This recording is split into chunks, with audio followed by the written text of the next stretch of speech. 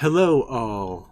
Audio is working for us. Can you guys say hello real quick? I want to make sure audio is working for everybody. This transition's fucking Whoa. Hello. Thank you. Sorry. Oh my goodness, there is so much happening on that screen. Yes, there's a lot happening. Hi, guys. We're new, we're improved, and we are crowding the motherfucking screen. I hope you're enjoying it. Yeah. There's a lot going on so there. much of us. So many things happening. There's a Hi. lot of us. There's a lot of us. Welcome to the full Gentlefolk crew. Hope y'all are doing good. We are doing pretty good. Stressy. Some people are doing stressy, but I think overall we're doing good. We're excited to play. A little scared. This is Records of the Realm. A little. These are the Gentlefolk. This is the Gentlefolk Saga, and this is our season finale.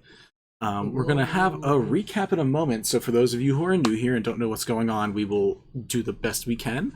I've tried to put as many potential faces and names next to everything, so when explained, you know what's going on. In addition to that, we have a few opening stuff that we like to go through real quick, so we're going to go through that, go through a round of intros, a round of shout-outs, and then we are going to be moving on to the recap and then getting into a very, very long day. First and foremost, we have a few people to shout out before we go to our normal shout outs. We have two very special podcast groups and awesome folk that we're doing great work out. Fun thing about Massachusetts, apparently a lot of people in Massachusetts just like starting TTRPG stuff up here. So we have two really awesome groups. One is Storyteller Squad, run by our very own Natalie that you've seen on the Fire Arc. Has a lot of wonderful, crazy times. They do mainly Monster of the Week stuff, but the group in general is doing a bunch of other different one-shots and crossovers and a bunch of really cool stuff. You should check out their stuff. Awesome content there. Mel is both a big fan and a big helper of it. I'm a huge fan. Anytime Mel's so like, much. I can ship things. Yes, for sure. No, I'm a chronic shipper.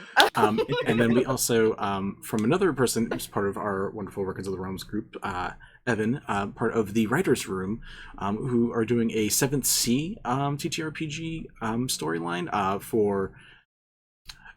If you've seen any of these people in Sailors of Celestia and you like pirate stuff, you would probably enjoy that. This is the best way to sum it up. Can attest, it's very good. I started listening to it a few weeks back. Good shit. Please listen to it. Very, very good. Mel's our very own hype person. I am the resident hype person. Yeah, it's great to have. Thank them both for shouting out to hopefully some of you guys who know them, and just a shout out from us to them. Just a lot of love in the Massachusetts, but also just like the general communities of the TTRPGs. We appreciate you guys. You guys make awesome stuff, and it's always awesome having you guys here with us doing fun things too. We have our normal announcements, which we're going to mix up a wee bit. First, a bunch of us are wearing some merch. Or we own the merch, and you should check out some of the merch that has been made by the wonderful Melloette. That's Mellow, drop the W at like an etiquette with an underscore. From making all of the wonderful artwork that we have, literally all of it, literally everything you see on screen except for my boy Healeth here. Everyone else was made by Mel. Done crazy wonderful designs, great group artwork, great ad artwork, great promo artwork, fun painterly artwork. It was great. All of it's great. Also, it's only an underscore on my socials for Twitch. Everything else is just I know, it's regular. said specifically just to mock our intro. In addition to that, we also have a Tiltify going, which, if you'd like, it goes to Best Friends Animal Society. It helps out pets, homeless shelters, helps out the familiars. We love helping out the wee babs. And every $20 donated gets these guys a different reward. Right now, it's $20 gets them an extra D4. $40 will get them a reroll, $60 gets them a crit, and then $100 gets something else special. I might also just let $80 be another reroll, just because that's fun for y'all. So if people want to donate and help these guys out, they're going to be doing a lot of role-playing and quite a bit of rolling this session, so they might need some of it. You can also donate... Please. You can also donate to the Fate Points pool, which we have a community goal that if we get it up to 25,000 or 30,000, these guys get another crit added to the pool, which means they have another chance of just auto-succeeding on some stuff, which never hurts.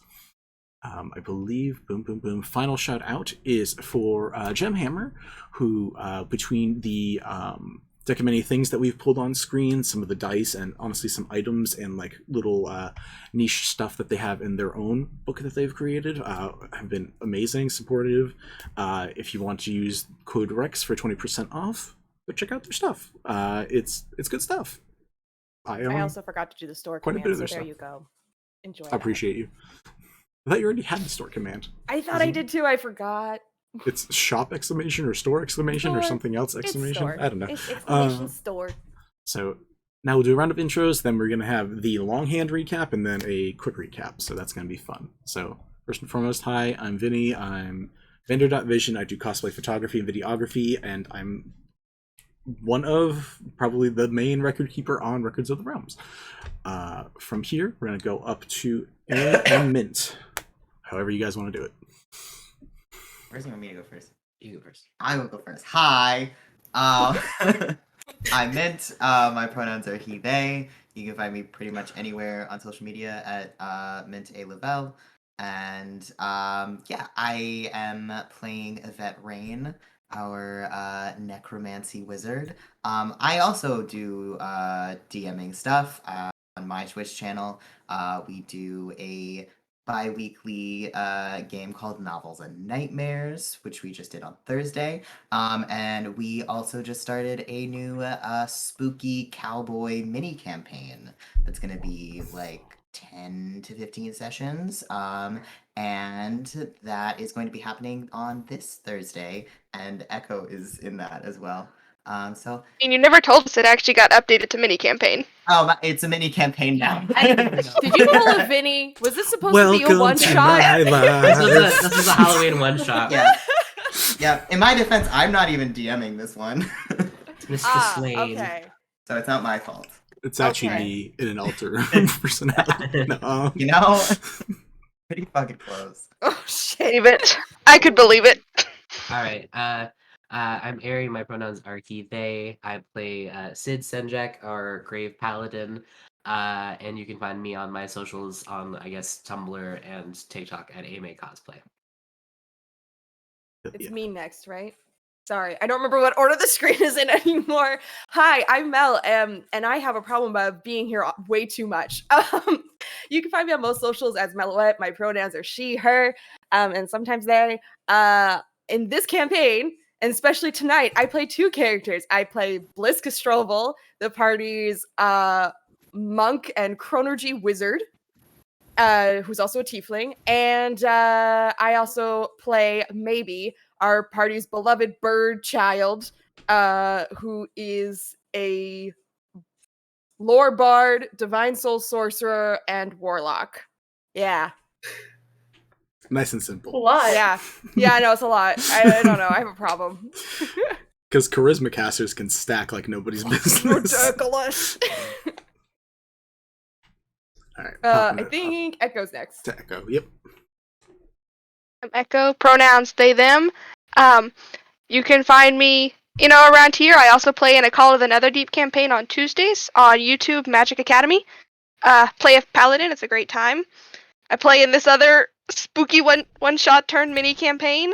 And I play Belladona Sweetblossom. I forgot my own character's name. Pronouns they, she. Mostly a rogue with some new warlock tendencies. That's very fun. On a mission to save my sister because sometimes she makes poor choices. Speaking of, you're up next, sis. Hi. Yes. Hi, I'm Kareen. Kareen Wolf. You can find me. My Instagram social is there, and in the chat, I am Purple Wolf Girl. And I play Sprig Sweetblossom. Who has a much longer name, which you may hear about tonight, because hopefully we're changing it. That she makes poor decisions. As previously mentioned, I made poor decisions, and they had to help me out of it, and everybody else's too. Anyway, yeah. we'll move it down to Lyra. Poppy, here you go. Thank you. Hi, I'm Poppy. My pronouns are she, her. Things are happening on this screen and I don't know what.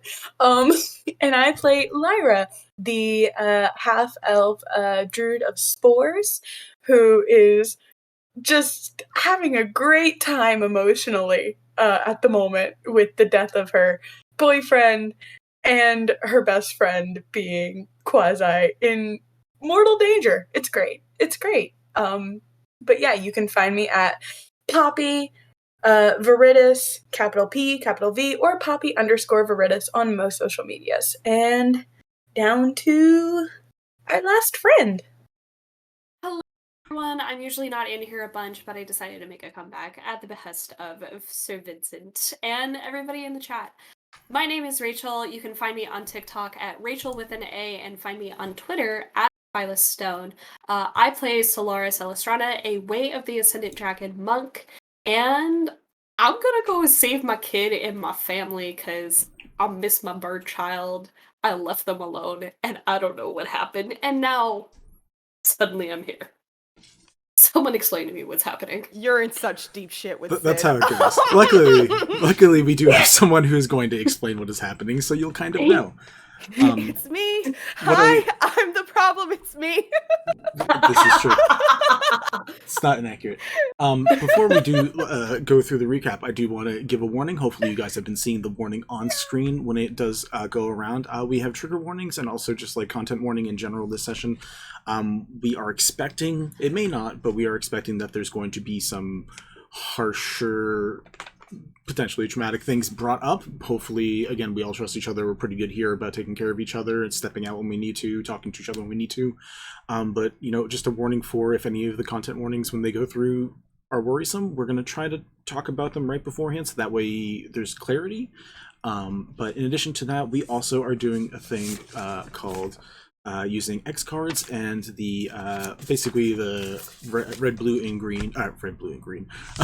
red, green, and yellow cards to help us keep track of how people are doing. So if you see us flashing these, you can definitely look online and figure out what most of them mean. But basically, I mean, green means go, yellow means slow it down. Red means stop, and then X is basically for anybody, even people not in the specific scene, saying we need to stop. And that could mean we just backtrace and just skip something, or it might be we go on break and us talk about it off screen for a few moments.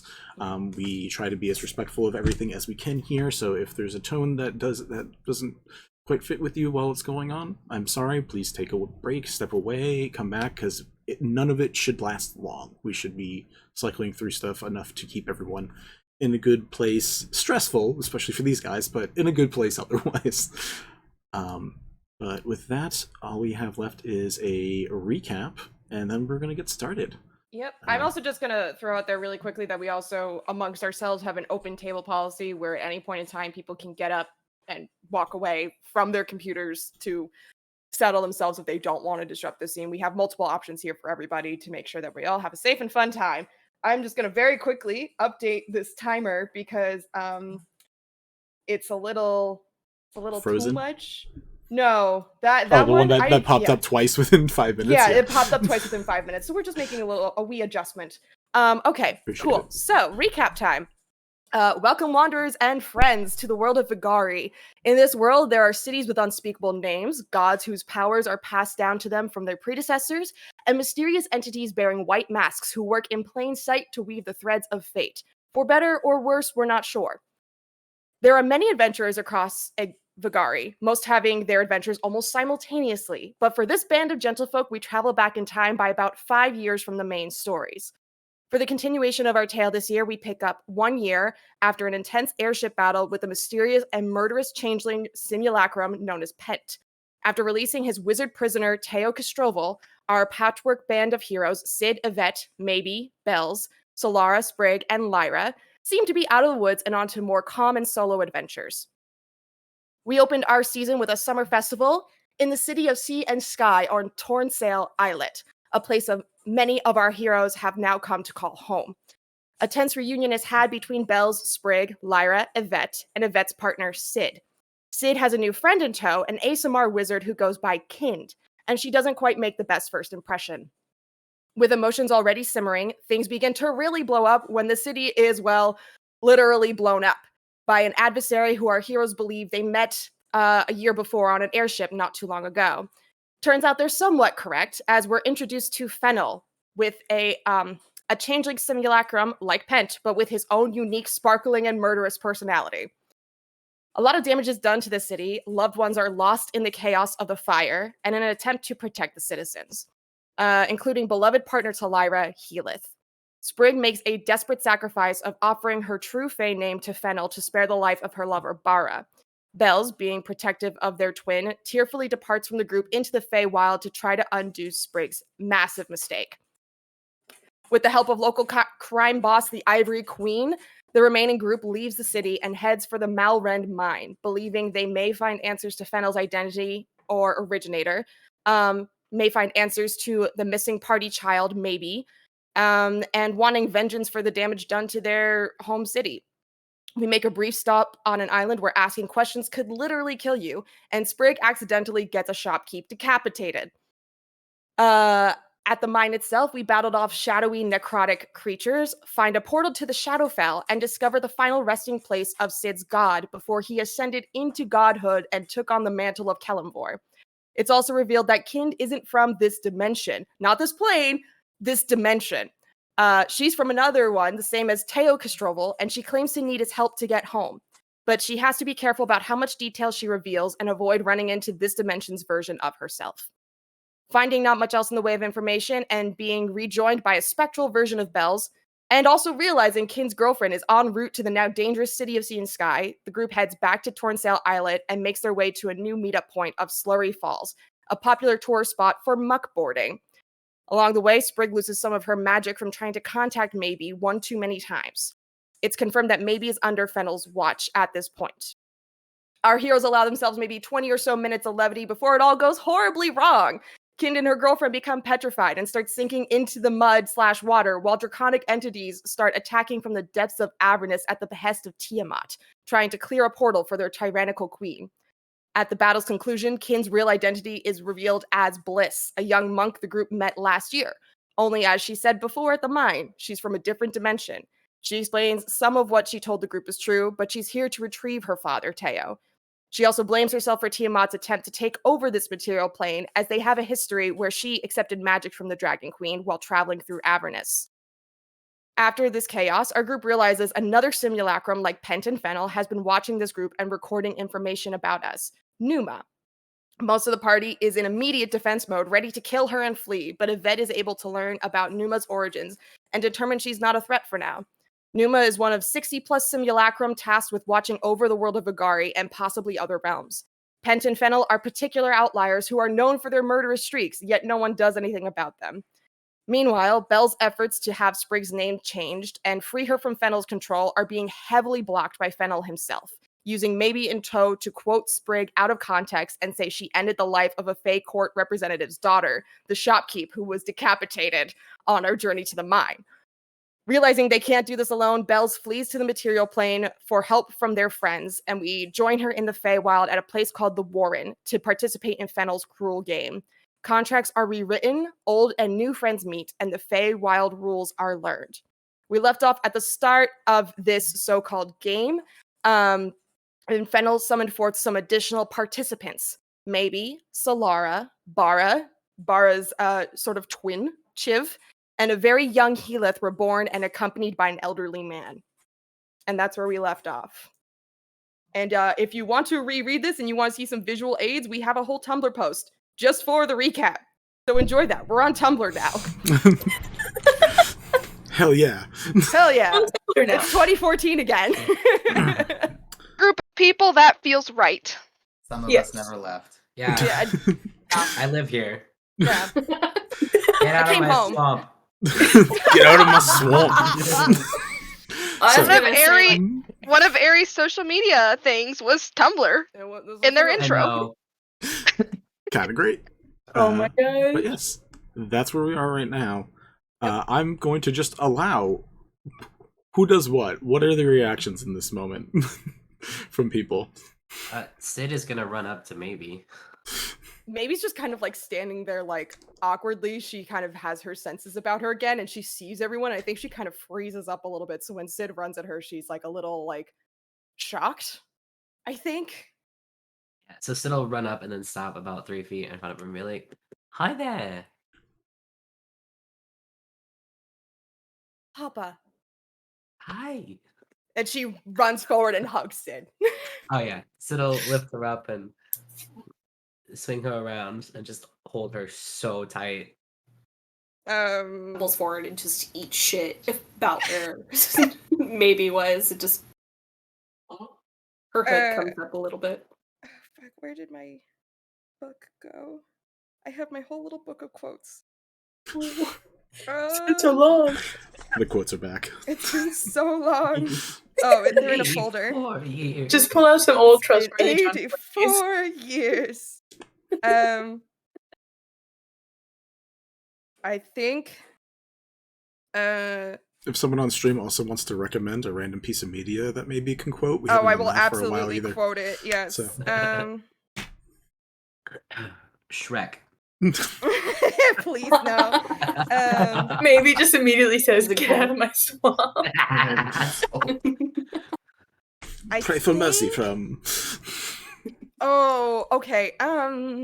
You hear a masculine voice come out of maybe that says, "I'm a broken mistake," and it's her way of saying, "I'm sorry." Oh, I hate Sid is this. going to set her down very gently and get on Maybe's level. Because Maybe's still pretty short, right? She's maybe a couple inches taller. Okay. I should say possibly. That's gonna be really confusing. I'm sorry. That's okay. Yeah, So- she's grown a little bit. She's had a bit of a spurt. Okay, so Sid will get down on one knee Start. and like put their hands on Maybe's face and be like, "You are all right. I'm just glad that you're okay. Has anything happened to you? You know, are you hurt?" She'll just shake her head and no, like really slowly. She has not removed her hood. But like getting up in her face, you would see the smattering of like white tinge on the tips of her feathers on her face, which would indicate that at some point she died. Yeah, I'm trying to remember whether Yvette told you that. Yvette did not. Yvette absolutely did not do that. Oh shit. Okay, cool. Yeah, that's what I thought. So how's Yvette feeling that? I want to know that, because if they can see that. Honestly, I think that they're not paying quite enough attention. I think they're probably chilling with Noma. That's so fair. that's the bird kid.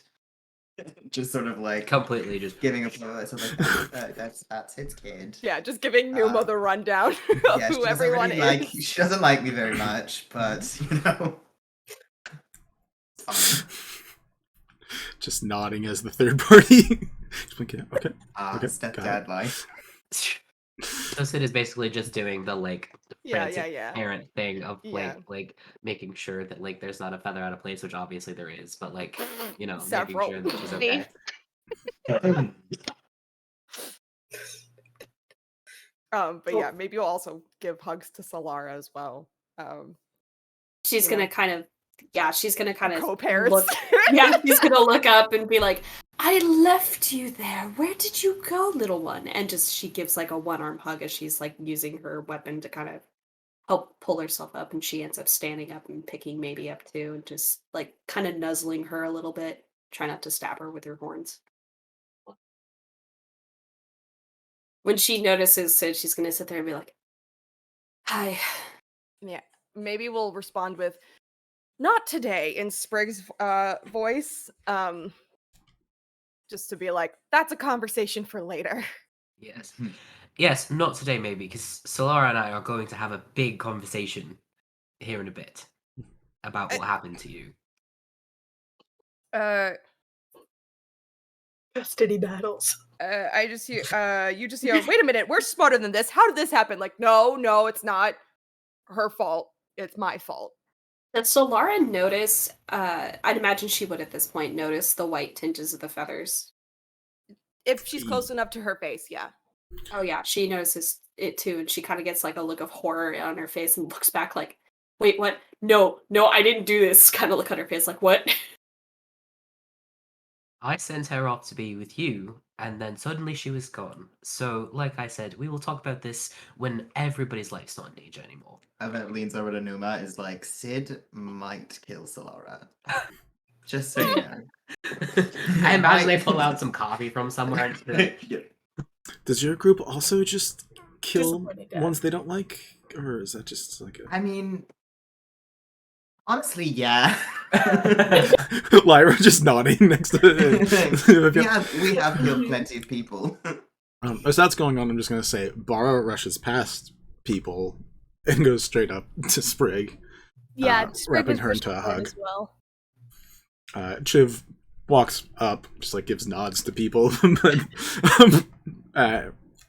Mara does like immediately hold on, and like there's like a choking sob, being like, "Where have you been? It's been so long."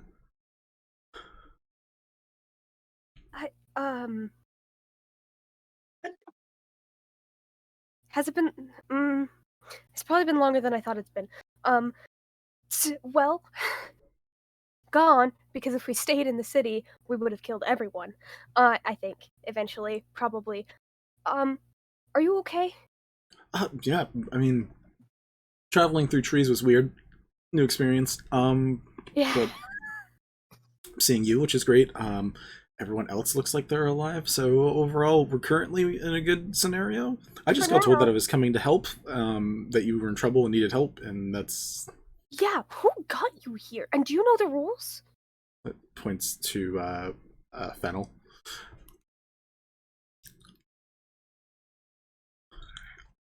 Okay.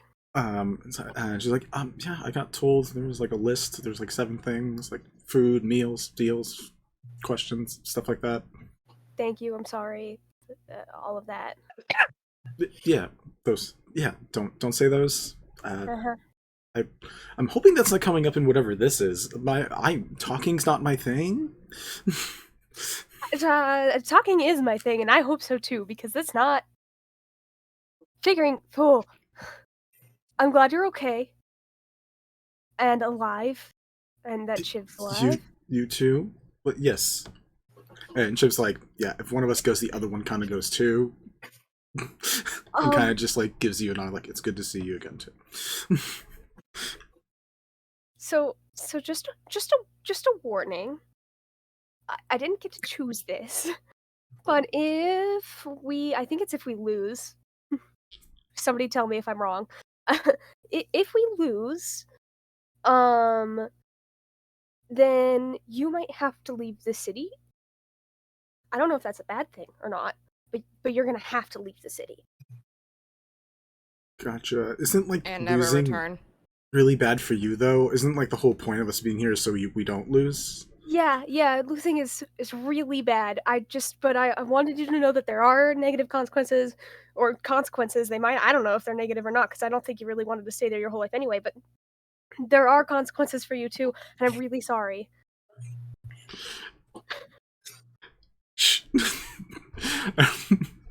Mara says, yeah, no, so we're just not gonna loot. Like, it sounds like there's no other option but to win, whatever this is, so... Hopefully. She gives you a kiss and just says, we don't have a choice, like, it's happening. Also, hi, everyone else. Nice to know y'all are alive. Hello, how are you? Ellen. Slightly terrified, but, making it work. Very fair. Wow, little cat friend. You see him? Cat? I see him. Familiar. Is he trying to get to Ari's hair again? I think Yes. so. He's on the bookshelf trying to climb onto the back of the chair. Mine's passed out in your tree. Very cute. Sorry, we were told we were here to help him, and like points down to the old man, like points down to Helith. It's like, what is? You said coming here would help, and like looks towards Fennel. I was like, oh, it should help him a little bit, but someone needed his help too. So, anyways, I'm gonna go find my seat. And Fennel starts walking away. so angry. Why he brought you? I'm so angry. I really want to know why he brought you. Because why would he Maybe- help when he's working against us? Maybe unbeknownst to like who the fuck this random kid is, waves by to Fennel, and just calls out, "Much improved, Healith, much improved." He doesn't know any better. Yeah. Bliss looks Me. horrified. Lyra's just sitting there, just like, this is fine. This is all fine. Oh. This is all fine. Fennel just turns around and chuckles a bit at what maybe says, a little ruefully. And as he continues to walk, he ends up getting stopped at the entranceway to exiting the stands. And you watch as a couple other figures begin approaching. They dropped down from the top of the crowd. It seems they were sitting up in the stands. You see a very tall woman with long brown hair, very tanned bodice, wearing basically negligee, basically nothing, but has a very, very, very strong aura around her. You see. Did the fan come out? Did the fan come out I don't already? have a fan. I have wait, Go get your fan. I don't know where it It's is. It's bathroom. Vincent, you need to stop having hot NPCs, okay? Look, the Feywild Archfays are literally like, "Hi, this person's insanely hot. She is the temptress of blah blah blah blah blah." So, like, you know, it's not my thing. It's not my fault. In this It's also specific situation. D&D. Yeah. Like, by Love to see- default, hot. Unless would love otherwise to- stated. I would love to see a Feywild Lord just be like ugly as dog shit. Those exist too, but this current one coming to talk to you is currently not. There is a look between Fennel, who's about to leave, who just stops as this is about to happen.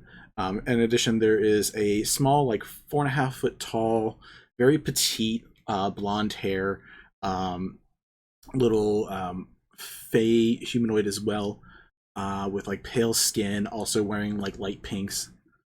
And she says, "Is there a problem here, Mother? Are they going to continue the game? Or not?" And the taller one looks towards you and says, "I don't know. It seems like they're okay with losing, which is very unfortunate. Very, very gauche. Sorry, are you guys done with whatever this side squabble is? We have a lot of people here ready to watch." Solar just holds maybe tighter and it's like, Sprig's gonna take a step forward and she's just gonna say, I think we're prepared to begin. We're ready. Maybe pipes up with, "Mama didn't raise no bitch." Solar is my still go. confused and be like, nope. Just shakes her head. The shorter blonde one laughs a little bit at maybe saying that, and you hear the tall one say, "Vivian, don't encourage them." And goes, "Sorry, Mother. Okay, if you are ready to begin, please get out onto the field." And as that happens, there's another voice that gets cleared. Actually, I needed to talk to them for a moment, if you don't mind. If that's okay. An 8 foot tall, cracked, scaled skin with a pair of horns and like, glowing, devilish eyes, in like long robes, a very comfortable gait, kind of walks past this tall archfey. And Bliss, you recognize the humanoid form of Gargoth. So she just turns to him and goes, "What the fuck are you doing here?" Your little swan princess called in a favor, so I thought I'd come assist. If that's okay. Fine by me. I'm surprised to see you. She just kind of like Surprised to sticks a see you hand too. out to like shake hands with him, I guess. Yeah. Gives a handshake, looks around, and the taller woman says, "Sorry, is an archdevil thinking they have business here, where the Fae rule?" And Gargoth kind of just looks at her and looks down at Vivian. looks back up at her. I'm not talking to you right now. The Archdevil was invited. And he turns away and looks around and says, the purple one is the bells, the green one is the sprig, right? Yes. I'd say thank you, but apparently, and looks back at the tall one, that's not allowed here, and walks over towards Sprig with a rolled up scroll and hands it straight to you. An offer, if you're so inclined. Don't you Was do this just it. kind of over his shoulder, like?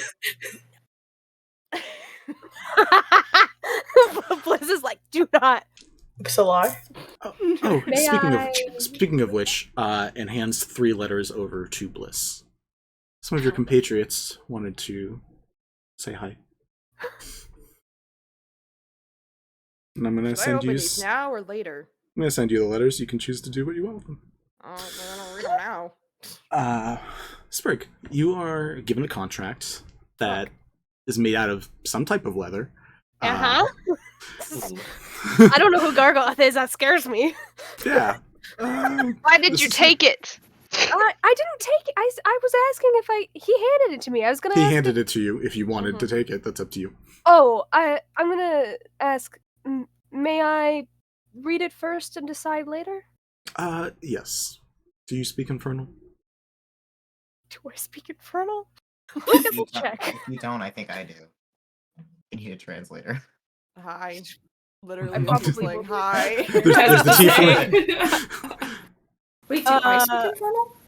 Shoot. I'm sure at least a couple of you do. Freaking, where do I No. find my languages? Under There they are. proficiencies. I It's do in a weird speak spot. Infernal. Okay. Oh, good. That's fascinating.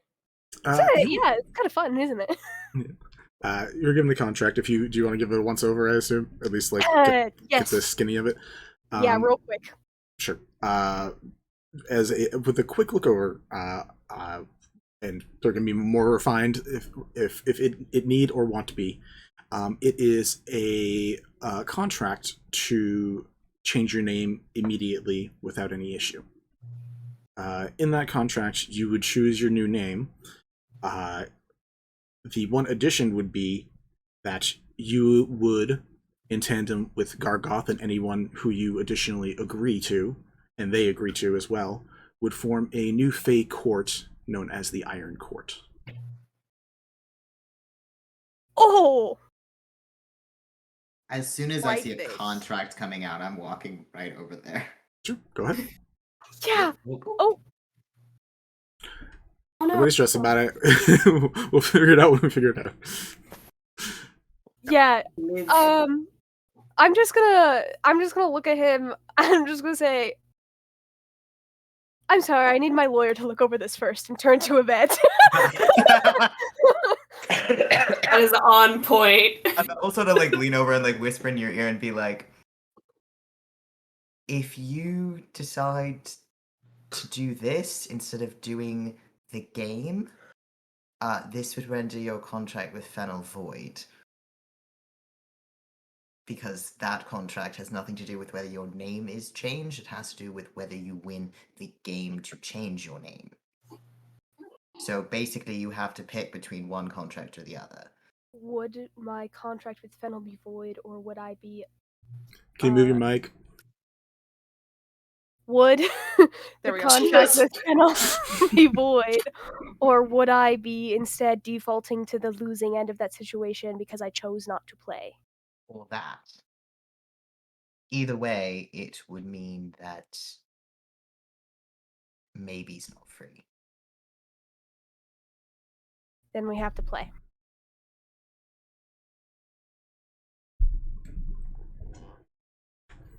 Problem, it's me.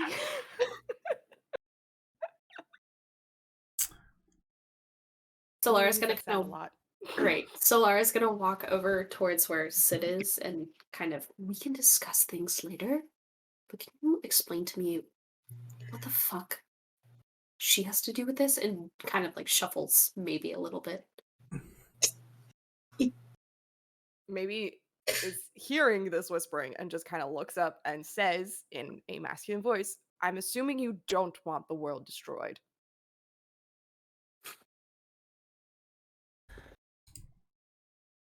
Just looks at Maybe and then looks back at Sid like, well.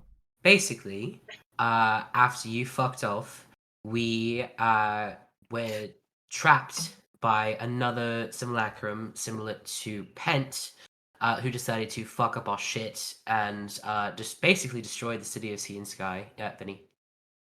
No, that's Fennel just Oh, waving okay. hi because he's like 10 feet away from you Greetings. guys.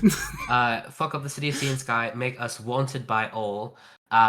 And in the time that Maybe was gone, she was picked up by him. I assume put in a very bad place. We're not going to talk about exactly what happened because I can make assumptions. And now works for him and is under his guard and lock and key until we're able to free her. In order to do so, we have to win this. Also, in order to bring her lover back to life, Sprig gave up her entire name, like the big one. And so we're trying to get that back as well, because currently she can't do magic. So basically, we are fucked 6 ways from Sunday, and that's what you missed on Glee. I'm sorry. Got me so off guard. It's a wonderful sorry. anything seriously. I know, right? A1. That was A1. Solaris just kind of looks over at Fennel and be like,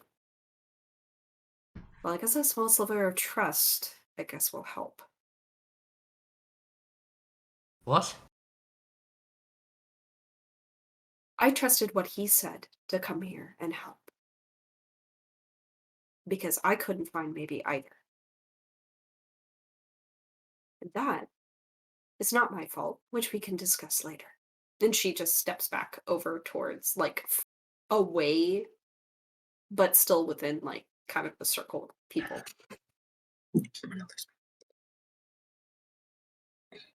Okay. Is there any other, people that would like to step up and offer, things, or can we get this shit started? So puts Maybe down. Gargoth is still just looking at Sprig to just see what the end result is of that. Yeah, I'm gonna bring the contract back over to him, and I'm going to say, your contract has been considered. Unfortunately, I must move forward with the game. That is fair. Keep it till afterwards, just in case. If you lose, you might need another option, so... Alright, I'll hold on to it. Uh,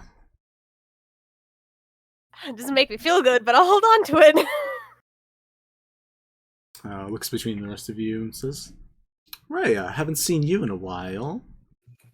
And Raya just kind of gives him a look like, hi, demon boy.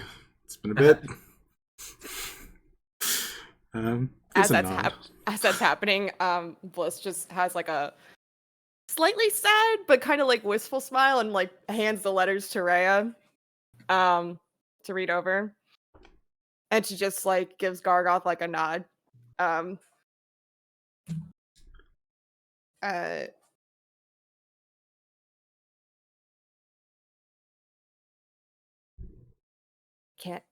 fucking say thank you.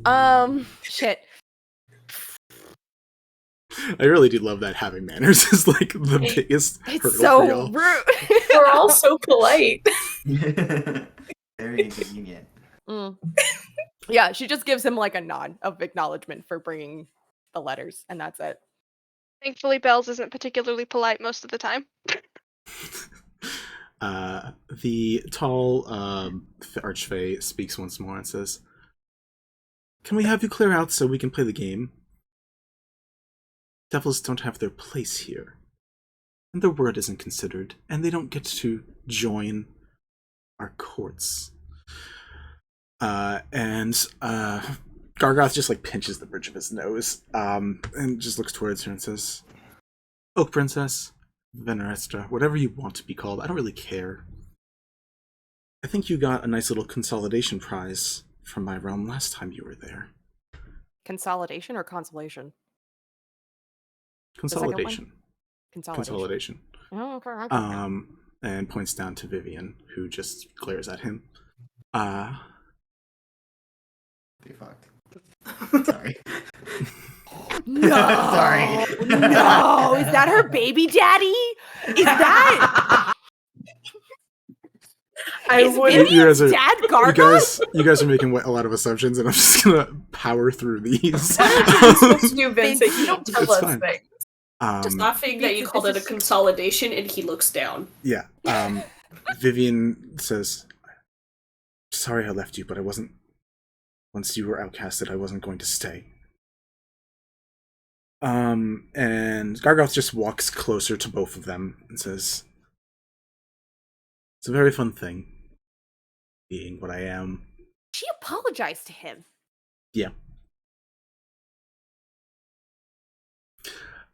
It's a fun thing, being what I am, being put into a shield, being tossed through a material plane that I wanted no part of. And then, the one person who was supposed to carry my torch and find people for me, my little lieutenant. Quick as a flash, 3 extra arms come out of him, and one of them holds Vivian by the throat and slams her up against the wall. And you watch as this form of a thin, pale, small, blonde archfey shimmers for a moment, and you see a pair of red wings, a pair of devilish horns, and fangs appear for a moment as she grasps onto the arm. "I remember your first name. I don't forget. You'll see me again eventually, Vivian. Little dire yearning. For now, you can carry my hex." He drops her, stares at the Oak Princess and says, "I'm sorry your sister got stuck in hell. That wasn't my fault. There was a much bigger fish to fry. Now I'm going to watch my friends potentially kill themselves. Well, that's very good luck." And he flaps his wings and goes and sits in the stands. Just gives an awkward thumbs up. I think Sid has taken the coffee from Yvette and is sipping it as well. They're holding it. It's You just Vivian. kind of lead into Rhea. I was like, "Did you know anything about that?" She's just I didn't know anything about that. You didn't know anything about that, right? We both didn't. Okay. Is Vivian still like down near us? She like landed on the ground. There was a quick flap of these red wings. Bliss, you would recognize this creature as an Arignes, one of the commanders from the Devil's Army in Hell. And you watch as she like flaps the wings once and then lands. The visage immediately changes back to the small, petite, beautiful archfey form. She holds her throat for a second, and then just sees the rest of you staring. I would like to walk up to her. Okay. Come right up, notebook open. So, tell me. Not the time. Here's the time. It's not I don't the think we're ever gonna... It's so interesting. Not the time right now. We will ask later. Where do the wings go? When we survive, we can ask those questions later.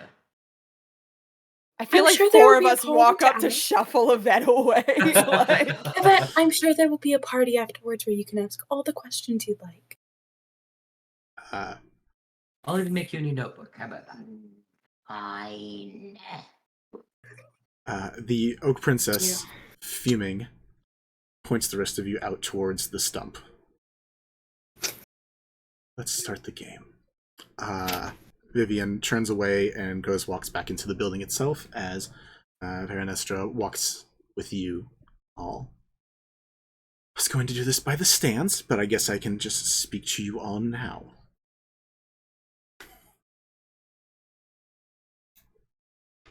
Are you ready to begin? I have to get my notebook ready. maybe once again says, "Mama didn't raise no bitch." And Bliss just nods. That's my go. Sprig's gonna wait for affirmation from everybody else first. Sid will nod. Elf is going to take Sprig's hand and squeeze it tightly and say yes. Oh my god, can we all hold hands, you guys? Oh my god. Can we all like hold hands? Yeah. Where's Yeah. your whiteboard that just says gay on it? That's my iPad, first of all, madam. And second of all, it's right here! There we go. Good. It's back. Perfect. The last, Kindergarten drawing maybe from the a year last ago. one of the season. Mel BT Dubs, the trigger warning thing has not scrolled around at all. Yeah, since. I didn't- might just have to delete It's it. fine. I apologize. wanted to just mention it just in case there was a thing for it. I'm going to try Yeah. one more thing for it real quick, and then Maybe we'll if you see. refresh the browser source. I was about to say. But Difficulties. as that's going on, Ernestra turns to your group and says, "Inspiration, Hello. you will be on the stump," All right. and points towards the crowd of people. Climb onto the stump. As you do that, Bells will follow, holding her hand as long as she's allowed to. you feel whatever hold has been on your wings this entire time crack. The white lines are still there, but your wings flutter for the first time in a while. Oh, okay, that's good. I don't know if they will fly. Will they fly? You can fly. You can fly. But she again points down at the stump and says, "You will be putting on a performance." And points towards the crowd. You will continue going until your name is changed, or whatever the other end result may be. As you do Do this, that. the rest of you, and points at the room, points to a single like break in the hedge where there's like one opening. You'll all find your own truth paths by yourselves, and you will go find, reclaim, reword, remake this one's name. It's a hedge maze. I'm excellent at these. As you do that, she will be learning a bit about you, a little bit of your name. This game is called the Faith Promise because both things are simultaneous. There is faith in each other, and there is a promise to make things better for each other, or different. Better is subjective. As you play the game, looks back down to Sprig, you will be able to see all that is happening for every single one of them. But you must not turn around. Oh no. This is some Orpheus bullshit. I think I've heard this. All right. Tell her a I've seen stall. this film before, and I've I don't Don't seen like get this to the anything. doorway and then turn around, bitch. As you play, you will be able to share your magic with them in one of three ways. You can assist, you can use your bardic, or you can clarify. ABC. Sprig, you have a new ability that allows you to use your bardic inspiration as a bonus action or a reaction. Okay. Every turn, you will be using your action to play. Okay. But you can use your bonus action, reaction, or both on a turn to use an assist, aka giving a help action, giving a bardic inspiration, or to clarify. Okay. We will get to that when that's needed, but Yes. when people are uncertain about things and need clarification, you'll be able to help them. Great. Turns aren't going to work like normal turns for this. You guys, the rest of you are free for role-playing and doing as much as you want whenever you want, because time's wibbly-wobbly around here. Timey-wimey? Really wobbly, timey-wimey stuff. Yes. It is a weird soup. Every turn that passes for you, Sprig, every turn that you use something, things get worse. The clarification of that will be apparent in a little bit.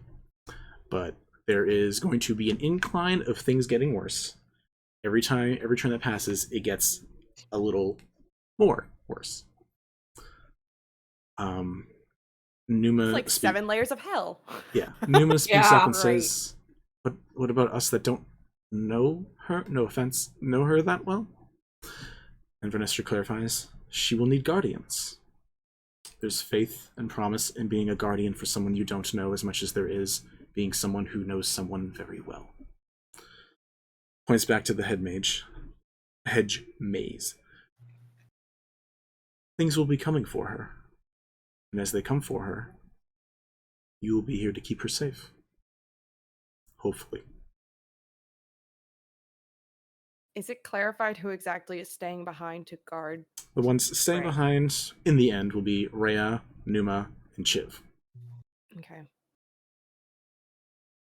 So it's Rhea, Numa, and Chiv that are protecting. Mhm.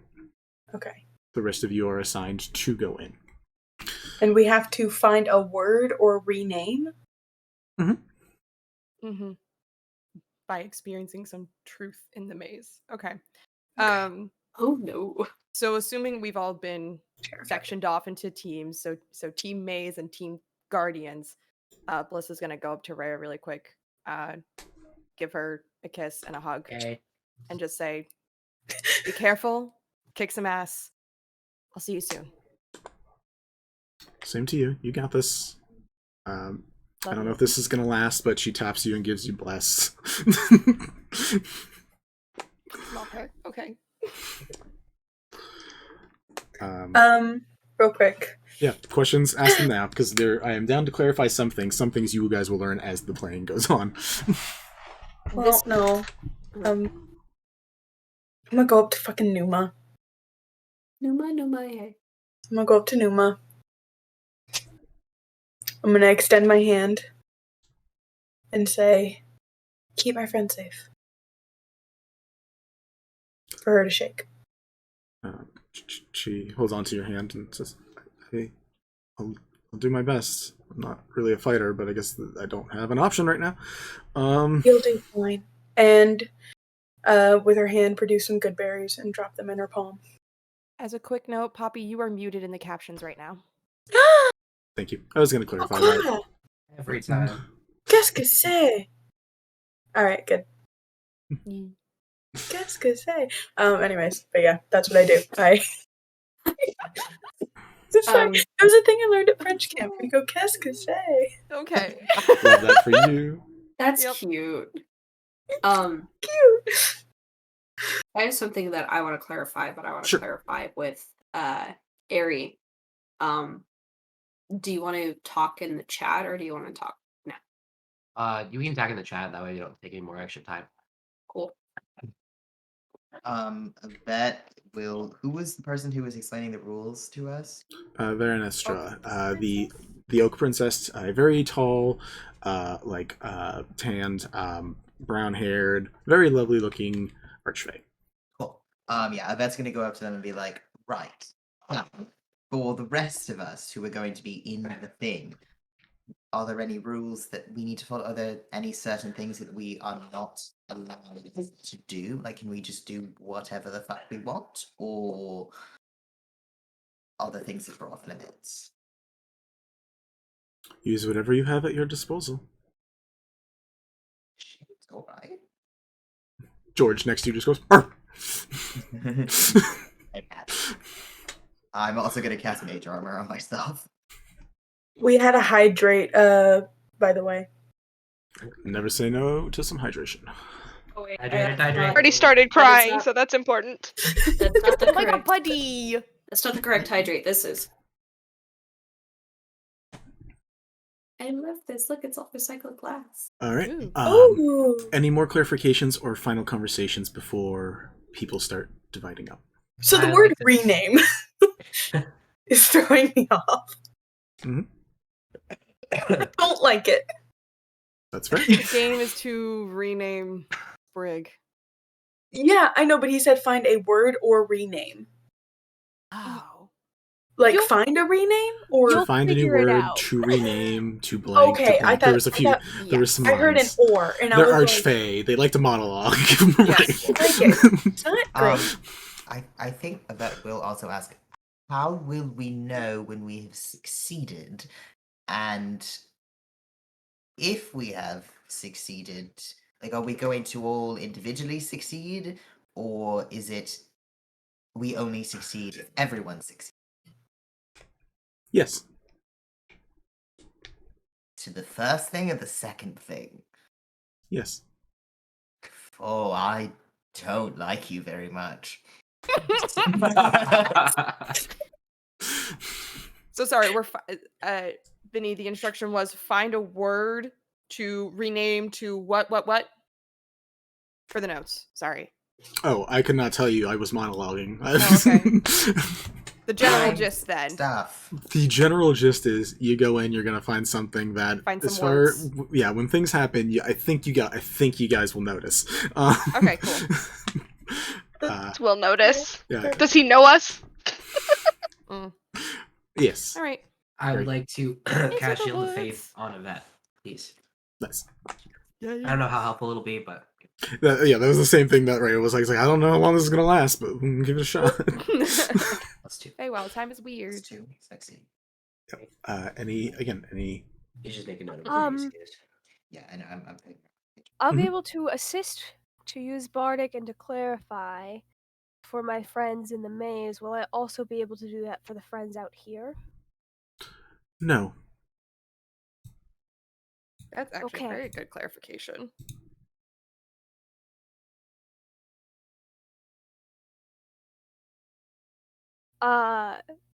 And then Sprig's gonna look around at the people who are staying out here, and she's gonna say, "I trust you.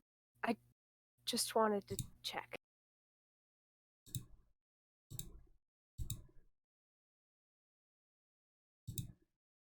Do I have to do this? You hear young Heathcliff say. And the old man's like, sorry, I don't get this. What is going on? Maybe literally points at young Heath and goes, "What's this?" There is much to explain, and it will all happen in due time. Right now, I believe that you are well equipped, and very strong, and very smart, and very tough. It may be scary at the moment, however, I do believe that you will be successful. Roll persuasion check. the party member who knows how to talk to kids. Can I give advantage on that? Can I give the assistant on that? Sure, what are you saying to young Heath? Oh shit. I don't actually want to talk to him. Okay. You just nod along. Yeah, she just kind of looks at him and says, "You are much stronger than you know." Oh, Maybe Maybe. steps up next to him and goes, "It'll be fine," in Yvette's voice. 21. Awesome. Says, okay, 21. Dad, can I at least bring the knife? And he's like, yeah. And you watch him just hand over an old dagger to Heath. It's just like a sigh of confusion. Not okay.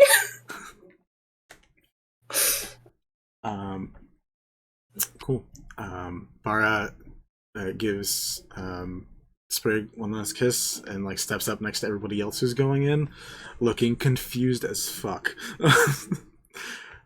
Any other final conversations anyone want to have? This last couple moments. Yeah, I Bells, want to Bells Oh. is still holding Sprig's hand and will turn to her and just hug her so hard. It'll be okay. We can do this. And just like hold her for like a solid like 30 seconds before letting go and stepping back to the group that's going into the maze. Hold it, don't let go yet. While hugging in your ear, quietly, people can't hear. Sprig's just gonna say, "Hey, you're Belcifer. We can do it." Oh. You cry. He's so cute. He's so sad. We're gonna die. It's an uwu moment. It's just a woo oh no moment. Oh God. Anyways, excellent. Real quick, What's I'm up? gonna be gay real quick. To be gay. Of course. Shocking. Yeah. So Sid is gonna come over and put hands on both sides of Yvette's face and be like, "You have this. I believe in you, and I will see you on the other side." And we'll give them a kiss on the forehead and then on the lips. Oh yeah, kiss them back and be like, are we not all just going in together? I imagine we'll be separated. I'm almost sure of it. Oh fuck. They're gonna also put their hands on Sid's face and be like, don't fucking die when I'm not near you. Well, we have to be careful with all the things that we say, so I will say that I will do my best. Here's what we'll do. If you're going to die, just scream really loudly and hopefully I can hear you. And if I'm close enough, I might be able to aim the gun in your direction. Do you guys not still have the rings to let you know? I mean, yeah. But But we don't know for- direction. it doesn't help closeness. direction. Fair enough. 100%. It's just I'm like, guys, you have rings that let you know when the other one passes. Yeah. I straight up thought you were gonna say, if you die, how about you just don't? Yes. That is the necromancer response, actually. Maybe you Yeah. could like. Also, you could just not. All right. She is a bodybuilder.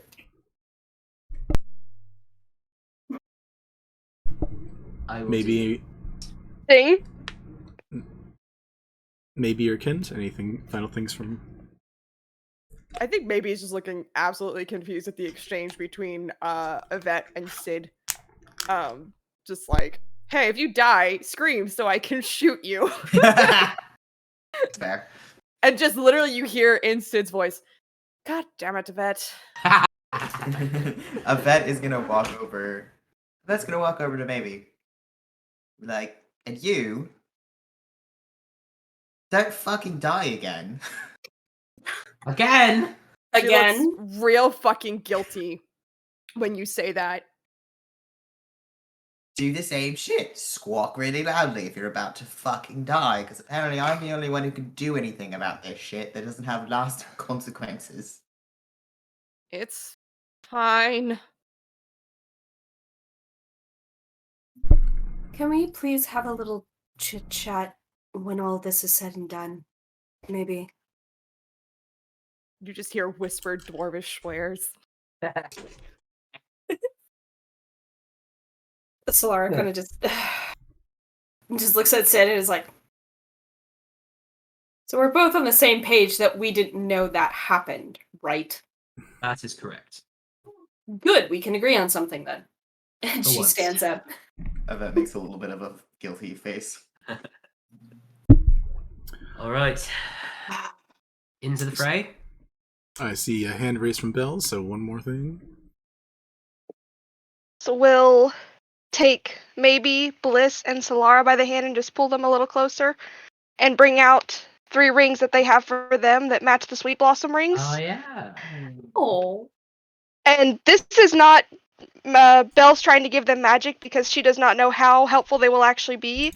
This is Belle saying, you are family, you are part of this, and I love you. And giving them their 3 rings. She already had one for Maybe and for Solara when she first made them. And in some downtime she had when she was in the Feywild, for all of this time, she made one for Bliss as well. Mm-hmm. Because she had realized that, you know, she was important too. You hear back in your voice, this shit gay. From Maybe. And she gives you Solara. a hug. Solara's gonna put a hand on your shoulder and just be like, this shit's gay. But who the fuck are you? She's gonna say to Bliss. Hi, dimension traveling wizard. I was looking for my dad. Chiv, who's like 20 feet away, is like cocking a heavy crossbow. Do we have time? Do we have time? No. Do we don't. have time? Let's go. Solara's like once over her and my horns are better. and just walks off. Bliss literally just goes like, "Oh, what the fuck?" Are All we right, nice done to meet you measuring too, our I guess. Ladies, you're both pretty. As U7 plus She's also Lara- like 7 feet tall, by the way, so she's looking down at Solara like, "The fuck is your deal?" Solar's like almost 6 foot, so it's fine. Alright, go ahead, Vinny. as U7 plus Bara plus Healith Plus heal. begin entering the maze, Rhea, Numa, and Chiv.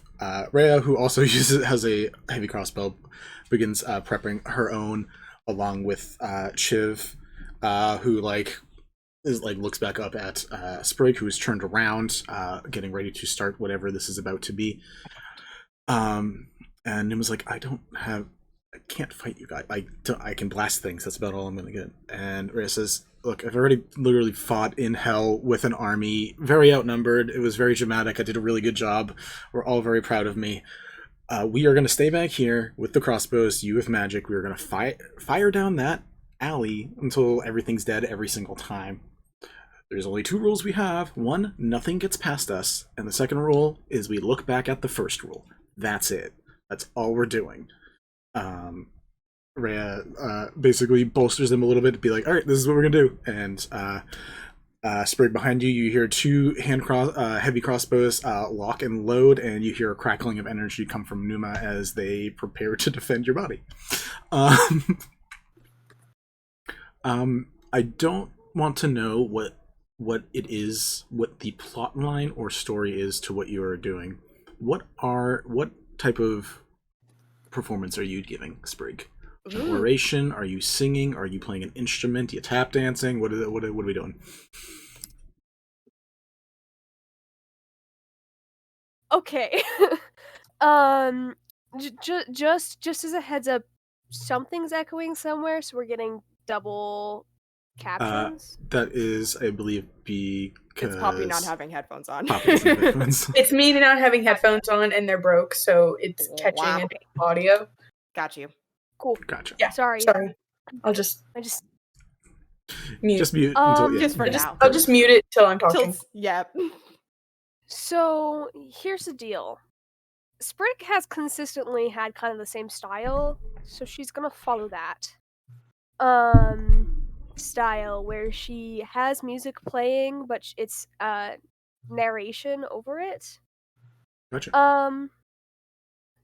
Sometimes when she has help, there's also like shadow dancing and stuff that happens, but I don't know that she's going to go that far with the current use of what she's got, unless she can do that and perform at the same time. So Probably not. yeah, it's like if Druidcraft will work to do it at the same time, then we'll Druidcraft. But Bless you. I mean, if you want to say like you're having little extra effects, you do notice that you have potency again. There's magic running through you right good. now. So goodness. so if you wanted to, like, we can just say part of the performance is light druid crafting to help do some small shadow games on the ground. We can allow that to happen. As you begin your song, your dance, your performance, you feel your consciousness expand to encompass the entire area behind you. You immediately lift up. It's very much an out-of-body experience, as if there were like a bunch of simulacrum of you in this astral plane. And you can't see directly behind you.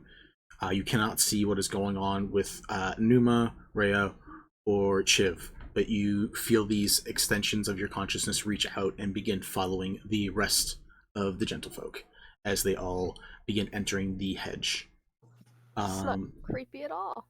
As this happens, the rest of you watch as 3, 4 little shadows begin darting straight past all of you and heading right out of the maze, heading right towards where Sprig is. And immediately you watch as Numa, Rhea, and Chiv, at the very least, take care of this first wave. Not long after that, there's a crackling noise as you all begin entering, not fully separated yet, you watch as wreathed in flame, with a white mask, in the same outfit that he was in the day the city burned. You watch a form of Healith or Fennel or whatever you want to call this individual creeping out with extended limbs, a mask that extends beyond just the face. It's very almost cartoonish, and it also blows right past you guys and heads right out towards where Sprig is performing. And again, you watch Numa be like, that's a little offensive, and just toss some Eldritch Magic at it as the other two fire bolts, and that also collapses. As that collapses, you all begin entering. Do any of you try desperately to stick with each other? Just gonna try and stick with maybe like fucking glue as best as she possibly can. Yeah, Gotcha. maybe he's trying to stick with Sid and Solara. Yeah, And by extension, Yvette. Yvette is definitely trying to stick with Sid as much as possible. Okay, so as four trying to. And I think Bliss clusters up with Lyra, probably. And Yeah. maybe Bells or something. Yeah, Lyra clusters up with Bells and Bliss, and we'll be keeping an eye on Healith too. This little kid. This like Bells is not like actively trying to cluster up with anyone, but they're also not arguing when Bliss and Lyra join them. As you guys continue entering further, you realize how quickly the actual like maze part of this ends, and how quickly it's just brush and trees, like long like ivy vines, and there's just like huge leaves. It's amazing how big the plant life gets, as you guys have seen before, where you guys are just pushing through different parts of actual brush. Well, Brush. pronouncing rouge. Bruschetta? Bruschetta. And as you guys do cluster up and try to stay closer together, there is a part where all of you at some point, pushing through a vine or getting through some brush or just looking away for a moment, find yourself by yourself. Ooh, maybe squawks in absolute irritation. She does not like this. So Laura is having a full panic and is now trying to find maybe just a point like, no, not again, not again, not again. As you all begin to rush around, either looking for people or dealing with the situation the best way that you can, we're going to move over to our next screen. And we're gonna. Oh, there's a new one. And we're gonna start the game. Fuck. Bells takes a deep breath when they realize they're alone. It's just like, okay, it'll be okay.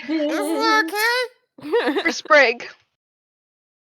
Bells, The deep as you, lines in Lyra's face deepen just a little bit more, and she's like, "Fuck."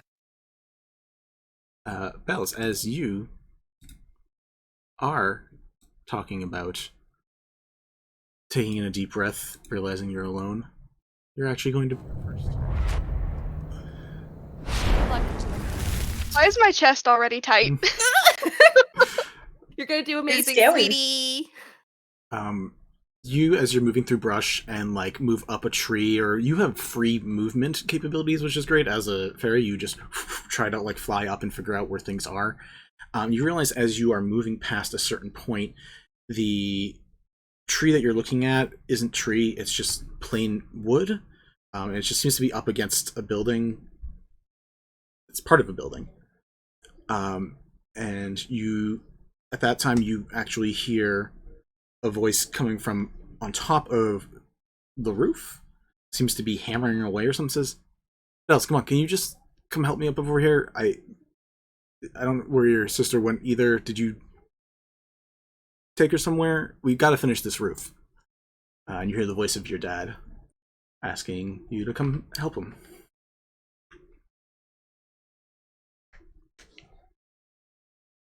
Else knowing that it's not real, it can't be real, but still uncertain. We'll fly just high enough to like look and see if it is Dad or if it's not Dad. what does he look like? Because that is what you see. Okay, I forget what he looks like, but fair. You see someone who could only be the father of you two, of you four, actually. Four, yes.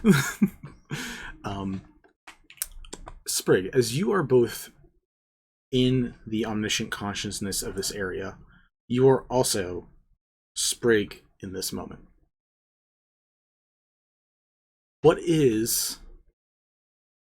You are the Sprig of this past memory, of this past event, of this happening. You're not Sprig who knows what's happened and is currently understanding the consequences. You're the person who's like, I'm hanging out with my sibling and helping my dad, and this is what's happening right now. So the stuff I do in this memory is not necessarily indicative of what the Sprig in reality is doing. Correct. Okay. So as you also fly up, Bells, you look like next to you and you watch as like Sprig just like comes out, and you see a much younger Sprig, like over 10 years ago, and like you like look over and like look at your hand and you see, you know, whatever small scars or burns you've gotten over your life from your magic use, you see and like, oh, they're missing. There's no burn marks yet. There's no scars from crazy magic use or really good or bad life choices. We leave it undefined here. And as it happens, you hear that, guys, come on. Like, I couldn't do this by myself, but you both said you were going to help. Coming, Dad. Me. Bells, as you go into this moment, how are you with like carpenter tools? You good with a hammer? You good at like thatching a roof? Hammering and thatching are different things. BRB, let me build a house. I think you got muted, Echo. No, it's alive. I was just laughing. I didn't actually answer. Okay. I was like, I thought you said something. I was like, oh, it is quiet. Yeah, No, I was just laughing, and it was that high-pitched laugh that doesn't come across. I don't know. I guess they're okay. They've worked with their dad doing stuff. They've worked with their mom doing stuff for, years. So, like, you're not bad. Like, you can do this. Like, it's a thing. So... As long as they're not doing it alone, they could probably get through it. They're helping Dad, not doing it themselves. Yeah. So you three begin. There's just like there's a spot on the roof that just needs to get fixed, and you three are working together on it. And go ahead and just roll me a dex check. Fantastic. I have a +4 on that. That would be for a 6. You go and there's just a certain part that you're trying to fix, and you feel one of the tools just come down on one of your fingers, and it hurts so bad in that moment. What do you do in a moment of frustration like that when like you just like feel that weird pain of not necessarily failure, but that moment of being like, I'm trying to do something good here. Can you stop being for like 2 seconds?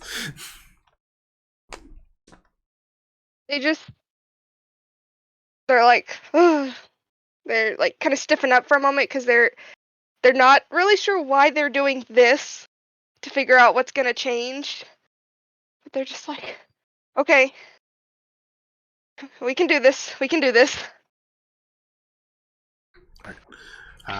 You give it another go, and the same thing happened. Like, and it's like you change the like direction, the trajectory of the way you were doing it. You still just somehow just slam down on your hand one more time, and it causes you, again, a brief stint of pain. But you're like, this doesn't actually hurt, but it also hurts. It might just be hurting my feelings enough that it's hurting me. Like, in this damage. Moment. Yeah, you don't take any actual damage. It's a genuine You just take thing damage in to your D&D, pride. actually. Yeah.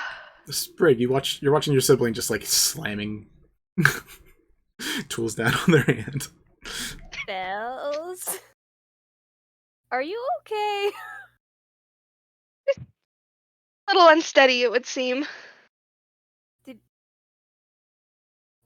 She's gonna look at their dad and then get much closer to Bells and whisper so that hopefully he can't hear. She's gonna did you go to sleep last night? Because I know we were doing this stuff at the church and figuring out all of that, and we didn't ever, we didn't get home until super late, but if you didn't go to sleep, you can go sleep and we can take care of it without you, and you don't have to keep slamming the tools on your hand. Can you move your mic back down? Did you hear any of that? Yeah. Okay.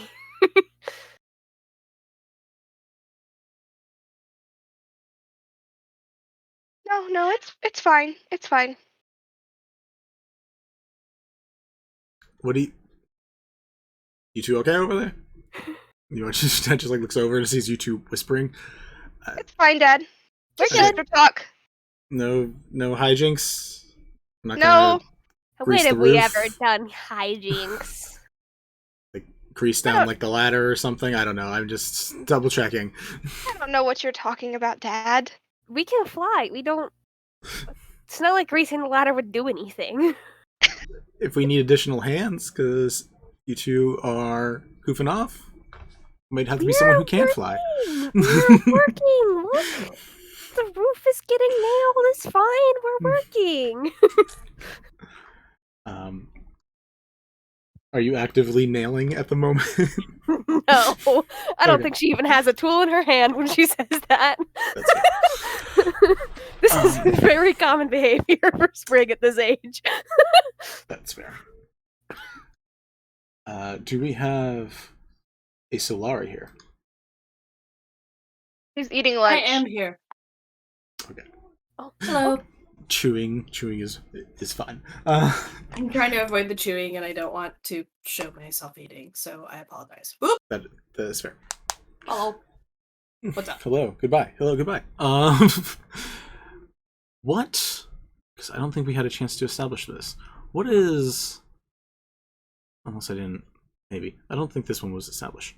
This can be Sprig, Solara, or a combination of you two. What is a moment that is indicative of Sprig and Solara's relationship, or a moment that is poignant or stands out between you two? Oh. Solara and Oh, Sprig. so Lara. I thought you said Lyra. I was like, wait, I thought. I saw you unmuting, wait. Listen, I'm not used to other elves. It would probably be a prank that Sprig pulled on Solara into eating one of those godforsaken oranges. Oh, before Pretty you sure- left? Pretty sure Bells would have been the one to pull that shit. I think it might have been, and she might be getting it confused, but it was I know it had something to do with one of the oranges, and she looked at both of you because she couldn't figure out who it was, but there was an orange and she's like, "Oh sweet, ate it." And then was like, "Oh Yes. god." We could. I do think it was Bells that time. However, probably not the first time the twins have pranked you with food. Probably not. And so we can just say that a totally unrelated thing happened in their past. That works. Probably spicy foods. Yeah, like a cupcake that was supposed to be really good, but was filled with jalapenos. Just awful. It's got ghost pepper extract in it. It has the last dab. God. As you Solara are pushing through the woods, Sprig, you watch as the woods opens up into a cabin or some form of just a building, inside a building. Something that's familiar to specifically you, Solara. Probably after the beginning of your journey, as traveling as the group and slowly finding your way through certain parts of Tornsill Islet or something, and these, really, at the very least, Sprig or every person who Kareen plays is at some point making some type of food. Look, the call out's accurate. I don't. Maybe is currently away with Sid. During one of these adventures, Yvette's head is in a book, maybe with Lyra, or those two necromantically playing around, and auspiciously absent is Bells. But Sprig is there. Sprig seems to be making some type of delectable treats.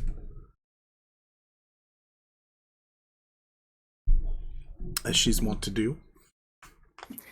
I'm over here, like, kind of just peeking around her shoulder, hands behind the back, like, what you doing? Making goodies. I wound it. And she kind of, like, reaches over and just snatches up one of the freshly, like Sprig's tries to, gonna- like, reach over and grab one of them. Sprig's gonna smack your hand before you can reach it. Oh, why? Because they're being saved. For whomst?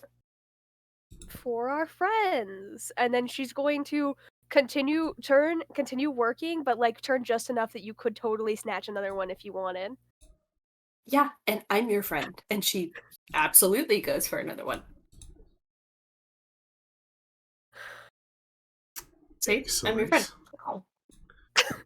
Like, one bite. Just, like, full sushi.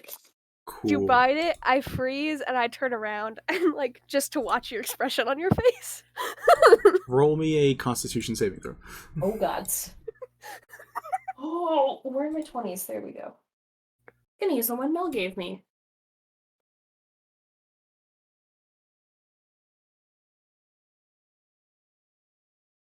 It's a 16.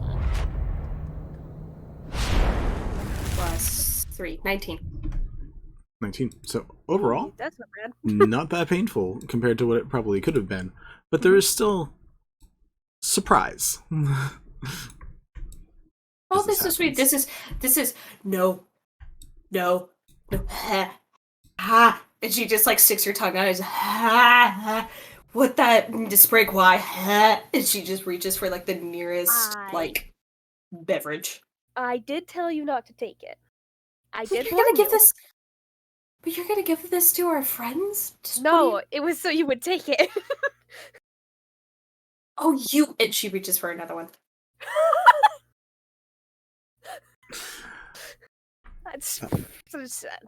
Sprig's kind of like, I did not expect you to like it that much. The point was to spit it out. Alright, okay, well. Did you make all of them spicy? That's what I'm testing. I want to say at least a half batch. So at least 6. Alright. I'm just gonna randomly grab one. Alright, roll me the con save. Christ. That is a 15. 15's still pretty good. Unless, Why? like, again, unless you Why? got something crazy, I'm pretty sure 15 would survive whatever malnutrition. Malnutrition. She's You kind of just like, like it? why? No, I don't. I mean, yes, I breathe fire, but no, I don't. Because of this expression, this react, this. This. Why are you? And she grabs a third one. Like the far corner one. Like, that can't be it. They're for the tea party later, but if you want to keep eating them. I will eat the spicy ones. If I find one that is not spicy, then I'm gonna leave it alone. Because no. I thought you said you didn't. Okay. We're not gonna argue too much. I can handle the spice. And she shoves another one in her face. Gotcha. Do we have a Sid available? That's a 9. That it hurts. That one hurts. Oh no. Hello. Hello. All right, we're gonna switch over to Sid. Sid, do you remember the moment after your paladin powers left, and you had that moment with Sprig? Do you remember where or when it was? I think he would have been in Sprig's apartment. Gotcha. So, you guys, you find yourself. I remember this conversation a bit now. Okay, so you find yourself just one day after either a long day working at Ashen Industrial or whatever it was that you were doing to keep busy. Yeah. You find yourself at Sprig's place, and in this moment, whatever level of vulnerability you had then, you can have again, or I forget who pushed who first. Yeah, I mean, Sid is just so down. They are a little bit thinner than they had been before. They have slept in a while. This is probably month like 3 or so without Yvette. And so they don't look good. They're kind of just sitting, probably got like whatever Sprig would have given them, probably tea, just Yeah, kind of in probably their tea. hands, and they're just kind of looking down. So you haven't heard from them yet? Nope. And I fear at this point that I never will. It's Yvette's always been, how do I say this the kindest way possible? Odd in their understanding of how people work, Sid. I think you'll hear from them again, but goodness knows it's not going to be like it would be you hearing from me or me hearing from you. That's true, and honestly, it's not really the biggest concern that I have right now. I have no magic anymore. It's all gone. I'm assuming it's probably because I've not been looking after them. But basically, they're gone, maybe's gone, my magic's gone. I don't have anything right now.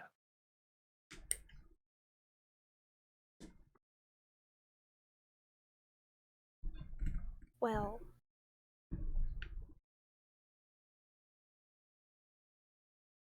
that's not good. No, it's not. But Sid, what I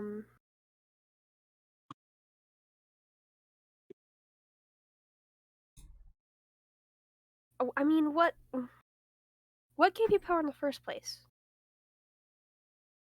Faith, primarily. Faith in a god who has not treated you well lately. No. And with everything that we've seen, it's sort of hard to have faith at this point. Especially when I realized that I had faith in a 15-year-old, 16-year-old boy.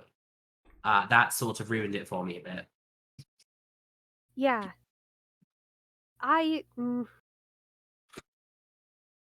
Yeah, that would not be the most reassuring thing in the world.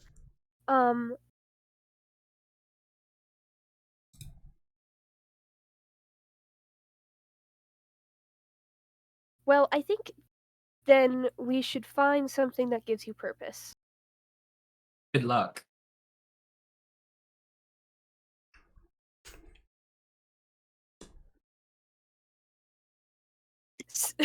You say that, and Sprig kind of shrugs, and she's like, I've always been lucky, so far. Let's...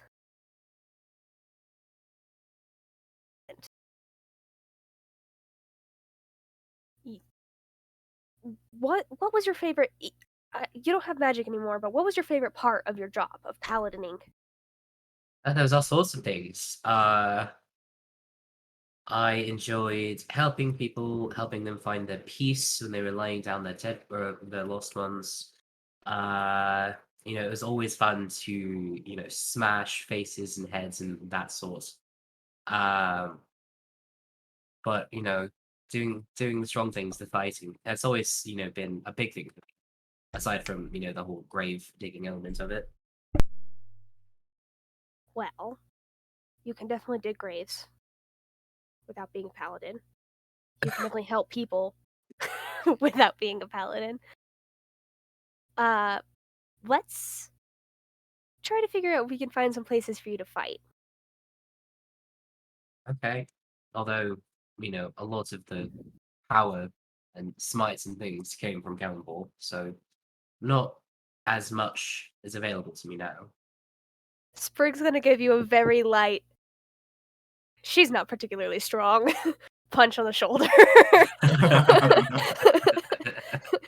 And she's gonna say, that doesn't mean you can't fight. That's fair. I would offer, but you would crush me. So It would not be any fun, no. And Let's then your find- sister would be pissed. I mean, I think Bells would figure out a way to get over it, but I think we can find somebody who's more your match anyway. That's true. I happen to have a lot of friends who are really good at fighting things. That's fair. I could do some sparring with, Farah. That could be fun.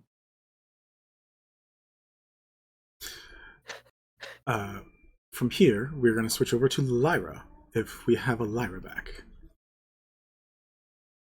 I see her come in, I see her go out, I see her come in, I see her go out. And you do the hokey pokey and you turn yourself around. I adore you. Doesn't want So people much seeing for her. that. She doesn't want people seeing her face when she's texting. It is hard being the cutest one in the group, I guess. It is. It's Yeah, so it is. hard. It really do so be. hard to bear. It's gotta be difficult.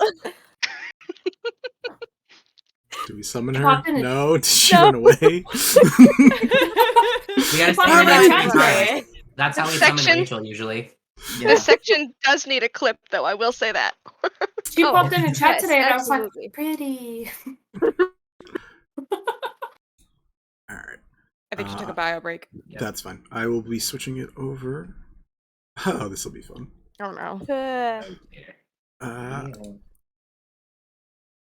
We got that, and let's... Okay. Uh-oh. What? Oh, we just got her back. Oh, we just Go got to her. Lyra. Dude, I'm gonna do this first, and we'll do Yeah, we'll make her get back to suffer. it. Do it. Yeah, it's fine. Why did everyone say uh-oh? I could see the changes you were making on the screen. Yeah. Ah. Yeah. So it actually isn't supposed to do that. Whatever. Anyways, Sprig, you again subconsciously are following, and you end up as Keyleth is like pushing through Brush himself and starts like climbing over a log. He ends up taking like a tumble and rolls in. And as he rolls in, sits up a bit, and you watch as he shifts back to the older form of Keyleth. And look around, you see him inside the cart, inside Taw's wagon, as you guys are heading back. And It's gotta be weird for him. and as that's happening, like, he does look very confused. Like, you see him look around, look very confused. And as that's going on, you see Lyra not far away is currently just throwing necrolines out the window to help spread the seed around. Maybe is not far away up near Ta, yelling, "Give us some money!" But at this moment, Yvette's pouring a teacup of rum over Gila's head, and immediately Gila just sits up looking confused for a second, being like, "What's going on?" It's like, and Yvette says, "That was not very good." And he's like, What wasn't?" "Oh. Why did I make this?" Oh. And begins like talking around, like looking around confused at the other ones. And like his eyes go to the thrush tail that Sprig that is currently there is looking at.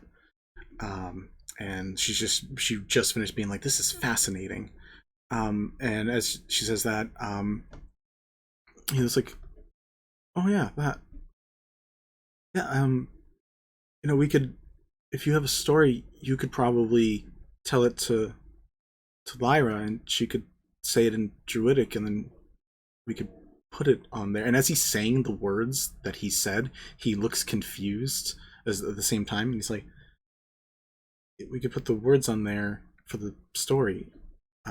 And then Lyra turns around and says, "Oh yeah, I could definitely do that." And then that's like, "Well, I believe Gnomish is what you said, or Halfling," and like, "Yeah, I know Halfling, so we could add another language to it as well if we want to make it more complicated." And he looks like an outsider in this moment where he's watching everything else happening in real time in the situation that happened before, and every once in a while he says the things that he said, but he still just looks confused in the moment, looking between people, and like looking at faces, like, I know you guys, I just met you guys. Yeah. So, I know that this is going to make things worse. But I think this is a point when current Sprig would give some clarity. Gotcha. For clarity, I'm going to have you Yes. roll me an insight check with advantage. Great. Where's my other fun dice? Alright.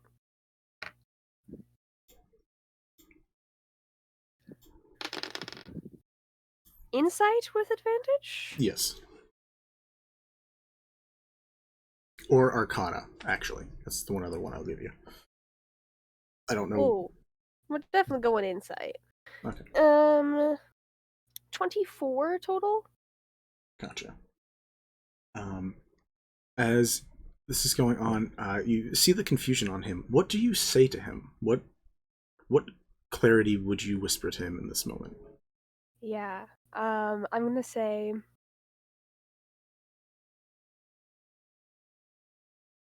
this is your past self and the version of you we all learned to love. There's like a bit of a wince and a confusion in that moment, and as it's going on, you can see that like Lyra and Sprig are talking at the moment, and they're coming through it, and like Lyra also just had it, and it's like, I just had the tea, and it's like, I like the beginning, I don't like the ending. But then Sprig is also in the middle of saying, so this is what I have so far. In the interim of life and death, in the middle of day and night, awaits Lady Twilight. And he just like zones out, staring at you both talking in that moment. Right. Sprig. Like recognizing your voice in his head, and he's like, Sprig, we're here for you. But what do I do here? Lyra, we're gonna switch over to you. No. You were supposed to go before babes. Sorry. Yeah, no, it is unfortunate, but is how it went. Boom, boom, boom. Get rid of that. Let's remove Fairy and add a hobby. I do love this new position.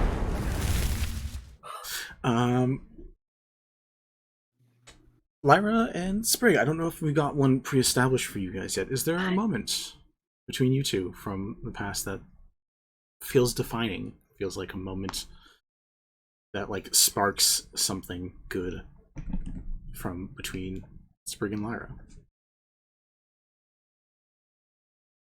I think for Lyra, it would be the moment that they met.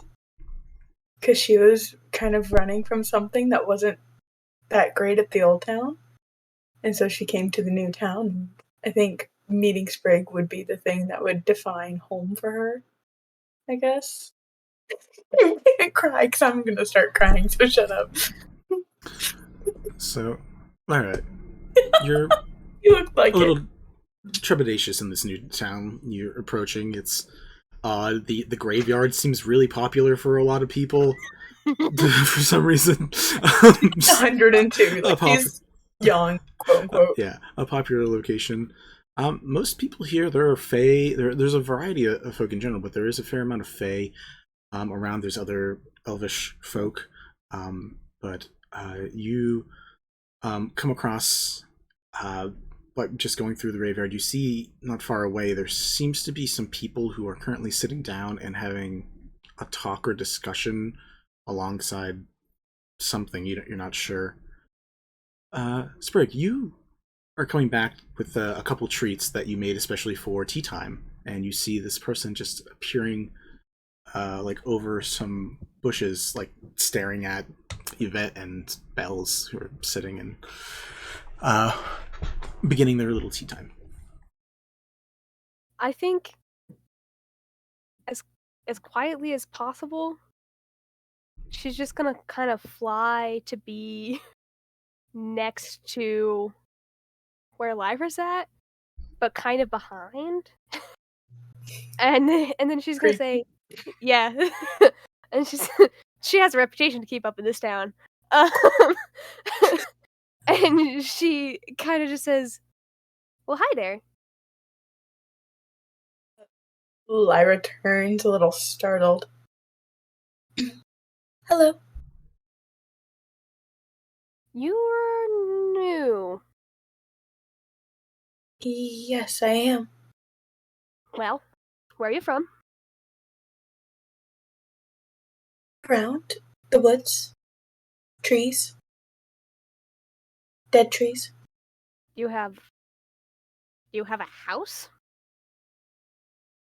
No. Oh, excellent. You'll fit right in then. We're all homeless. We're not even. I'm just thinking about Yvette and Sid who just stay in the graveyard. Sid has a house. Sid has a house in the graveyard. And Yvette In the graveyard. Yvette has a moss hut. Yeah, it's more the moss hut that I'm thinking. Valid fair.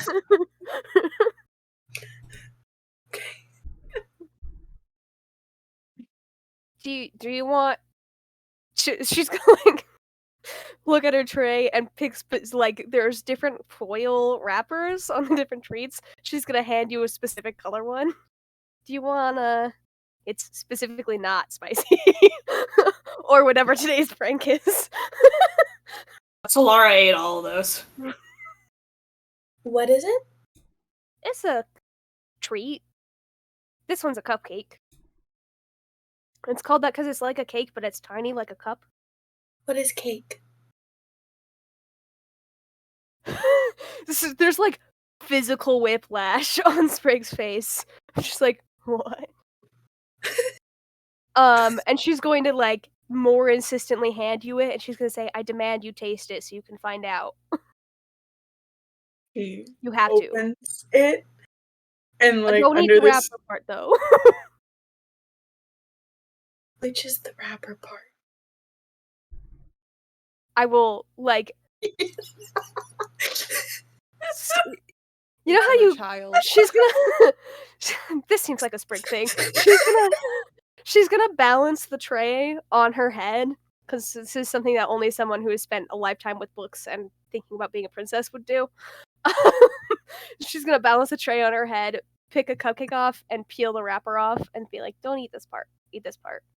And then she will remove the tray from You're her very head. good at that. You're very good at that. Thanks. It's not a useful skill. It's very useful for carrying things, as you've shown just now. If I carried things like that, sure. I used to practice because I thought one day I'd have to balance a crown on my head. I don't know why I thought that. That's like a very, I don't know, active imaginations. But it comes. What? Nothing. What is a crown? Oh, I have so many things to show you. Lyra looks a little hesitant at that. She's like, I don't know if I want to talk to this person anymore. Maybe I'll just go back to my trees. Sprig's gonna like kind of cheers the cupcake, eat it, and then she's gonna say, "My name's Sprig, by the way. What's yours?" He bites it. I don't have a name. They called me Devil Spawn in my old town, but I don't think that that's a good name. Why did they call you Devil Spawn?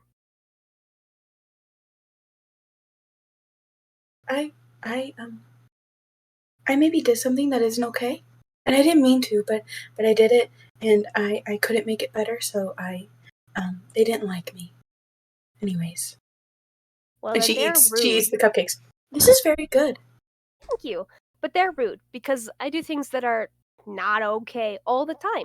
And people still like me here. And they like my friends. So you should come eat tea drink tea and eat cupcakes with us. But don't touch the gold foiled wrappers. The blue ones are safe, but the gold ones are nasty on purpose for fun. Are they filled with bad berries?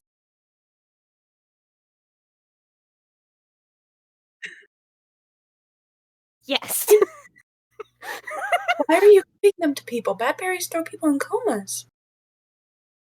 They're not that bad of bad berries. They're just nasty berries. They're kind of like snozberries.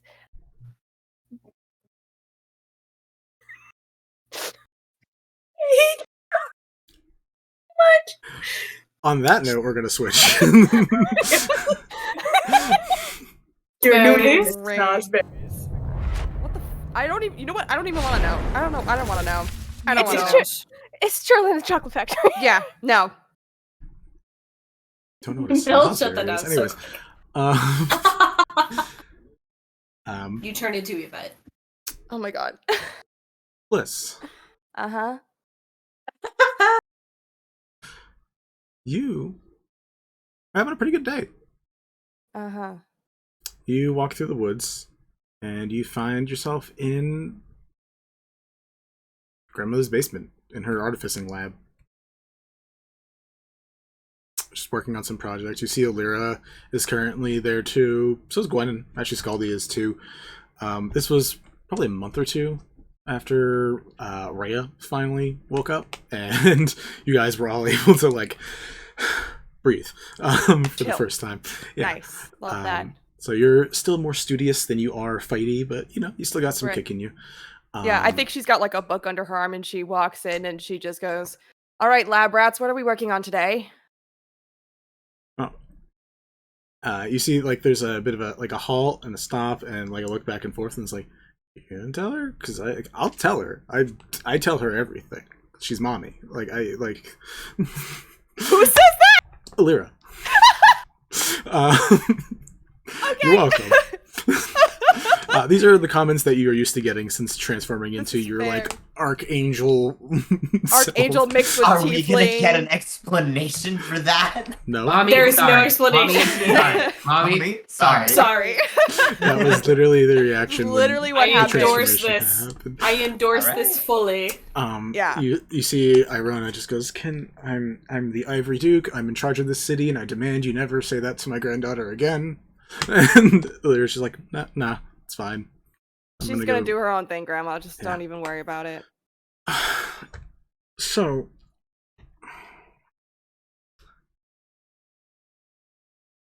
we kind of think we figured out a few things. A few things. About I think we know which dimension your dad might have dropped in. She immediately like races to the table, like drops her book. Now, it's not great. It's not bad. But according to Well, Mistress said that he's in Vagari. yes, So you found and Vagari. it's actually specifically confirmed. Yeah, and we don't really know an archmage good enough. Like, we're talking to the otter guy and Silvestra from Candlekeep, and they're going to attempt to help us with this. Okay. But your dad was the expert on chronomancy. Like, this was his field, so like we don't have another expert in planar dimensional rift hopping. Right. So we're doing our best to figure out what the circle is and the parts that we're missing. It's possible, but we just need to figure out more about it before, I don't know, another hand or arm ends up where it's not supposed to be, and she just like says it wincing, like just like Yeah, Bliss winces at that too. Yeah, I'm not keen on dealing with that again. Yeah. Well, I gotta go back to Illyria whispers, because I got a cool spaceship to fly around in down there, and I have things to deal with. A spaceship. I mean, that's what I'd call it. It flies in spaces that are not normally flown by, like, a ship. Not an so, airship. I mean, semantics. And just she walks away. I give her a quick hug before she leaves. Yeah. If you Don't need be any a help, stranger. yeah, if you need help, let me know. Preferably in a quick way. And she heads off. Ariana looks back at you and it's just like, so I'm going to continue to try to figure this out. I haven't told your mom yet.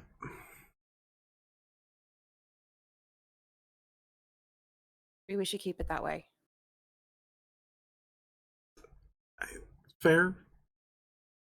If I that's just- what you think. I can't help but feel like she's gonna try to go with me, and after everything I went through to get her back, I don't want to risk it.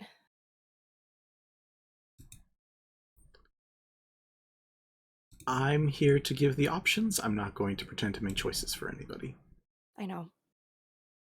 Uh, Let's just keep it between us for now. And I don't know. Maybe we can talk about it, but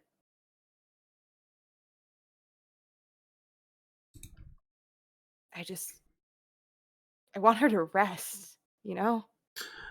yeah, and like her eyes kind of look up as you see some dust falling, some dust particles falling, which are hits on probably a training dummy of some sort that your mom is currently probably still beating up right now. Mhm.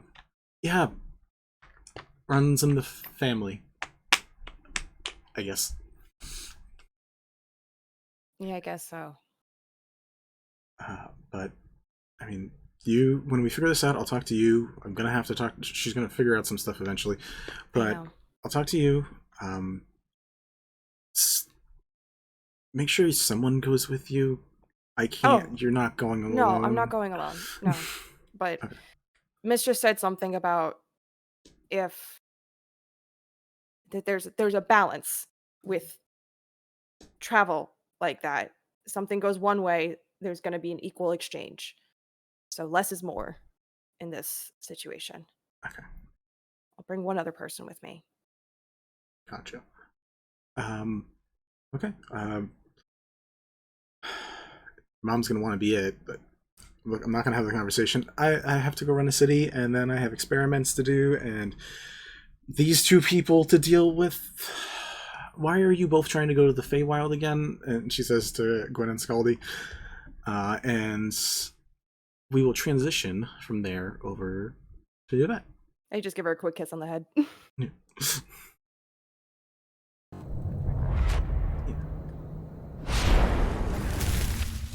Yvette. Actually, I forget. What did we establish for you guys? We didn't establish something specific. But the two of them just had plenty of moments, I'm sure, over just bonding over like books and knowledge and research and that general kind of stuff. You want to hear my theories? Exactly. Hope they ever ask me about my theories. So, Sprig and Yvette, give me a moment that you think before stream, it can be from stream too, that you remember being together, working in a library. Could be the library at the CFC in Sky, because you guys both like went ham in there for a little while. Could be maybe one near your town or a town between where you lived and coming here. But what do you think you guys were researching, talking about? Yeah. Our dad was a librarian. The Sweetblossom dad was a librarian, so we could do the library in the town if you wanted. Yeah, that's fine with me. We could certainly do either. It's up to you to do before Yvette has even properly met Sid, because they were around in that town for a couple 100 years before Sid existed.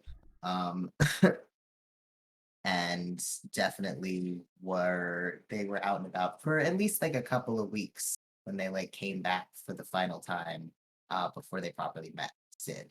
That would have been like how many years ago do you think that would be? So, Like 5 years ago. hold on, let me clarify real quick.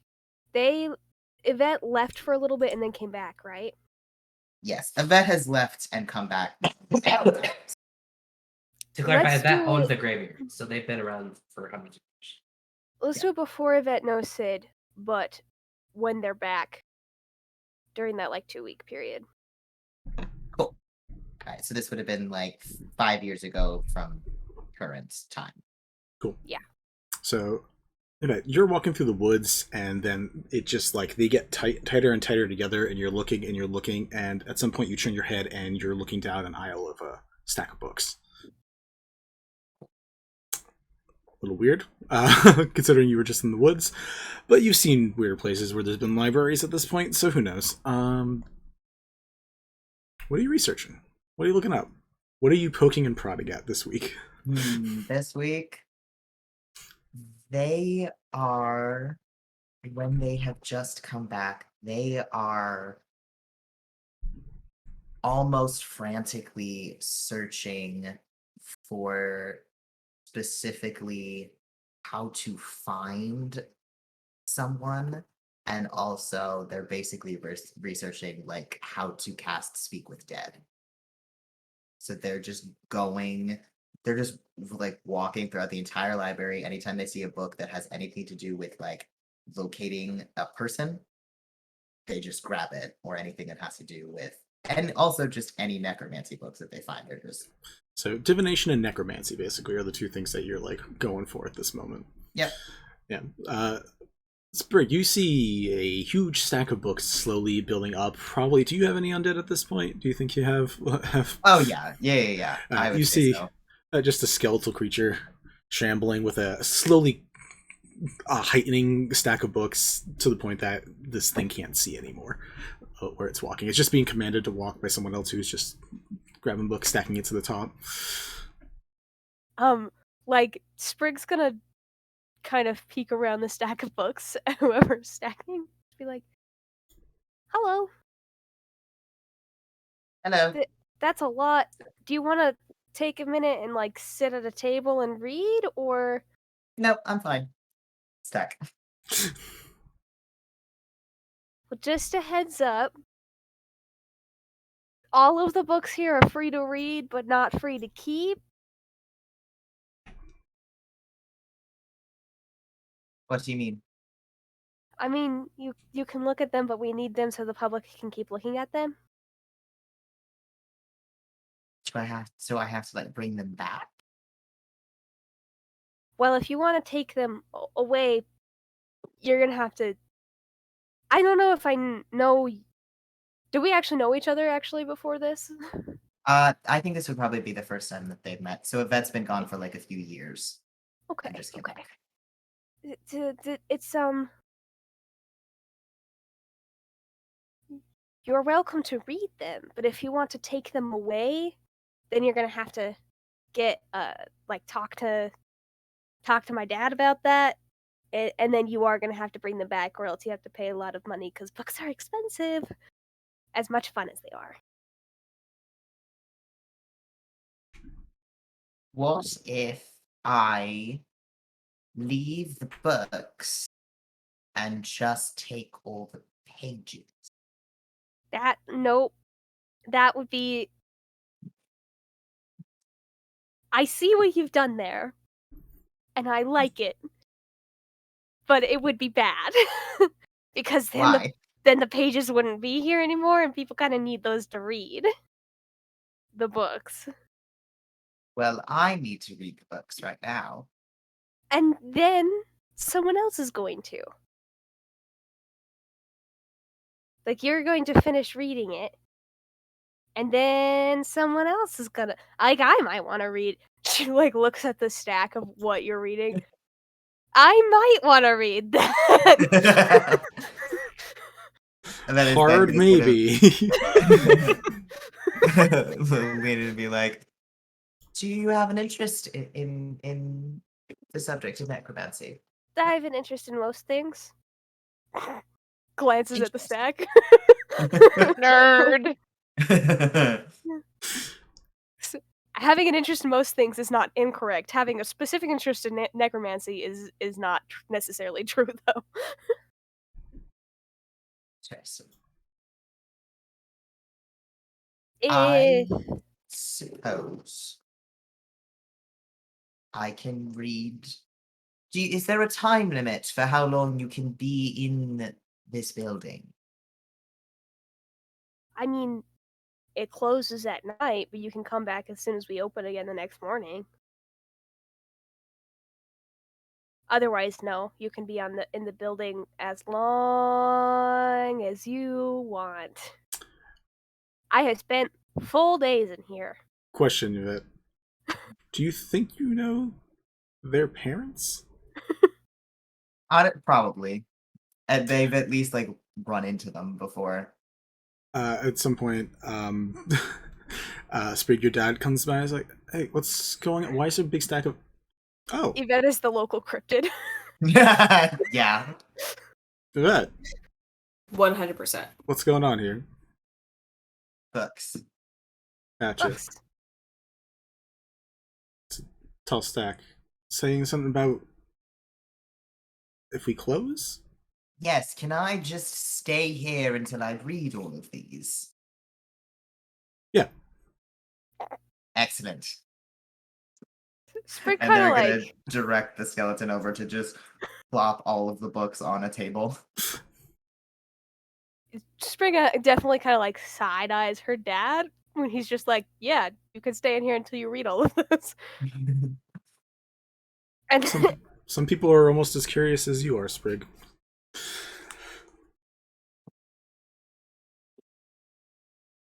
Sprig internally, yeah, but I follow the whatever. We are going to switch out there. We've got 3 more things, then we're going to take a break, and then we are going to pick back up with things getting a little heavier. So, next one up is going to be Bard. So, Sprig. You...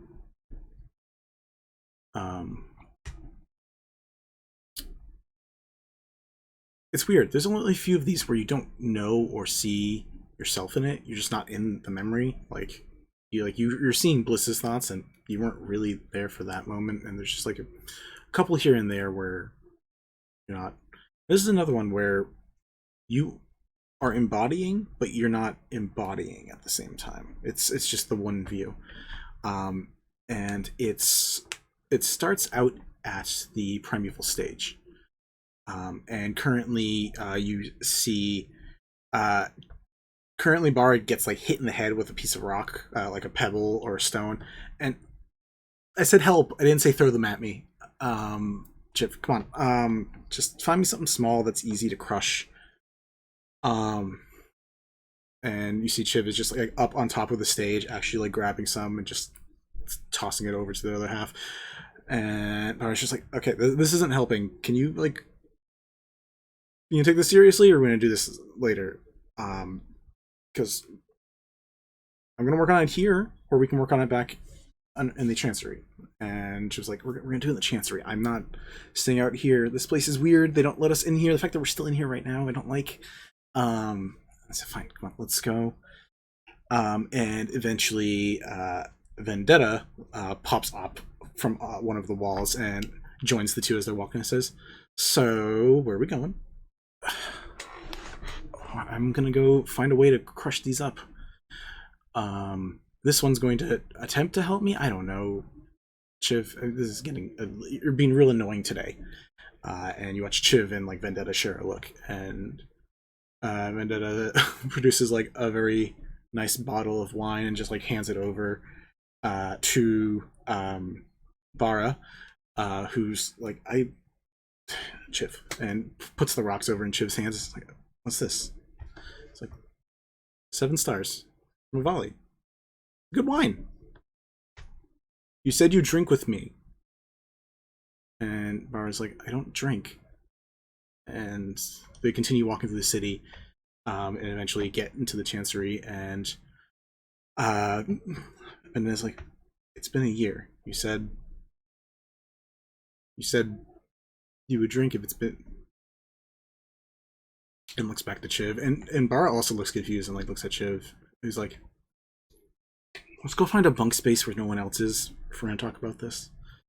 And they go back into a corner for a bit, and Bara's trying to do the best she can to grind up these like chunks of rock from the primeval stage into like a powder. And Chiv is just like looking through like a couple paint options, and it's like, this looks like brown. This is like dog shit brown. This looks like vermilion brown. I don't know. What's the plan here? And Bara's like, I'll worry about the colors. And then it goes, you don't remember the deal, do you? And it is like foot is now in Bara's face, like poking her on the side of the face. And Bara's like, I have no idea what you're talking about. What is going on? And there's like an uncomfortable silence as Bara continues to work, and like neither of them make eye contact with her. And Chiv's like, we haven't thought about it in a while. And Bara stops. Goes, oh. And then he goes, since the little fairy came by. And Bara goes, yeah, maybe, but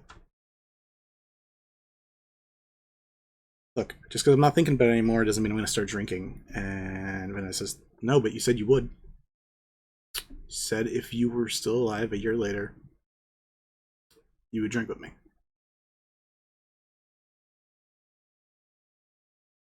And Vendetta uses her bare feet to like pin one of Bara's arms to the ground. Yeah, just as I thought. No marks. You've been doing good. And gives her a pat on top of the head. And Bara just smiles and says, oh, I'm distracted. Yeah. And eventually, Juan, the orange lizard folk, comes over and says, you know what they say about those rocks, right? And it's like, we're having a moment here. Can you get out of here? It's like, no, she's fine. You're making it worse. Stop. And there's a bit of grumbling. It says, you know what they say about the primeval locations, don't you? And Bara's like, yeah, some weird stuff Vasul says, but does anyone actually listen to anything Vasul says? Because it doesn't seem like it. And Vendetta takes like the bowl from Chiv and from Bara and Annoyance, just let me, and she just starts like punching the rocks to turn it into a powder. And she says, nothing beats a monk fist. It's better than. And Vasul says, it's one of those things that didn't exist until someone made it exist. It's funny. Someone thought this world didn't have enough color or noise in it, and screamed it into existence. And screams reality into existence. And that's how the first bard in this place came into existence. This weird city, which still seems gloomy most of the time. But that's how the magic happened. That's how that happened. It's like, well, that's not the point of this, as like some colors get mixed into this, and puts down a blank looking sheath. I'm just gonna, it's just part of, from her big day, I'm just gonna use it in the paint, make it look pretty. She starts painting a rapier sheath. And where's Miyasu? And it's like, oh, he's keeping her distracted. No, he didn't want her to see it yet. He's good at being lumbering and annoying and in the way, so it's fine. Veneta gives her a kiss on the forehead, just as someone who cares about someone else, and says, "We're drinking later. I don't care if you're going out on a date. We're drinking later." And that scene ends.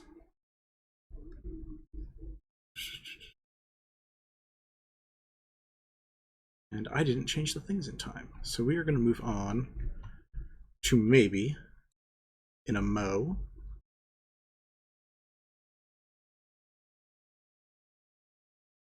Hey, I just met you. There we go. Yeah, that person with those noises. You have so many things. Also, Vincent, hydrate yourself because you were just talking for like a solid 10 minutes by yourself. I will as soon as I find. Everyone hydrate. In general, yeah, that's a good idea. There we go. It didn't open, that's why. Well, also somebody redeemed a hydrate, so everyone should hydrate. I'm waiting to redeem it, but you should still stretch. Yes. See? Here's your redemption. Now I can go. Clean up, adjust. Take care of yourselves. Yo, that looks cool. That transition was dope. I The do like it. transition is very Genshin Impact. It's I love actually based off of your name, Kimi no Na wa, which makes me very happy. I fucking thought so, you nerd. Yeah.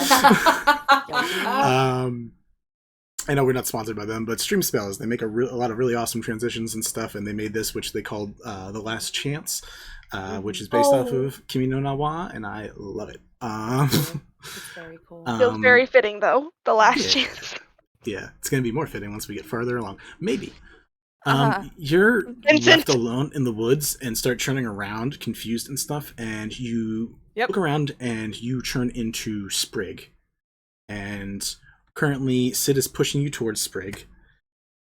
I gotta go. I one day off, and I points at Sprig and be like, you know what to do. And you are now left to be watched over. By In Sprig. like the confusion, she kind of freezes for a moment, and then Sid is walking away from her, and she just like squawks an objection, and yells, "Give us some money!" As in, "Get back here! Why are you leaving me?"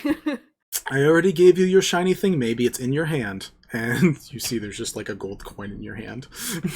I just throw it on the ground. Sprig, like, very carefully out of her pocket, pulls out, like, a little ring that's also sparkly, and she's like, you want this one instead?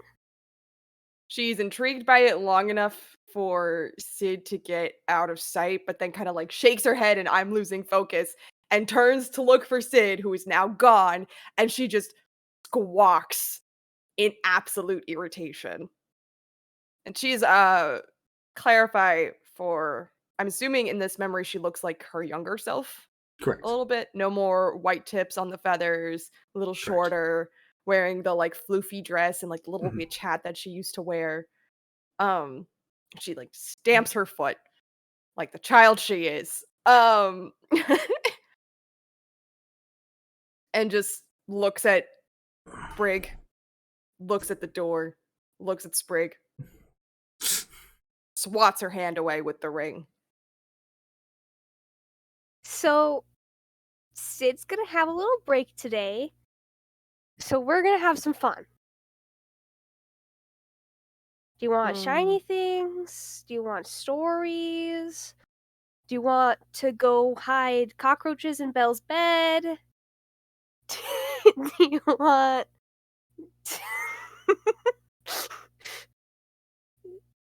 do you want a cookie? And milk? And cocoa?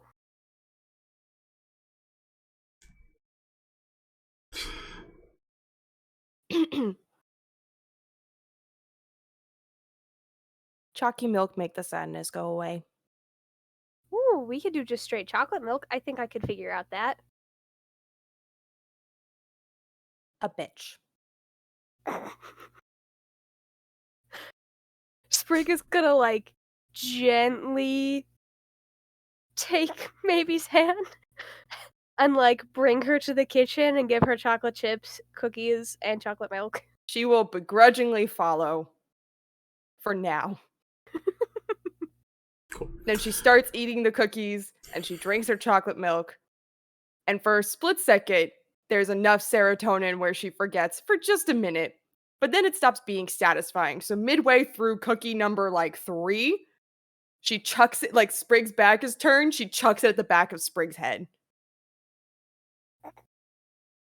And just squawks loudly.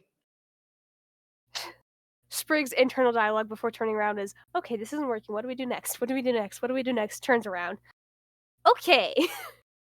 I think we're done with the cookies then? That's disgusting, is what you hear in Solara's voice.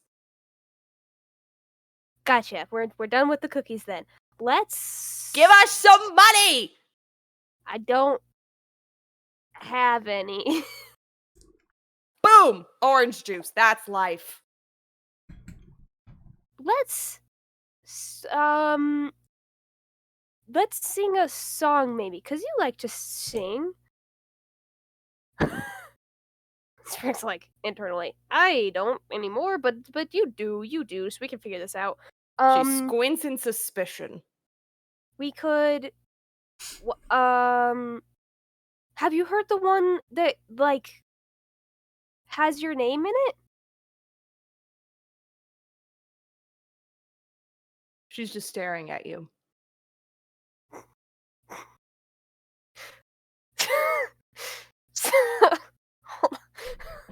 Hold on. So Sprig is gonna like out from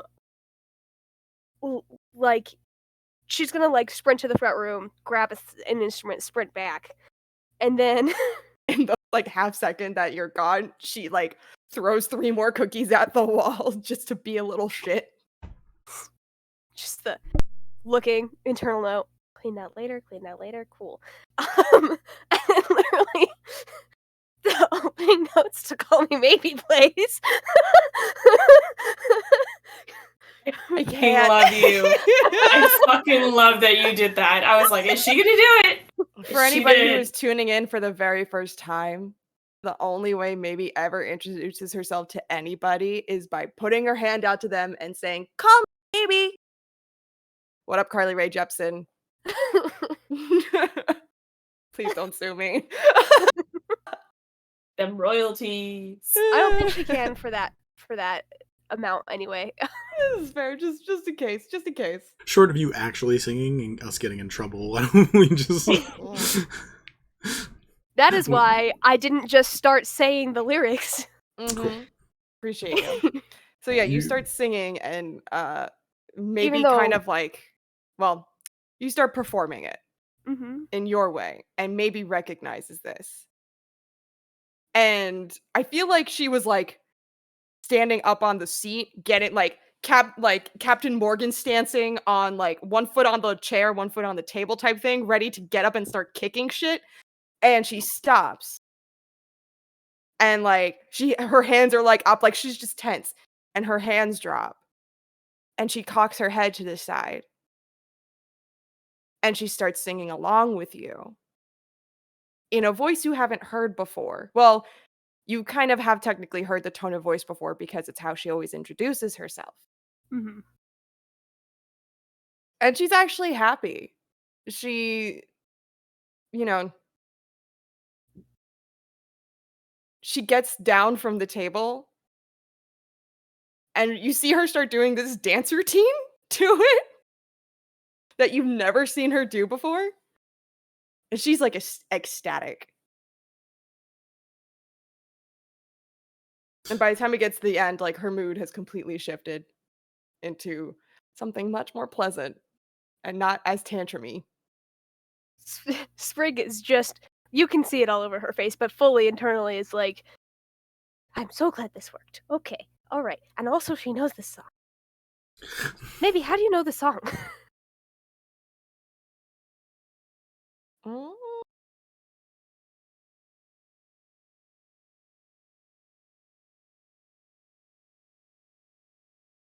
I'm trying to think. Solara lost a drunken bet or something. No.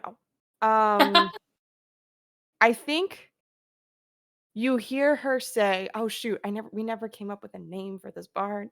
Look. Nameless Bard, number 1. Yeah, I don't have a name for her right now. So you Nameless, potentially Fae Bard. potentially Fae Bard. Me. You just hear her say in a female voice, "Ladies and gentlemen, thank you so much tonight for your attention tonight." Like she just like quotes like some bard's like closing out statement shit. I don't know if you would recognize the name or not, but yeah, that's what happens. We can say you recognize the name. Yeah, I was gonna say I'm gonna make an executive character decision and say that I do know the name. Yeah, I'm fine with that. We will come up with a name later. Yes. But yeah, you guys have this fun little, forgot. this fun little interaction. Maybe is beginning to calm down. As that continues on, there is a final switch for your perspective, Sprig, which is of our folk up front, the ones guarding you. While you can't see them, you can hear the noises of them fighting behind you. And mainly the conversation seems to be Numa just being slightly offended at some of the shapes of the masked individuals that come out. It's like, but like really, those are really too tall. Like, and you're just hearing like total like battle noises behind you. And it's like, just stay focused so we can just make sure nothing gets any closer. Do you perform eyes open, eyes closed? Like, what is your shtick? Are you looking at the crowd as you're watching, or are you like closed eyes serenade while playing the violin type? Like, what's going on? I am looking at the crowd type, and due to the nature of it being like so long and drawn out, like potentially even working the crowd type. You are not allowed to move from the stump. Okay, but Greg is can I doing point at stand-up people? comedy. Like, I would not move from the stump. Just like in a performance of this, when it's supposed to be longer, you would have it. It's like a full ballad, right? So you would have lots of characters. Mhm. So being able to point at audience members and be like, "That's the representation of this princess on this journey," or whatever. Mhm. Might be something she would do Gotcha. normally, and so I think it might be an instinct she falls back on here. Cool. As you are doing that, It seems like the kind of thing that if you're like in a crowded bar, people would get a kick out of. I don't know how successful it is in a Fae courts. yeah, but... a Fae court stadium seating probably works for a few people. As you are playing and keeping this connection from you through the rest going, you again hear the fighting that's behind you. It doesn't sound too rough so far. It sounds like they're handling whatever is going on, which is good, because they're probably in the most physical danger, just being like meat shields. But as that's going on, you're looking through the crowd, and there are a few people who are watching this pretty intently overall. Like in general, like some people are interested, others are just bored because it's just not their flavor, it's not their cup of tea. Not your performance, but like in general are just here to appease. You see Gargoth, the person that you met, who is like actually like watching you intently, like really paying attention to it. Fennel is looking past you, watching like whatever is going on, either with Numa, Rhea, and Chiv, or like further down somehow. But he's like zoning out beyond. From there you see a few other people that either just arrived or are sitting down currently. You watch as an elven individual that seems to emanate quite a bit of energy and has a little crow on his shoulder. Takes a seat next to a raven, actually. So takes a seat next to a very young looking girl who is currently seems to be like spooling together a ball of yarn and trying to like remove tangles and stuff and like stuff it into her bag, and they're just like talking back and forth while a wolf with like giant eagle wings coming off its back is currently just sitting at the foot of both of them with one eye facing towards you. In addition to that, you see people of all manners and shapes. You see the Spore Queen that Lyra met not long ago. Blackened hair, just covered in what you've seen Lyra take for those brief moments where she needs it, covered in the same kind of like necrosis, like myconid, darkened nature. You see a couple draconic looking figures, a blue dragonborn or half dragon, very large figure, currently well in a lot of armor, also intensely watching in a similar manner to Fennel, just like beyond the point, like something that he's paying attention to beyond the point is what he's concerned with. And like as you continue to like look about and see a few more of these members in the audience, Vinny has to double check one more thing to make sure he accounts for everybody.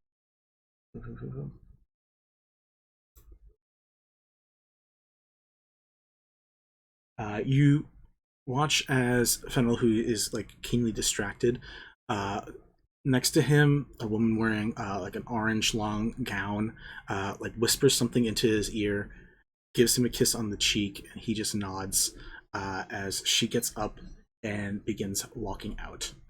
And as that happens, you watch him on like the little stand, like part of the like ring in front of him. He puts a couple devices down, and then the eyes shift from whatever he was looking at beyond the point straight back at you, and continues to watch you. We are gonna pop over to break and come back to this in just a moment. I didn't like that. See you guys in a few. Don't make me full name you, Mel. What the fuck? Is this where Kelemvor died, Hi. Vinny? I just remembered that and I got really sad. Are you fucking kidding me? I was right. Not right here, but in this place. He died here? He said Not- he not told right you here. that But he died in a mining incident. He died in the Melrin mines? yeah.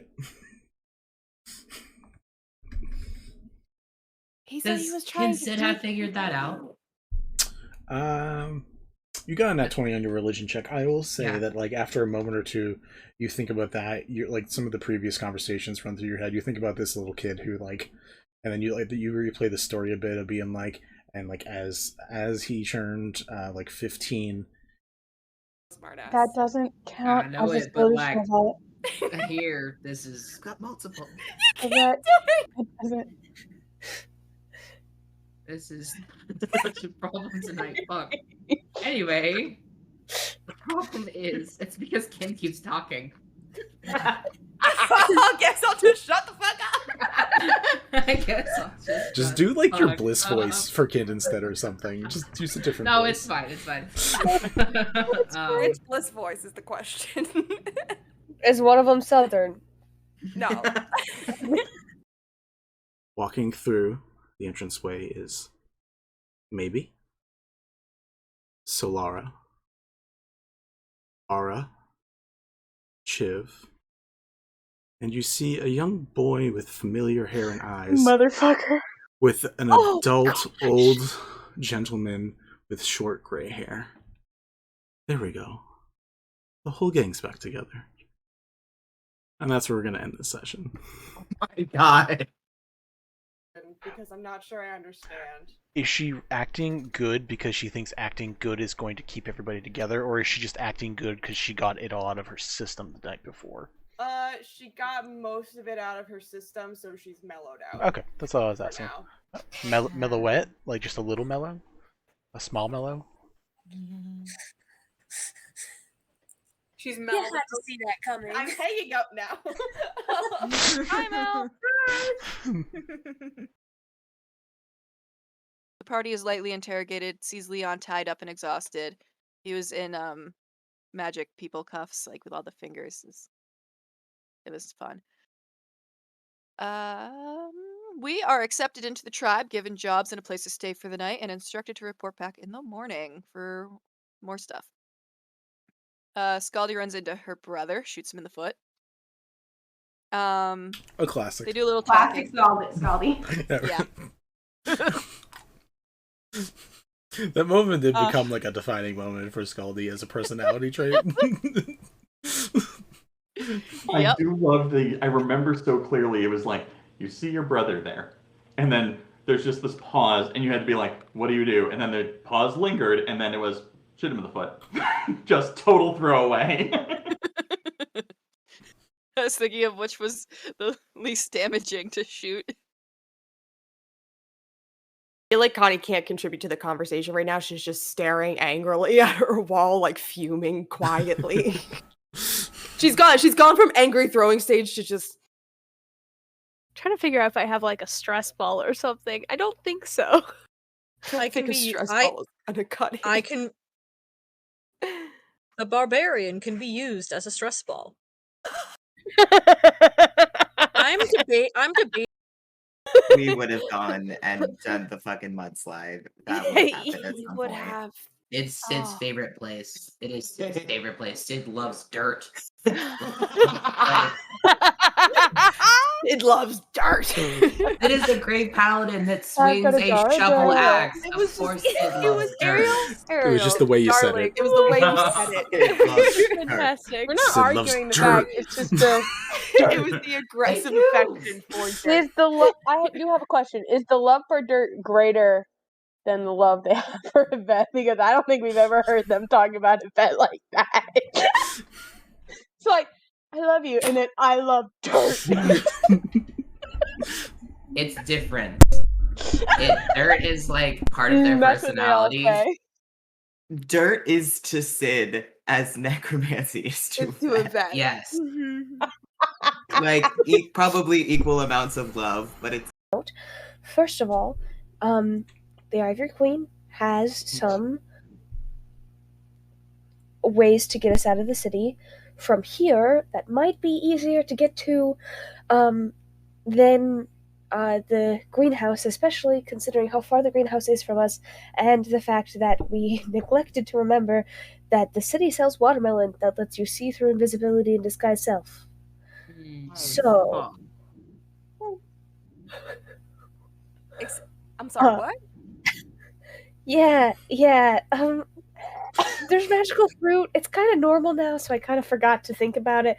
But there's magic fruit that makes you do all wonder of things. It's really, really fun.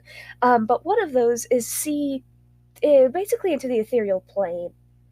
I can't fucking wait to leave this place. What the fuck is this fucking hellscape? But it's so where you've got interesting. weird ass magic fruit. Neither of us belong here.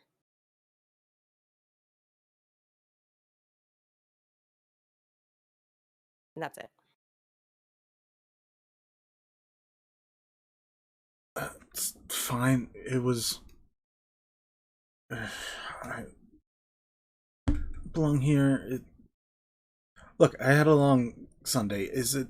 We don't belong in the Undercity. We don't belong on Wishfall. We don't belong in Vagari. Can you be more specific, please? There's just like a lot of different places. She will spend 3 first level spell slots to answer.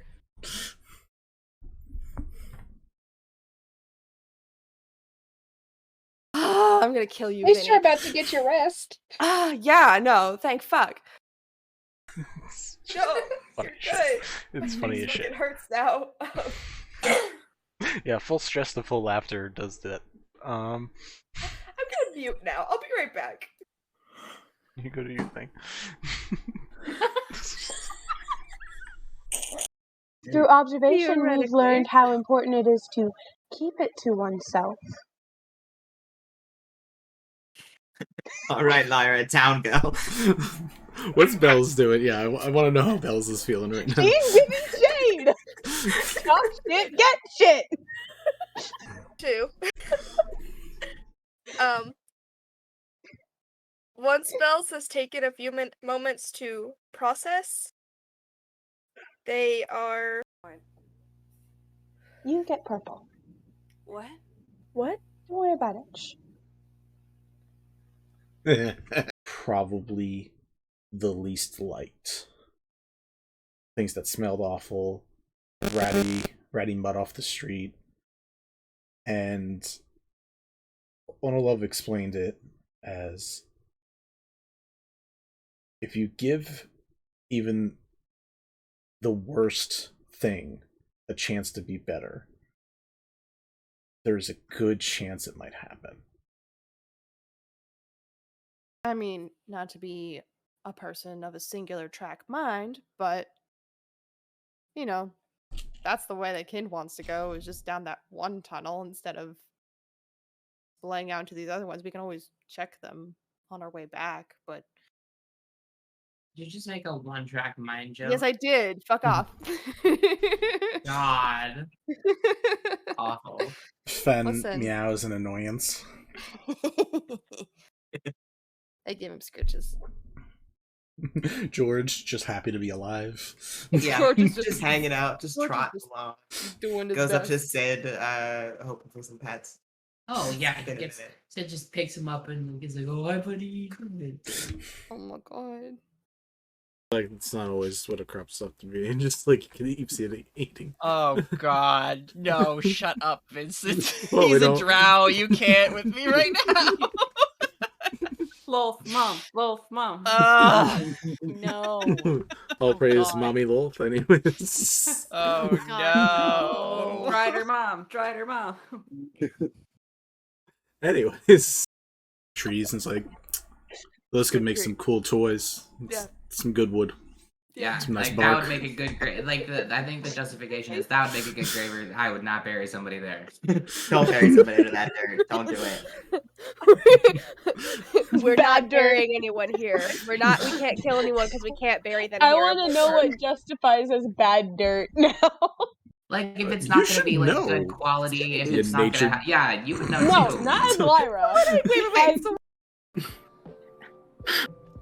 I still think we should put in the fine print that, may induce death later on if you don't come up with the good catchphrase and transform properly. All right, I'm coming around on this. That's what I heard from our first meeting. So, Must I be mean, I'm okay all with for hair it. color changes and sometimes skin tone color changes and sometimes physical species changes as well. We don't know. What if you Actually, that's a pull the good dog point. card and someone turns into a dog? Okay, I'm back in. That's gonna be confusing. I mean, there's people.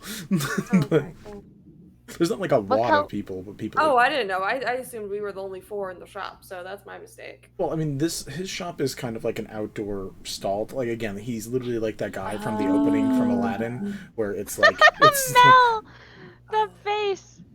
My I want mistake. that. I want that face as our new group Please chat. no. Please no. It's happening. Seriously, me. For fuck's round. How we feeling, guys?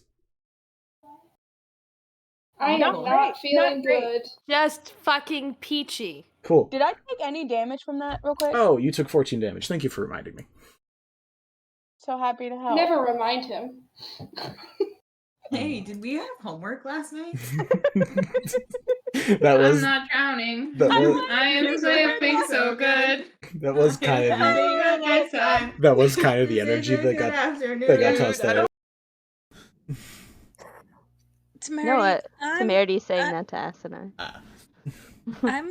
I'm gonna be real. Have you ever held a weapon before? Oh, many a weapon. You would be surprised. That's. I'm not talking You about set your it up. dick. I am not talking about your dick or someone else's dick. I'm talking about something you could. Something. Nothing you Something say you could is going to stab help. with. Nothing Nothing you I've- say is going to make it better. Something you might potentially murder someone with. Both of you to assume my You can part. murder. Thank you. Connie, you can murder someone with a dick. This is news to me. Spoken like a true lesbian. Happy think a Pride Month, lesbian- everyone. You get purple. What? What? Don't worry about it. Shh. Like, it's not always what it crops up to be. Just like Ypsilar eating. Oh God, no! Shut up, Vincent. Well, we He's a don't- drow. You can't with me right now. Lolth, mom. Lolth, mom. No. All praise God. Mommy Lolth, anyways. Oh God, no. Dried her mom. Dried her mom. Anyways. Smartass. That doesn't I count know as a it, but solution, like Yvette. here, this is got multiple. Yvette, it doesn't. This is such a problem tonight. Fuck. Anyway, the problem is it's because Ken keeps talking. I guess I'll just shut the fuck up. I guess I'll Just do like your fuck bliss up. voice for Kid instead or something. Just use a different No, voice. it's fine. It's fine. Which bliss voice is the question? Is one of them Southern? No. First of all, the Ivory Queen has some ways to get us out of the city. From here, that might be easier to get to than the greenhouse, especially considering how far the greenhouse is from us, and the fact that we neglected to remember that the city sells watermelon that lets you see through invisibility and disguise self. So, I'm sorry, what? yeah, there's magical fruit. It's kind of normal now, so I kind of forgot to think about it. But there's magic fruit that makes you do all wonder of things. It's really, really fun. But one of those is see basically into the ethereal plane. I can't fucking wait to leave this place. What the fuck is this fucking hellscape? But it's so where you've got interesting. weird ass magic fruit. Trees, and it's like, those could make some cool toys. Yeah. Some good wood. Yeah, Some nice like bark. that would make a good grave. Like I think the justification is that would make a good grave. I would not bury somebody there. Don't bury somebody under that dirt. Don't do it. We're Bad not dirt. burying anyone here. We can't kill anyone because we can't bury them I here. want to know what justifies as bad dirt now. Like if it's You not going to should be like know. good quality, if Yeah, it's not going nature- to, yeah, you would know No, too. not as Lyra. Wait. So Through observation, we've Theoretically. learned how important it is to keep it to oneself. All right, Lyra, town girl. What's Bells doing? Yeah, I want to know how Bells is feeling right now. She's giving shade. Talk shit, get shit. Two. Once Bells has taken a few moments to process, they are. I mean, there's people. But there's not like a lot of people, but people. Oh, I didn't know. I assumed we were the only 4 in the shop, so that's my mistake. Well, I mean, his shop is kind of like an outdoor stall. Like again, he's literally like that guy from the opening from Aladdin, where it's like it's Mel, the face. My I want mistake. that.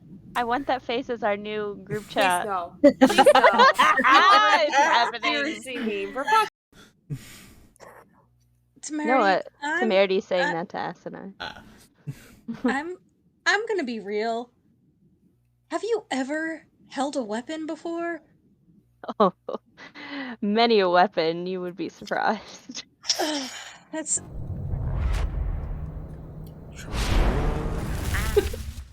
Tra-la-la? La la la. I've been Hi, getting y'all. into saying Toodaloo. We are back, and before we get started, I just want to do a couple additional shout-outs for both Storyteller Squad and Natalie, the awesome people that create that podcast. If you like Monster of the Week, please go check out their stuff.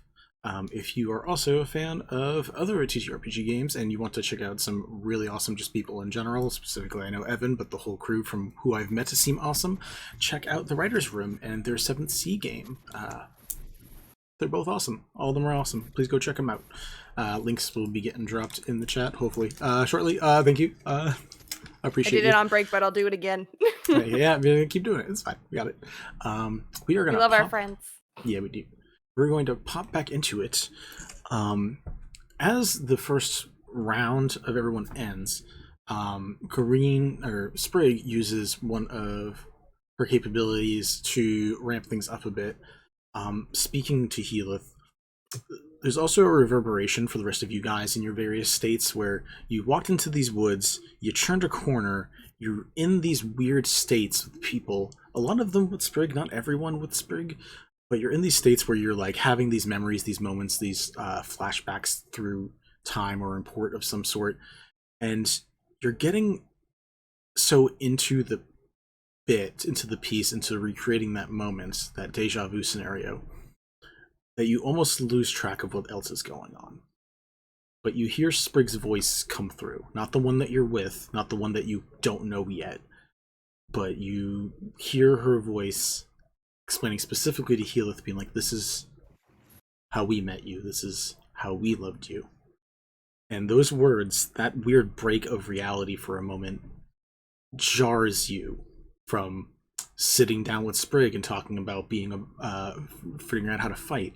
Sprig sitting next to you and showing you what's going on with how to thatch a roof. Like these various states that you're in that are comfortable, that are good, that are a really good memory of Sprig, and you realize she's the one who needs our help.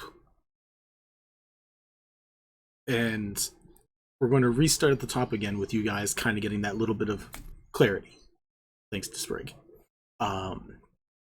Bells, your moment's been continuing a bit. You kept screwing up a bit with the thing, and eventually you slammed your hands down, and your first sparks, that first little bit of fire that you ever made, appears. And there's that moment of amazement, that wow of what this is, both just magically having it for the first time, but also like coming into that weird little bit of your own power, and seeing an excitement from your dad and from your sibling in that moment. And then you hear that voice, like you're looking at Sprig, and then you hear the voice of Sprig just hit you from a different direction. What do you do?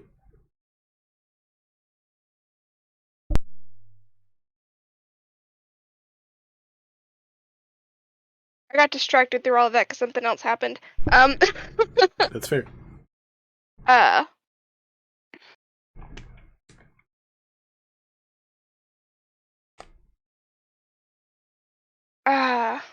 Shit.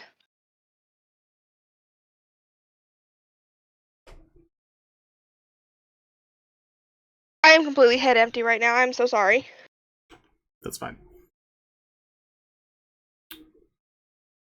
You heard the voice of Sprig, but not the Sprig that you're staring at. You remember, after this moment, after this replay of this comfortable memory of you getting your powers back, you remember that your sister's in trouble.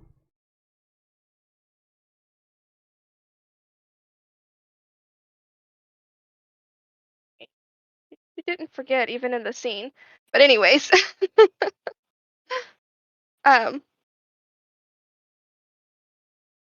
She does kind of, shake it off. All right, Sprig. And like she's just kind of mumbling that under her breath, not really to anyone or anything. Mm-hmm. And she just looks up at the Sprig that's there and her dad, with the new little sparks of fire.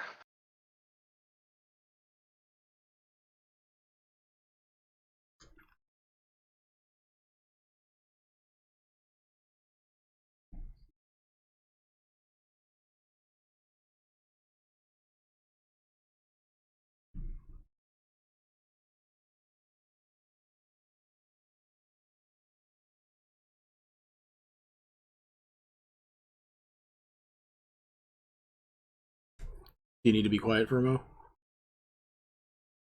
Me? Yeah, I don't know. It just went silent. I finished my thought. I thought someone else was gonna pick up the ball there. Okay, sorry. I was looking away and I did not see that hint. The last thing you said, I just saw you say that you were looking at the sparks that were created, and Yeah, like she just kind of mumbled to herself, like Sprig, like just kind of reminding herself why she's here, focus on that, and then looks up at Dad and at the Sprig that is there, with the fact that she has sparks in her hand now, to see what's gonna happen with them.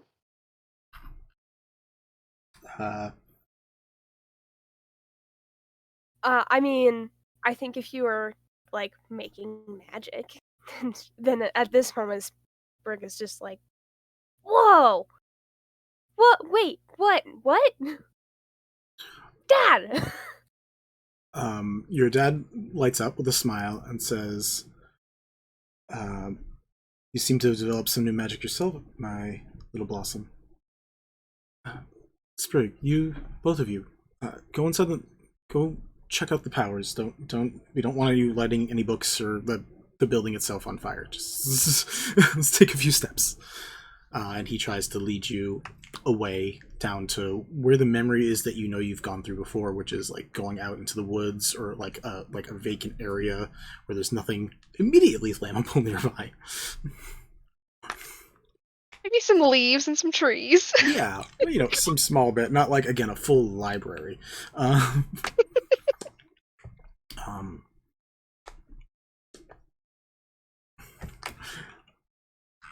Yeah, those are some good... you end up flying into the woods, and as you guys start moving through the woods, there's a bit of a transition from the brighter daytime woods that you were in to a darker night. And you hear clattering and fighting, and you see in the distance a very familiar fight that you saw before on top of the Septiera Mountains.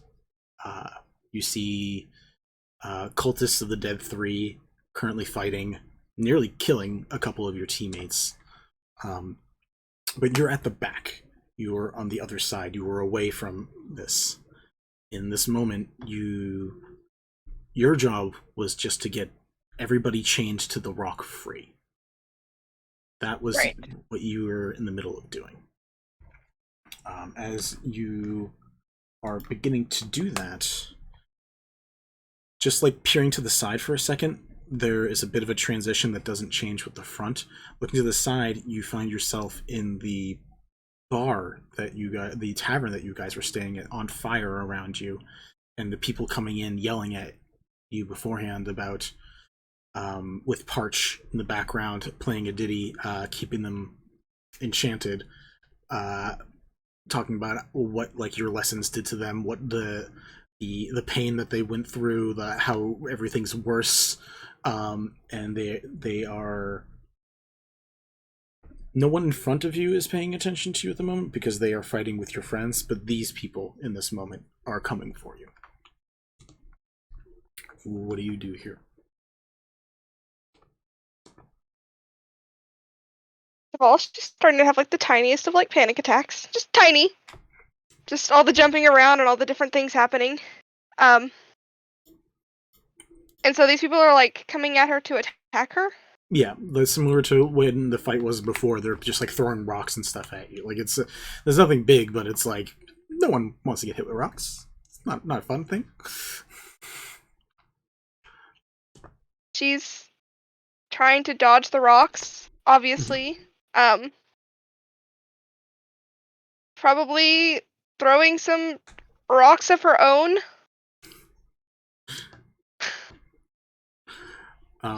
As you are doing that, you can see up ahead where the red glowing rock is beginning to get a deeper color, and you hear one of the wolves howl out in pain as one of them is about to be hurt. The children are still chained, and both of the wolves are still chained as well. And now they have to deal with these people. Oh my goodness. Poor little fairy.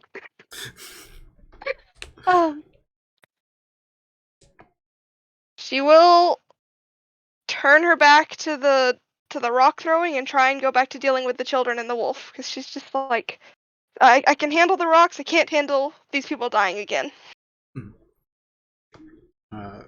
Do you remember what you did last time to break him out of it? I have no memory of what that was. You created fire and used Scorching Ray to create, well, a little bit of mayhem as you were breaking into the device that was on top, trying to shut it down. Fantastic. So is that something I need to do again? Is that what you're saying? No, just asking you what you Okay. remember and what you're deciding to do now. Okay. Oh, goodness. Goodness.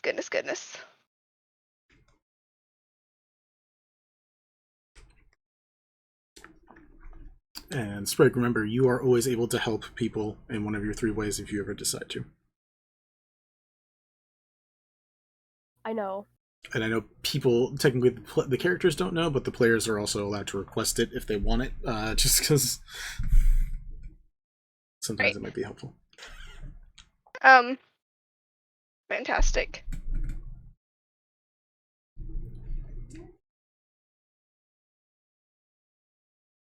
They will...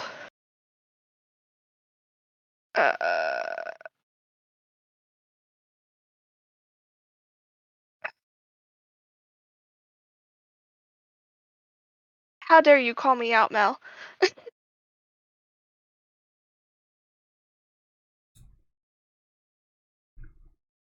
Right. Using what they probably remember. I didn't remember, but thank you. What they would have remembered. They are going to go for a similar situation of hurling fire at the one thing to use as a distraction to free the others.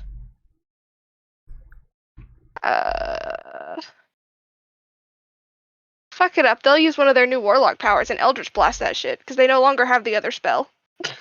That is fair. You got rid of a fire spell? How dare.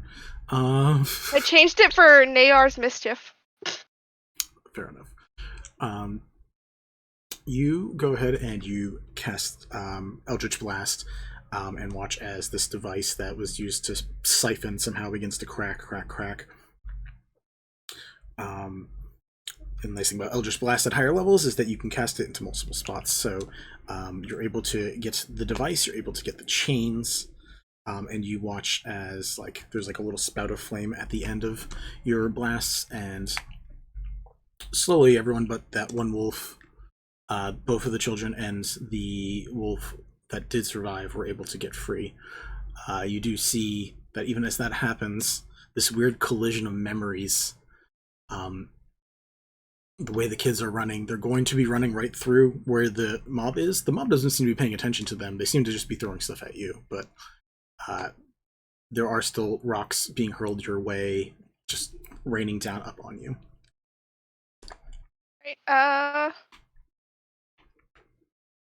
so since I do remember that they did run with the kids, they didn't leave the kids to run for themselves, so they will Blade Ward to protect them and the kids from the rocks as they run through. Gotcha. The wolf just goes its own separate direction, but you, with the children, are able to run into the woods. Yeah, you guys went and you hid, was what you did before, I believe. Yes. Are able to find your way, and you collide down onto the ground, finding a spot to hide away from that specific fighting, away from any specific pain or anything. And the kids are fine. They're breathing heavy, but they're okay. You can hear the mob still around you trying to do things, but in this moment you are safe and they're safe. As you hit the ground and just begin looking down, looking around, you do notice that on the ground there is a small embers that are beginning to appear. In those embers, you watch as letters begin to pop up. Hopefully you have the stream going, but you watch and see as an ignition of letters begin to appear. It's jumbled, it's weird. There's one of each, and they seem to be there underneath waiting for you. What I would request is that you take a picture and you think on it for a few as I move on. Waiting for it to pop up. I'm hoping it is, or does. Cool, so it does eventually.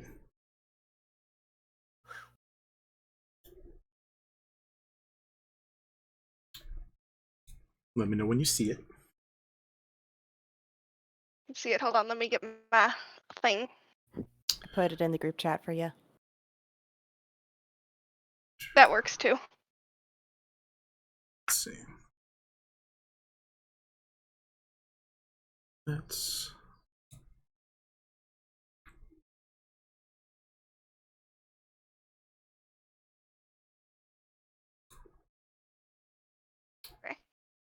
And are we leaving me to move on to the next thing while I think on this? correct. We'll Okay. come back around and see where you are or what help you may think you need at that point. We're gonna switch over to Solara now.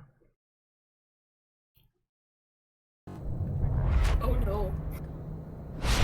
Oh no.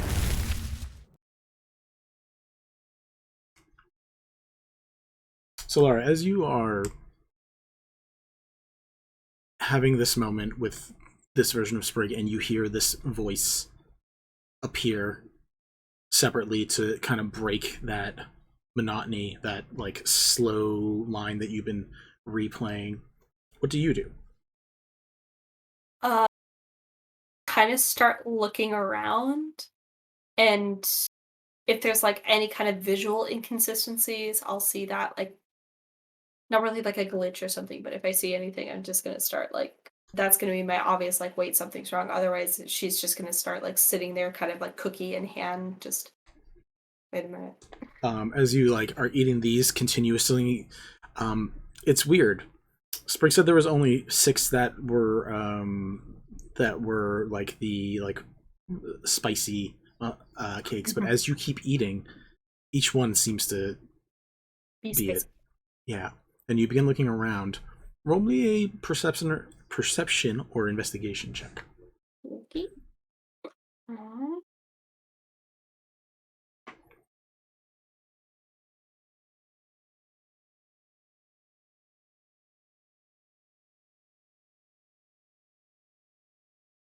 Oh, investigation? Or perception, whichever one. Okay, good. I have a +5 to investigation. 15. 15. I rolled a natural 10. So as you guys are talking, there's a point where you begin looking around, and one of the cupboards where she's been cooking has a glow inside of it that doesn't make sense.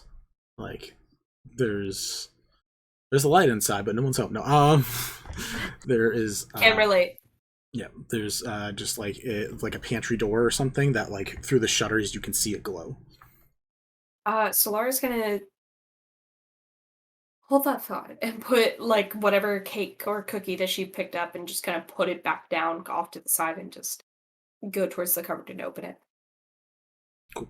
As you do that, the door opens and you find yourself inside what looks to be a probably monastery of some sort. You like immediately see there's more books, so like potentially it's just one of the libraries that you guys have been into at some point. But you see a drow just like sitting at a table with like a bunch of books open, and looks up and it's like, oh, Lar, what are you dropping by for?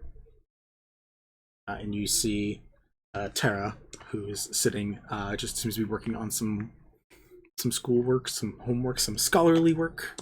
I don't know, you're just friends with a bunch of nerds. I really am. Hi. I was told to come back. She's very embarrassed. Oh. Who told you to come back? He did. I was told to come back. There was something that I was missing. Oh. Can you just shut the door, though? It's a little cold out there right now. Yeah, sure. And yeah, she what is... shuts the door. You shut the door, like you look behind and you're not seeing into a pantry anymore where Sprig was. You are just seeing outside into the general area of the village. And you shut the door and look back. And as you look back towards Tara, you get hit in the face with another draconic fist from somebody else. And you look up to see stretching his arms now after getting a cheap shot off of you. He says, "You should be paying attention." You see Darren just getting fists up, being like, "Are you not gonna like? Who's over there? Enemy in front of you, fucker." And she's gonna kind of sit there and kind of hold her jaw and just try and reset it and just enemies are all around, and she's gonna do a backflip with a kick, and try and crack him in the jaw. Sure. You go, give him a hit in the jaw without much issue at all. This is quote unquote a sparring match, so like hitting each other shouldn't be a big deal unless you are like actually out for blood. But blows are traded back and forth as he's trying to like keep track of you and like keep the hits going. So, is there a reason you went with blue? Like he has like his own scaling. Not as pronounced as yours, but minimum has some just like red on like the ends of the elbows to really make the some of the hits there hurt a little more. It's like why blue? Like do you just like lightning? Are you like think you're fast or something? Because I went with strength. I don't know what you're trying to go for.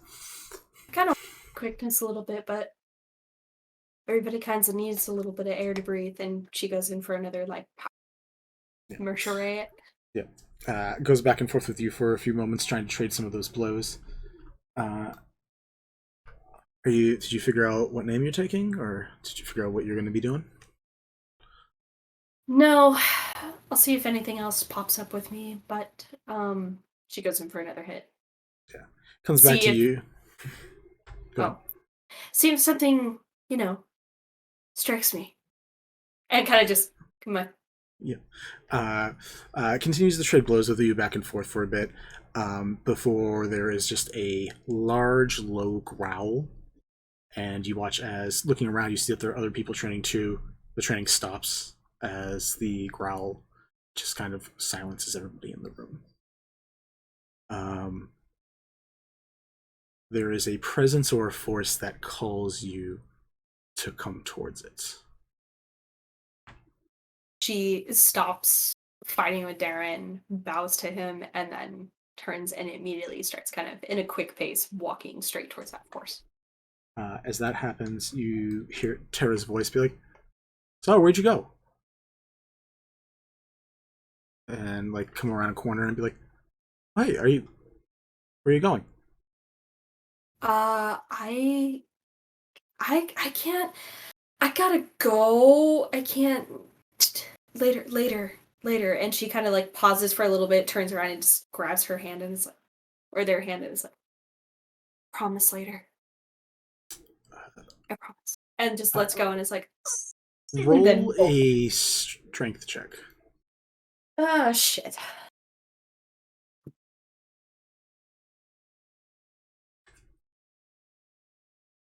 It's a natural 11.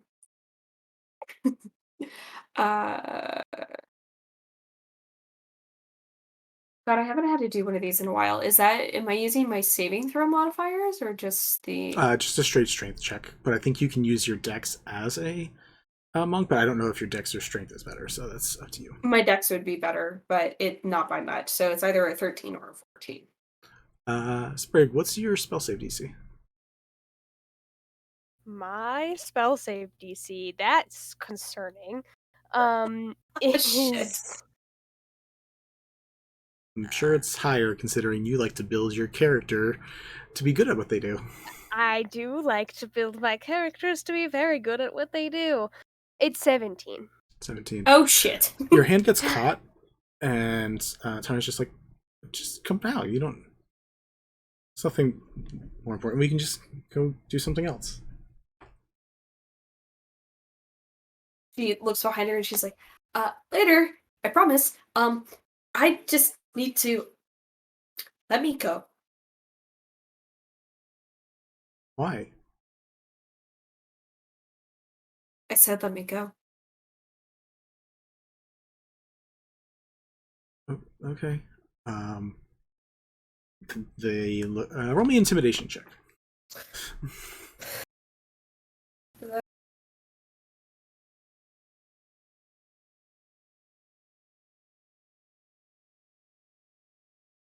It's natural 20. Natural 20. They step back, and they like not tears, but like that, like, oh, you're scary. Okay, just kind of back away. Okay, somewhere else. You're free, and you're able to run off into the cave. As you head into the cave, you begin looking around, and you usually expect to be meeting with someone in particular here. What you find instead on the ground is, from like a recent breath of like electrical flame, words carved into the ground. And go ahead and toss those up for you. We're gonna need to turn off some of these things.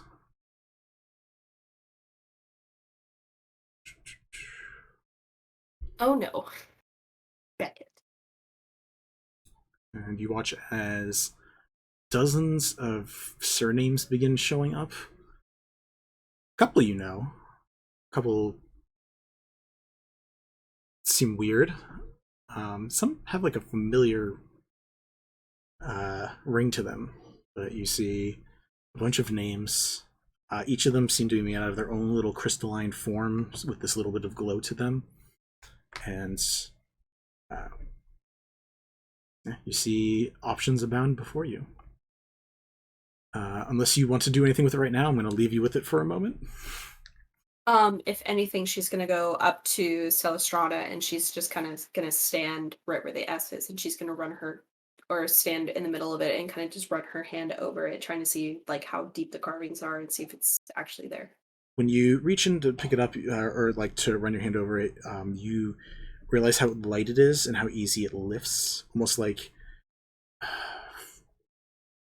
it's a little more solid than smoke, and it tries to stay together, but there's just a lightness to it that, like, when you lift it up, it bounces a bit in your hand, and you're easily able to put it back down. Okay.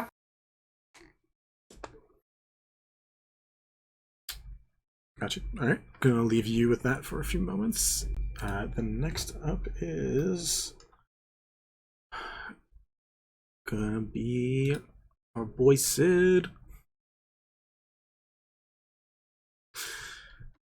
I knew you were gonna say that.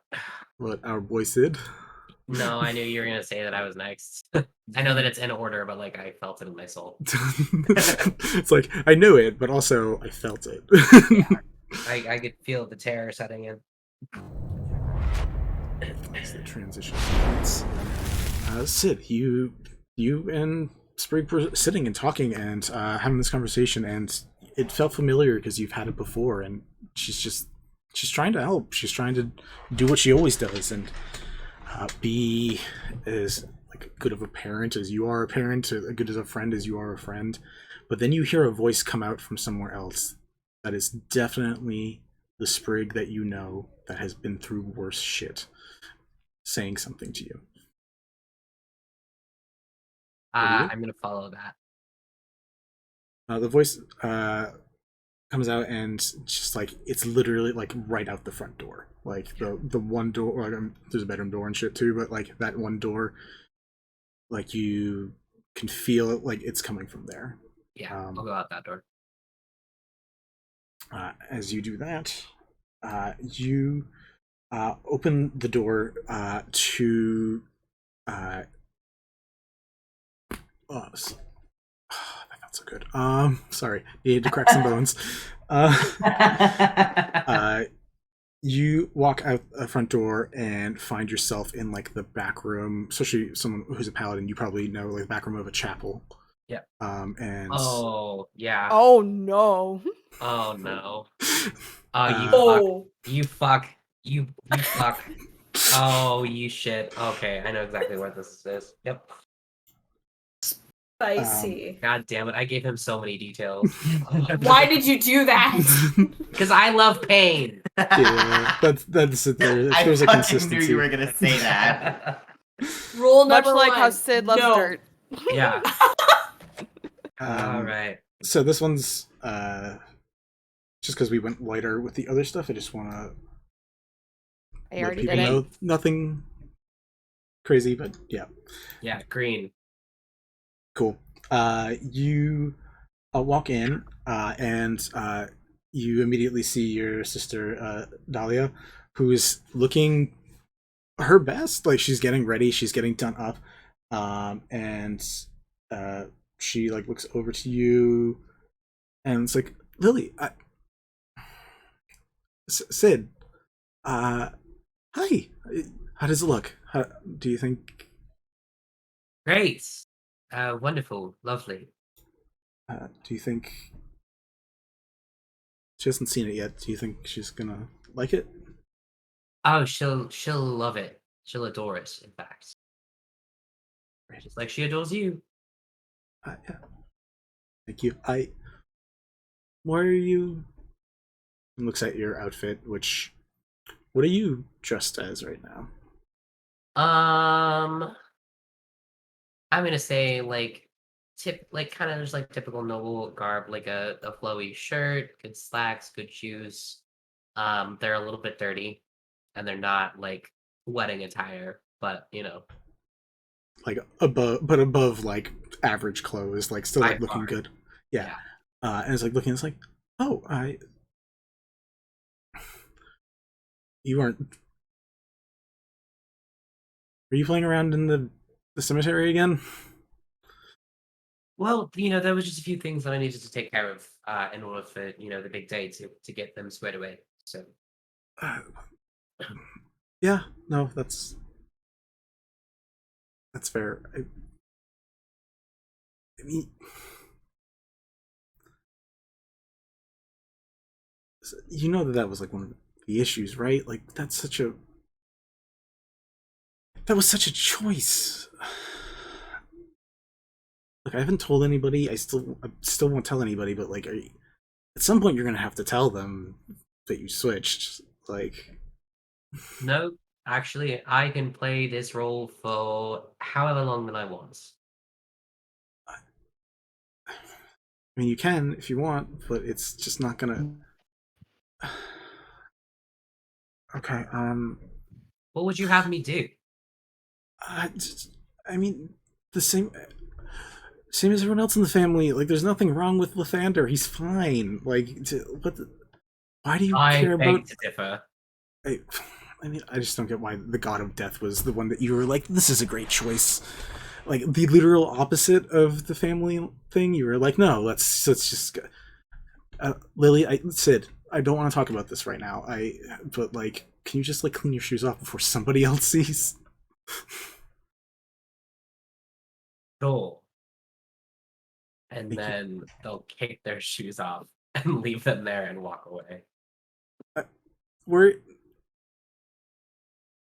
we need you. Lathander is not hot. No. No. Attractiveness is a perception of choice. It's not everyone is for everybody, so it's fine. I didn't think you were looking at the chat. I'm sorry. Here's the thing. It is subjective. Ari has laughed like 4 different times Hold at on. random things that you've written in the chat. Hotness is subjective, but Lathander being hot is objective. It is just a fact of life. It is simply divine. not hot It's for divine. Lathander. Anyways, Exactly. Only honk if you're hot for Lathander. Yeah, And Sid is not. Honk, honk, honk, Wop. Wop. That Geralt of Lift. Fucking motherfucker. Anyway. As you walk out of the room and go to change into normal clothes or getting ready, or... Go back to their room and make sure that all of their stuff is packed and ready. As you do that, there is like the very light sounds from not far away of an argument between some older people who, if they were also taught right, probably wouldn't be arguing about stupid stuff, but you can hear it and it's getting heated, and you're not hearing the words exactly, but there's thrown around of like, just differing opinions and the nastiness that gets with certain people. And as that's going on, what is Sid's thought process here? Basically, like, just hang on for, another hour or two. As soon as the ceremony starts, that'll be when it happens. As you sit and wait for those moments to pass, the arguing leaves. There's exasperation. Like you're it's close enough that you're hearing some of it ish, and as that continues to move on forward, eventually there is a knock on your own bedroom door. Did they say it? Is there any person I could say that would actually get you to open it? Not a chance. Okay, well, it's Melly.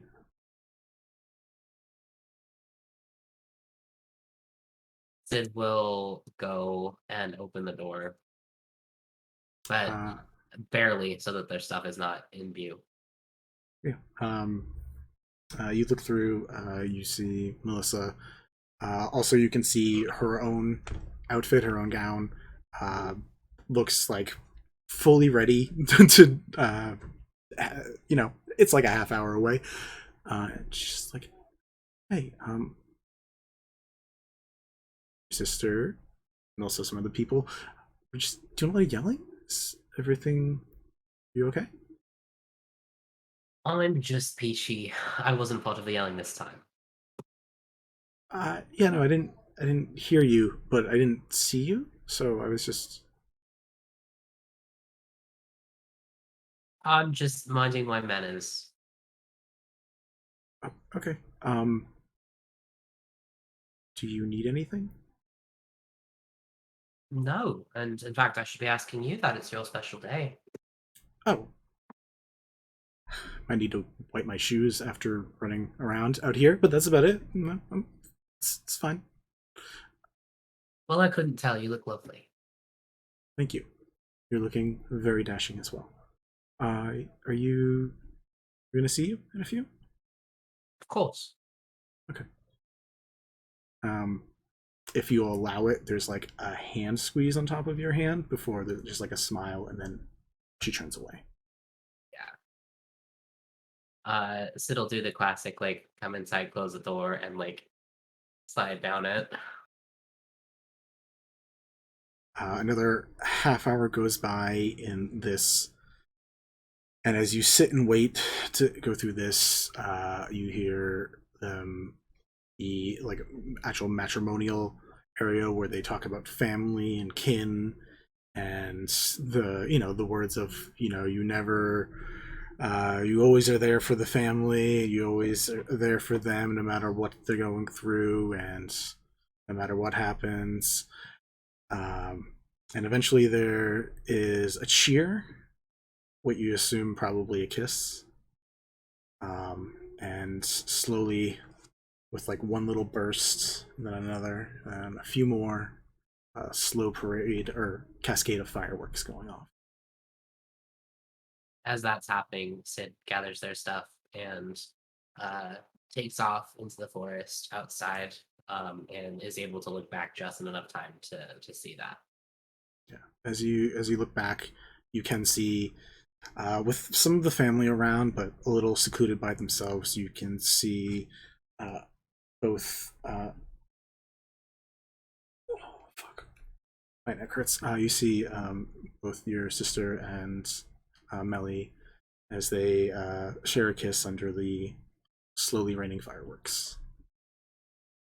As you head off into the woods, there seem to still be fireworks there. You're seeing little sparks or fireflies or something that are slowly appearing and gathering. And as you begin trying to find your way through, you find yourself utterly falling.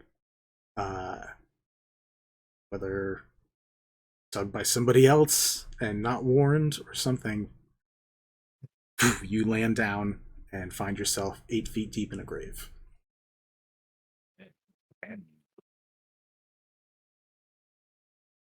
You look around and you see loose dirt around you. Not much else in the moment. Great, there's dirt. Sorry. Sudden comfort. That's all you need. No. Yeah, Sid'll look around and be like, oh, shit. And kind of see if there's any like branches or roots or anything that they see that they can pull themselves up. Yeah, roll me perception or investigation. That is great.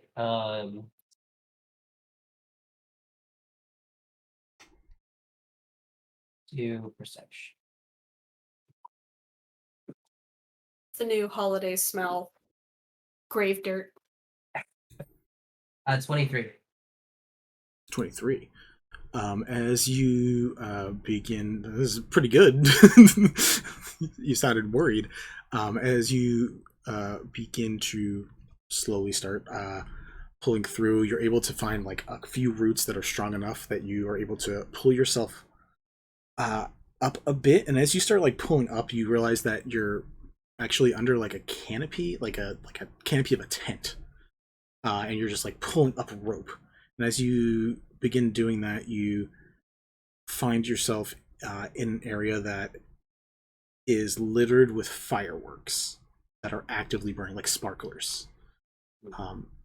And they're just set about in different spots, and you see on these different fireworks, they're spelling words, names, not names, just ideas, nouns. And you have your list appearing as well.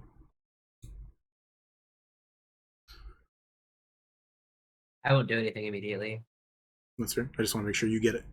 Yeah, I got it. Cool. Next.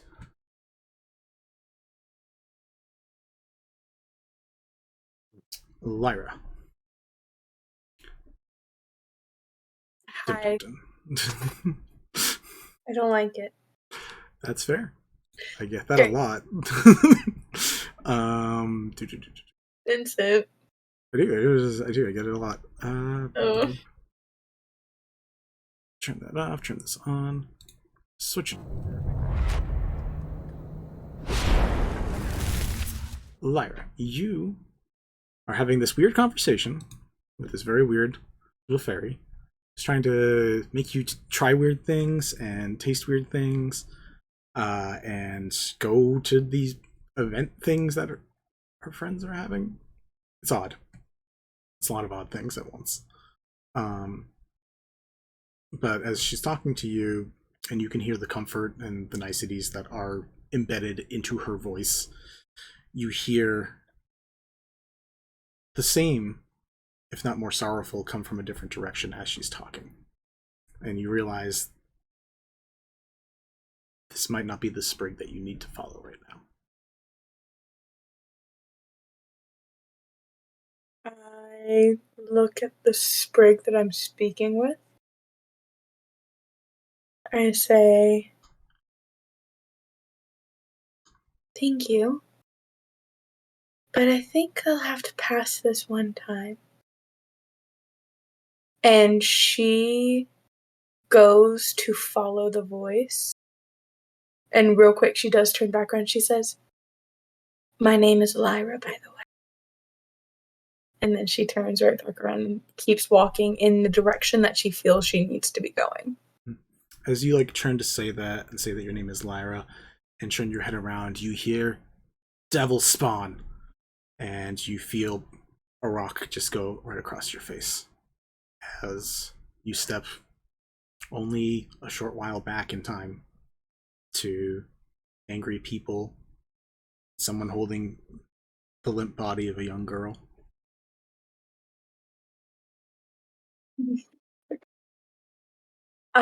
She flinches at the words and the rock, and she looks at them and she says, I didn't mean to.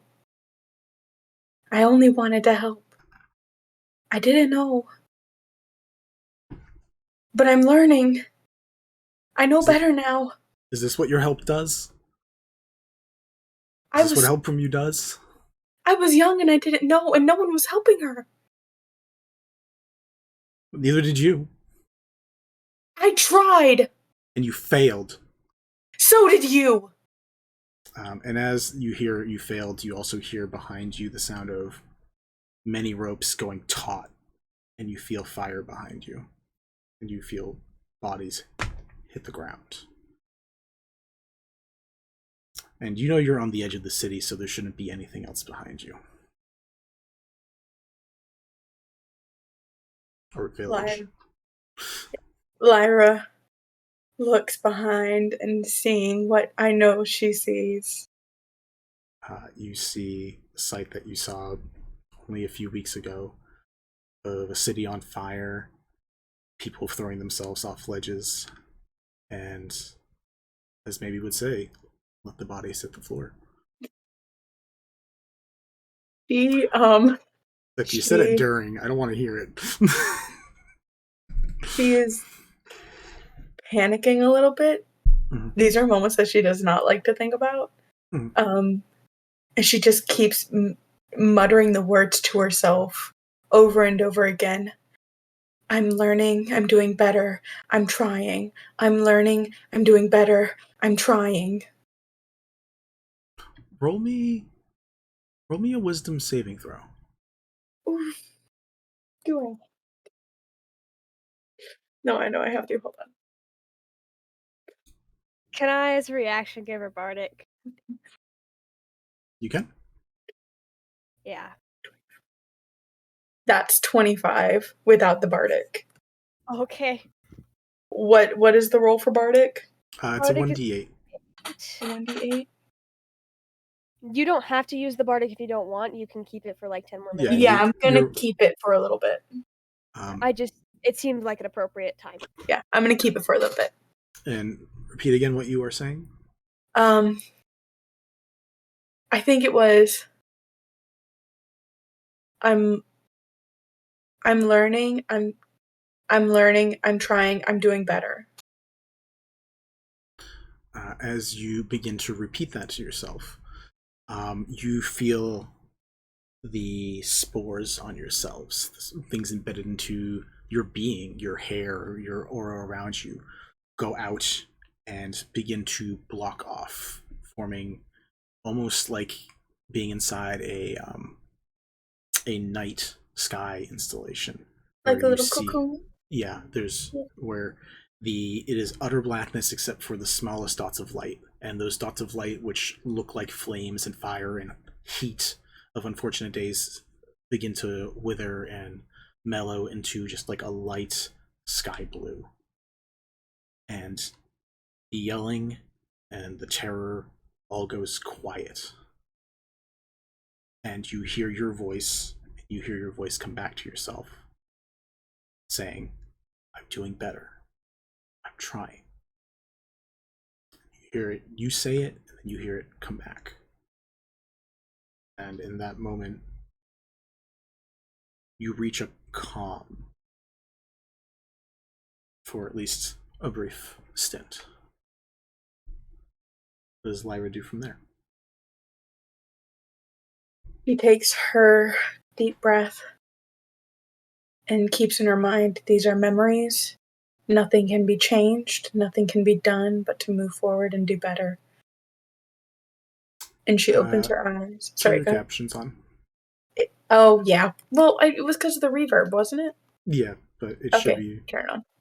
Okay, are we good? Mhm. Okay, cool.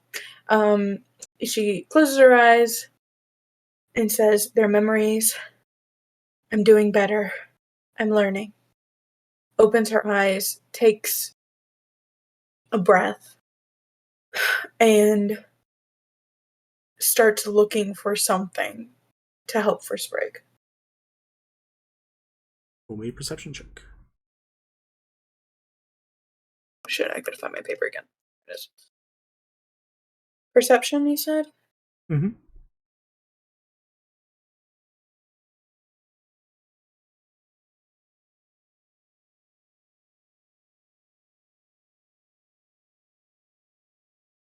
17. As you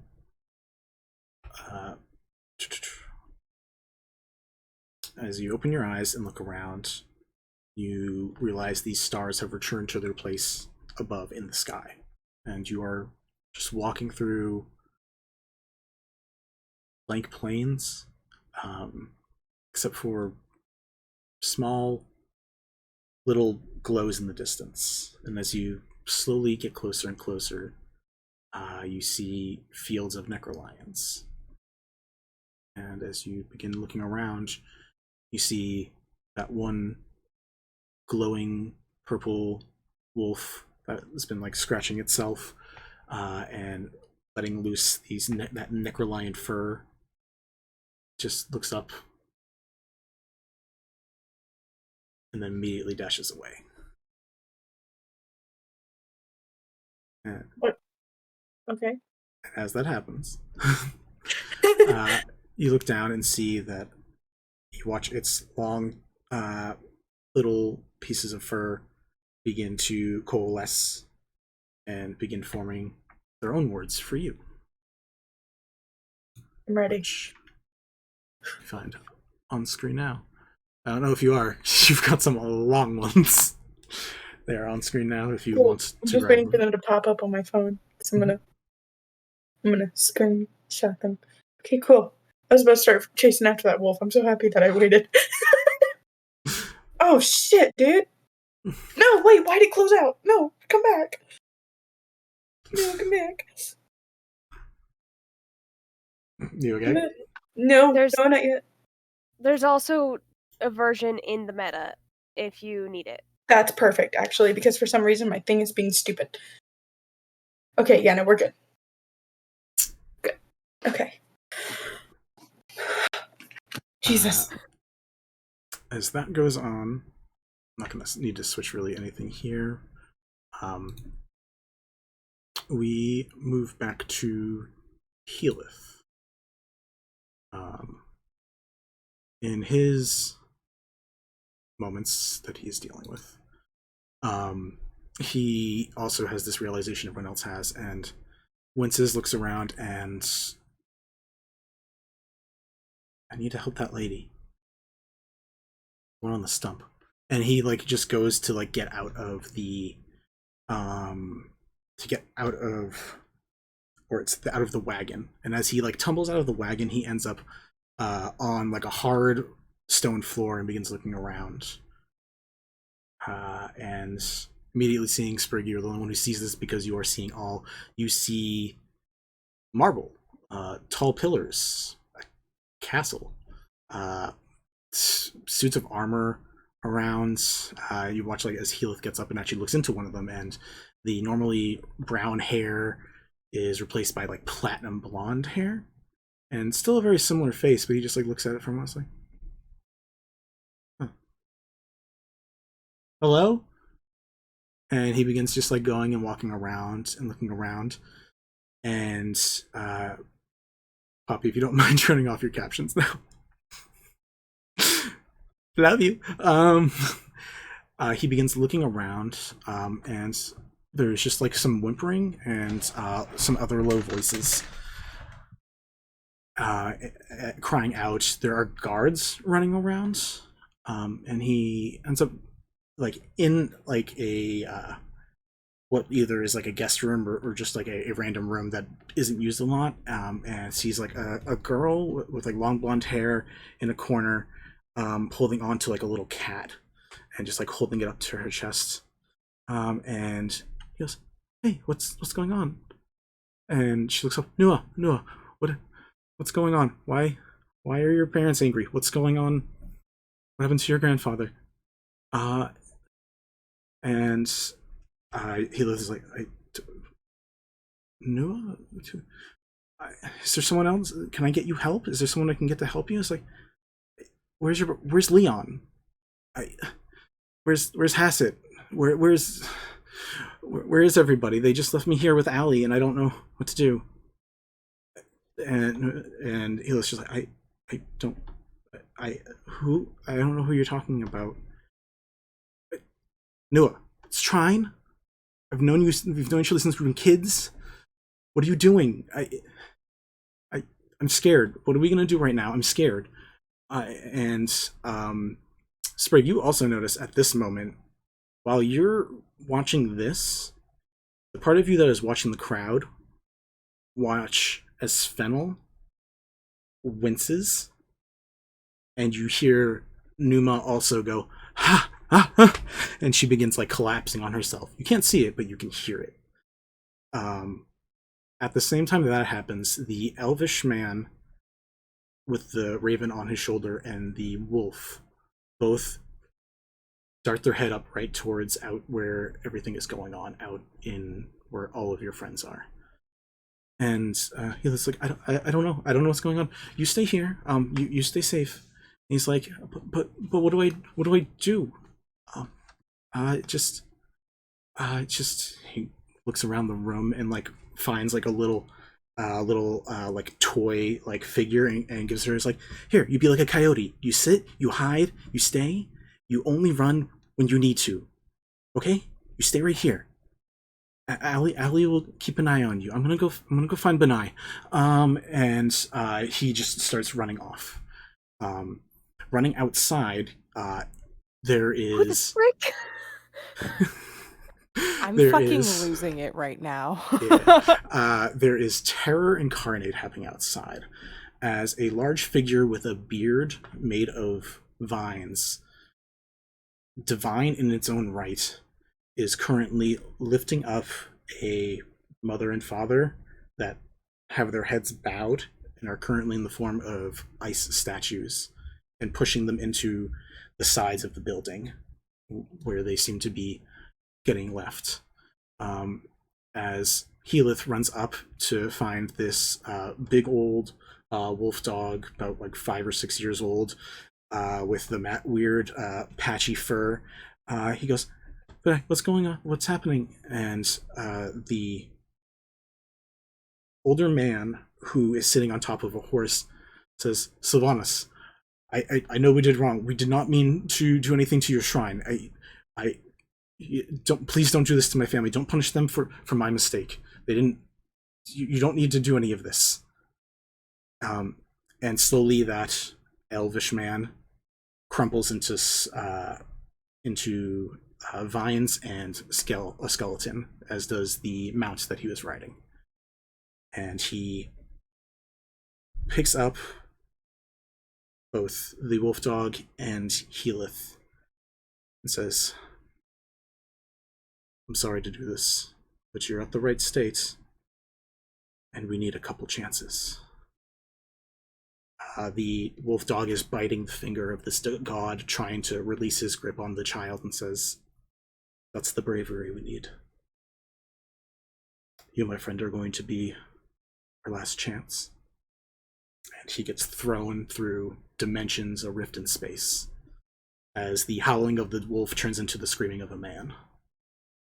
And then Healith sits in his hand. He says, what are you doing? What are you doing to me? I don't get what this is. And you're going to be our last resort. And the hand closes in on him. And Healith then wakes up in a forest that you guys have been through a few times, at the foot of the Septiera Mountains, looking around confused as a 5-year-old child once again. And he finds his way to a small patch of land and begins looking for food. Pulls out a carrot, chomps into it, begins looking around to see if there's anything else, and finds a weird little chest filled with buttons and miscellaneous items and random bits and bobbins. And on each of them is a small word for him.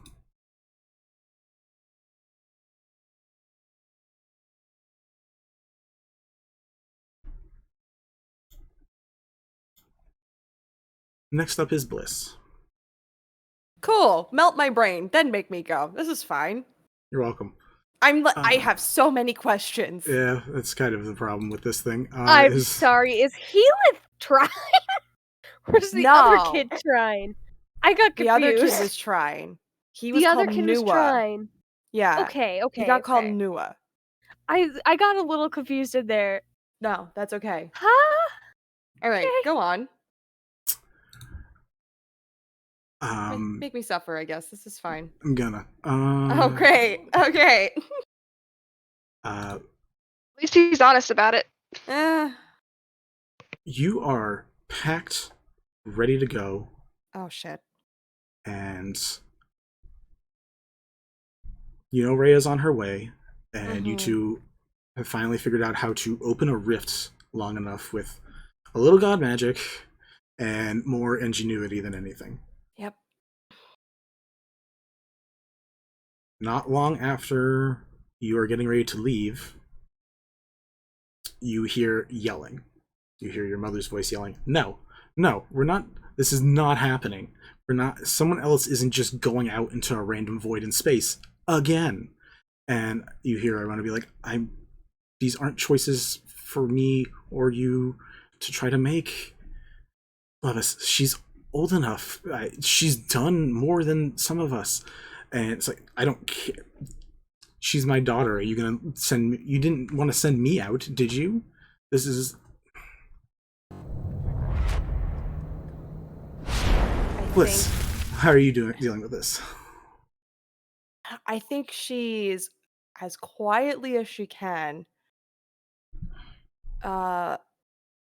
trying to sling her bag over her shoulder. I feel like there's no at the Castropal State, I feel like there's lots of tall windows, but it's more like small windows stacked on top of each other because who wants to deal with like trying to open super large windows like that? So it's hard for her to just like climb through a window with her fucking big ass wings and like make a break for it.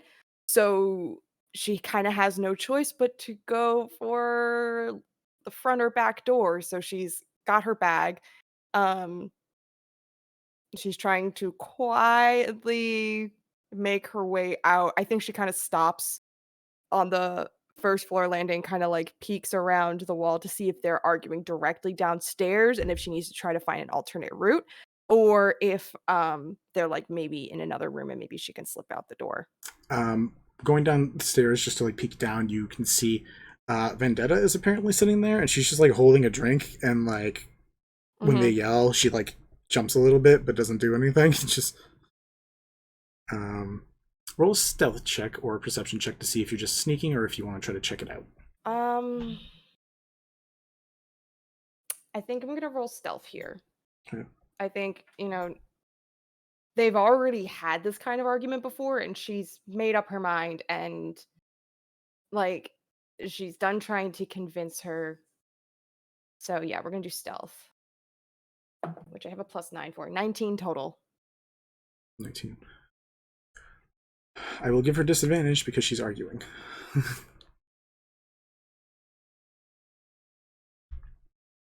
She got a nat 20 and then a 17. So 17 without bonuses. So she looks like towards Vendetta and it's like, what would you do with Vendetta? And like as you like she looks at Vendetta, you're like creeping in the background, just to, like get into this thing.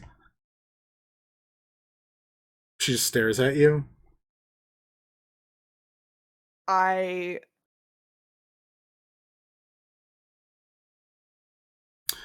She takes her javelin that you gave back to her. Like it appears in her hand and she tosses it straight out the door to keep it shut.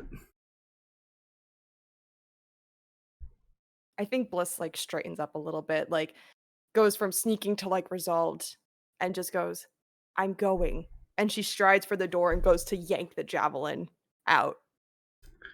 Yeah, without talking, without speaking to me about this, without having any type of conversation, you're There's going to nothing bring else Rhea. to talk about. You're going to bring Rhea instead of me. I would like to see my husband. I know, but I would like you to stay here where it's safe so I can bring him back to you. Well, same thing, Bliss. Same thing. I would like you safe here and figure out a way after you watch her like wince her shoulder a bit. After I get a little better, I can go find him. I've done this a lot longer than you. I've done the plane hopping. I get that you did some crazy stuff down there in Avernus. It's I been get it. 20 years. It's been long enough. Just stay here, rest, focus on getting better. I will find Dad. I will come back. I came back from Avernus with you, okay? Fucking Avernus. All right? I will be fine. Rhea and I will be fine. I think assuming she's not putting any kind of effect on it, she will yank the javelin out and throw it on the ground. She says, you don't know that.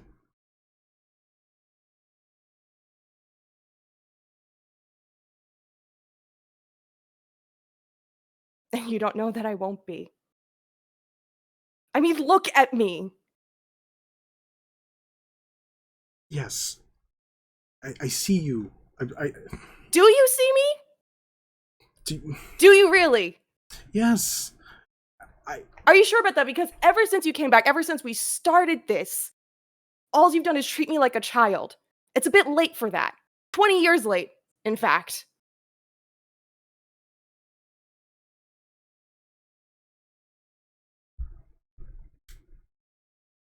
You've had your adventures.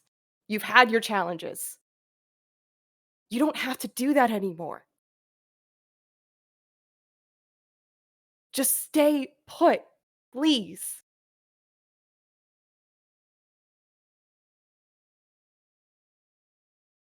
She doesn't say anything. She just starts nodding and like turns away from you a bit. And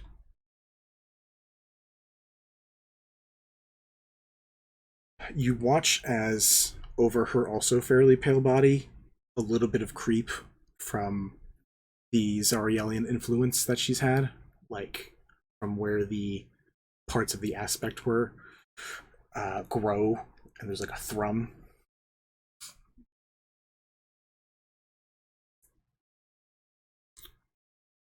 Be safe. She just walks away. Mom.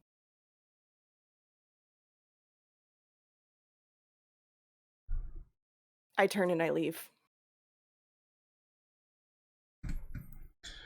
As you walk out the door, and as you go through the process of meeting Rhea, and you two fall through space and time, you find yourself surrounded by stars.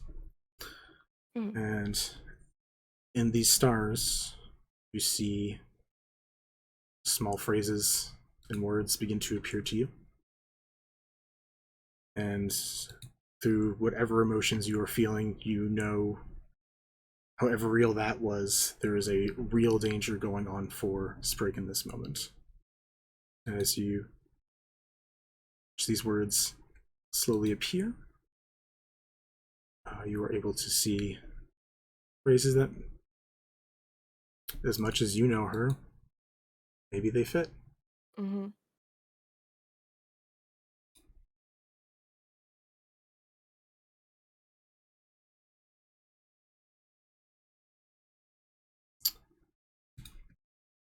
Cool. That is bliss. Yvette. Hi, your turn. Hello. Hello. Hello. Hello. Let's. I can't mix Mint's hello anymore since I started taking tea. Hello. Hello. Hello. Hello. Yeah, no. Hello. Hello. See, I can't. Oh. I love you both. You are, again, in this library, about to put books down, about to sift through all this knowledge. Hell yeah. As this girl is looking at you, wondering how the hell you just got permission to stay in this library overnight. And as she's just staring at you, you hear her voice, but a little more matured, a lot heavier, coming from a different direction. And whatever moment you were living in this, you snap a bit and remember why you are currently knowledge seeking. What do you do?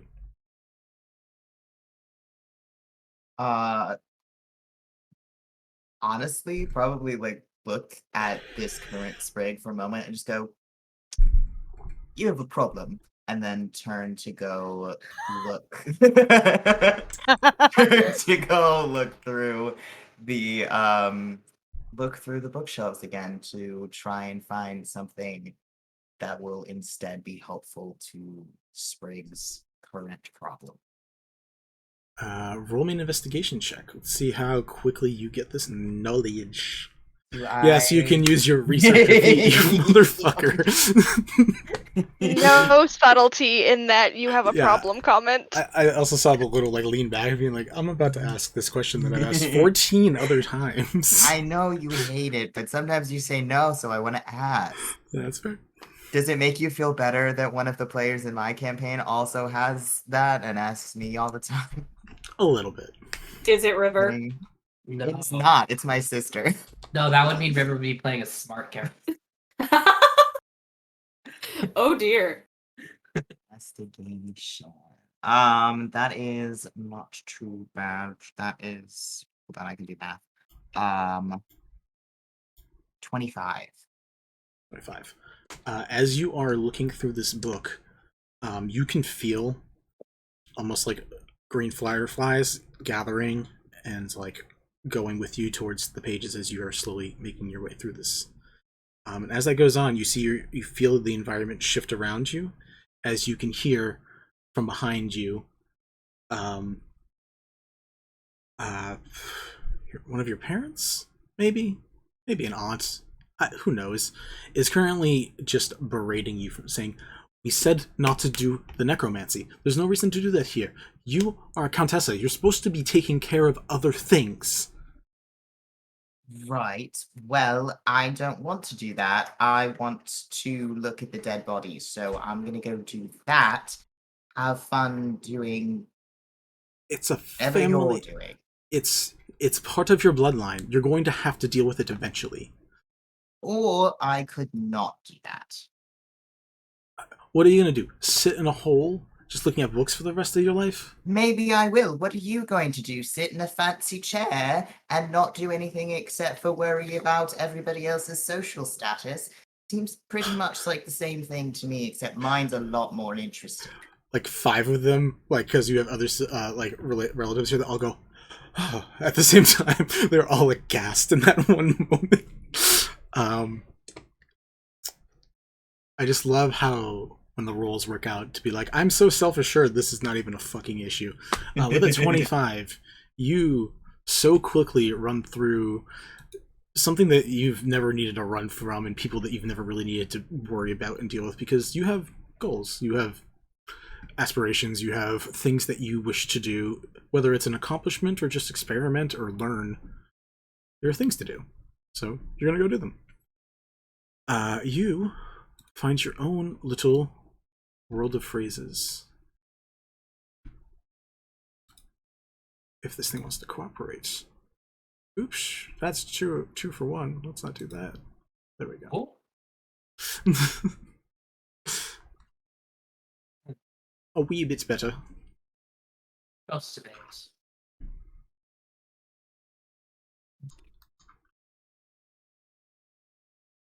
The words cut off. Hate that. Like, I appreciate it, but I hate it. Don't know why that's being such a pain, but that's fine. There we go. Rach, don't you need to leave? I have about 45 minutes. Okay, cool. I've been trying to time it well, and I'm glad I'm at least kind of on the ball with that.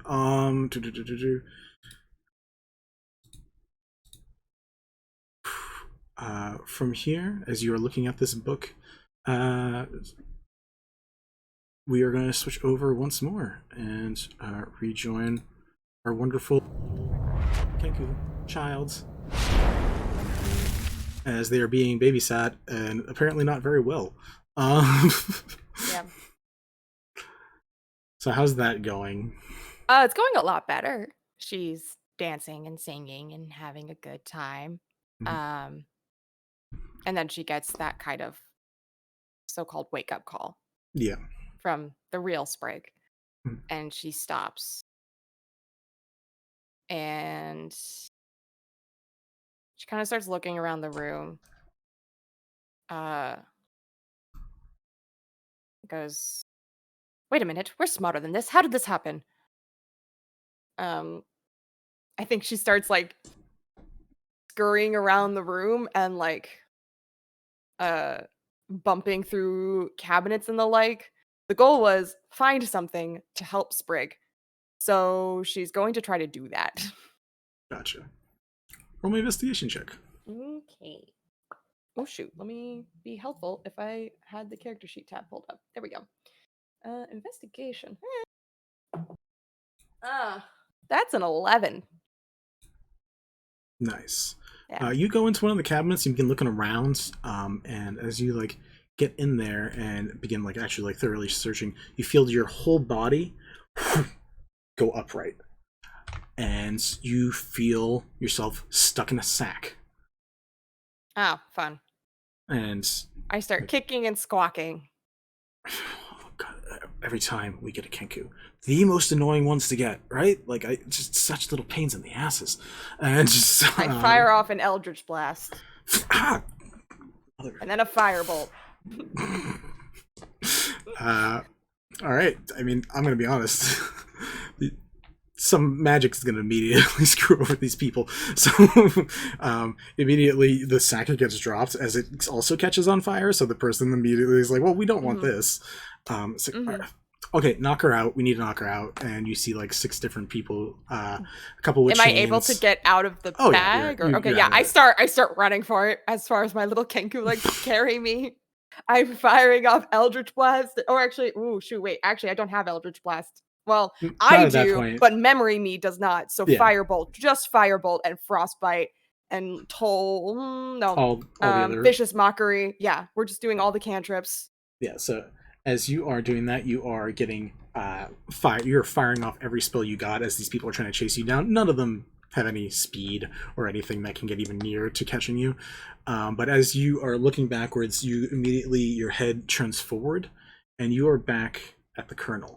You are back at that moment when you see somebody on the ground with one of the Nunsalad, one of the black robotic robots, about to go over them with a blade, an arm for a blade, and about to just swipe down at this person on the ground. The choice that I was given again was stay and spare them or let them die and I could leave, right? Yeah. I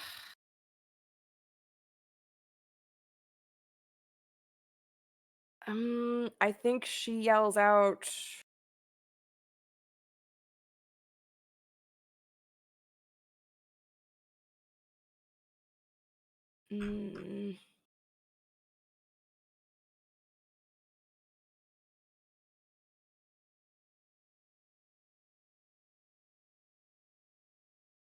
I think she just yells out, "Motherfucker!" as in stop. The arm stops, the body turns towards you, and starts approaching you instead. Kelemvor does not like that. You hear a little of a crazy laughter. No, I'm sure he doesn't. But we need a body.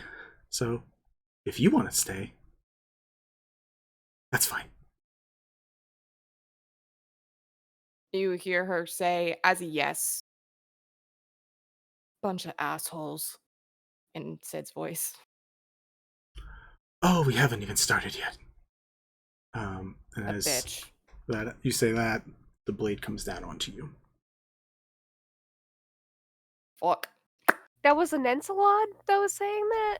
No, the laughter came from somewhere else. Okay, great, because it sounded like your Chaos God dude. It did a little bit. I don't like that. I only have like 7 voices, guys. Give me a break. Nope. It still freaked me out. It was a little creepy. That's fair. Maybe you wake up Yep. in a room, Yep. but this time there's no one else there. Oh, that's weird. 'Cause last time it Instead, was like 20 some odd people, right? yeah, and you're not chained down, but this time you find in the center where the illusions were brought up to like illustrate the What things was that you've yeah. learned. Yeah. You just see words floating around in free space. Ooh, okay. That's cool.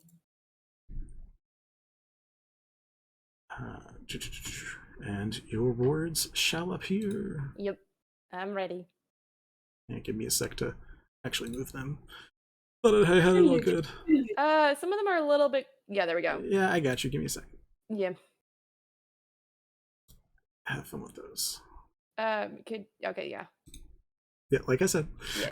Awesome. Cool. Sorry.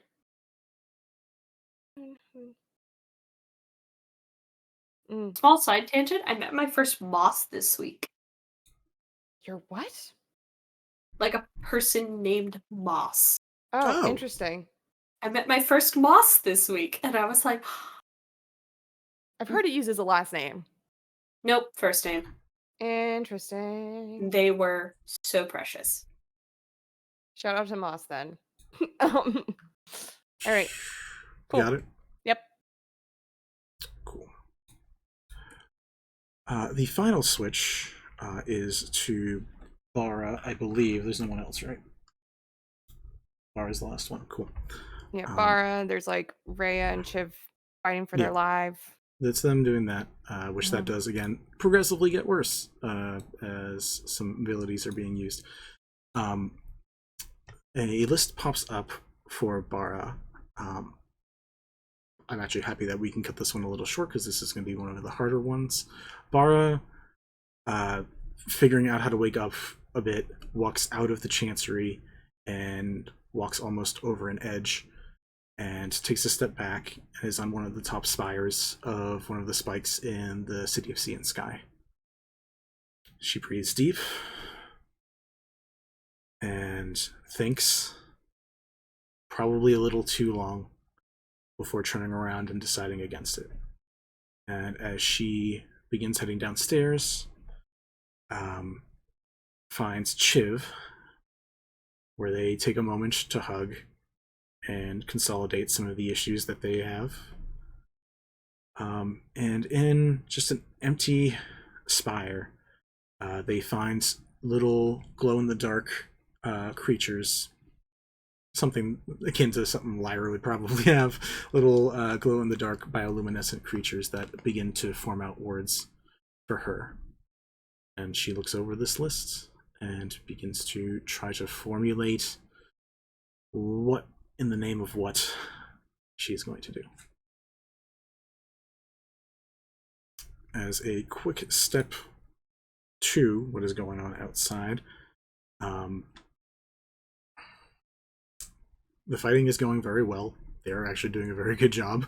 You have used abilities less times than I thought you were going to so far, which is very good.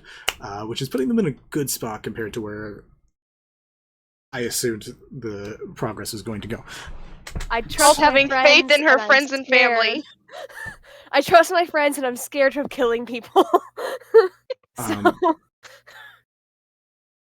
This part is going to. Everyone has their lists, right? I don't need to keep any of them up right now.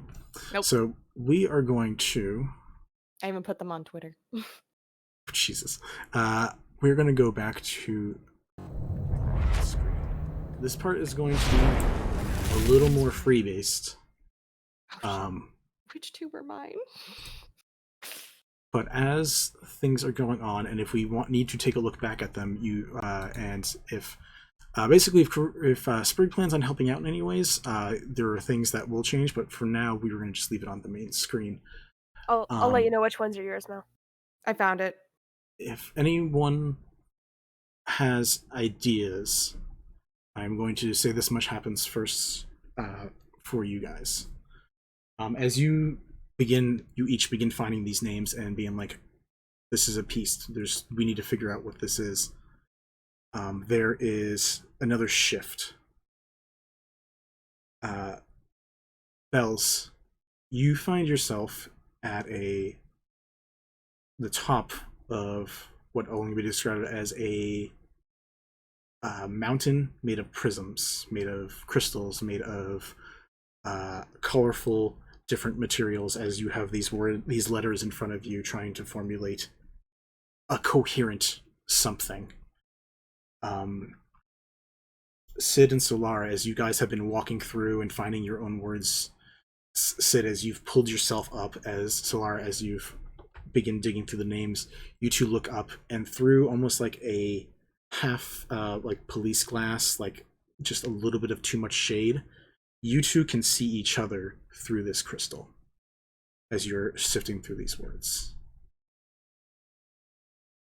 Lyra, you begin looking around and you see yourself trying to find these words and figure out where you need to go with them. And you hear a voice back, "Hey, I know you. My friend Sprig wrote a story about you." And you see little Hilith.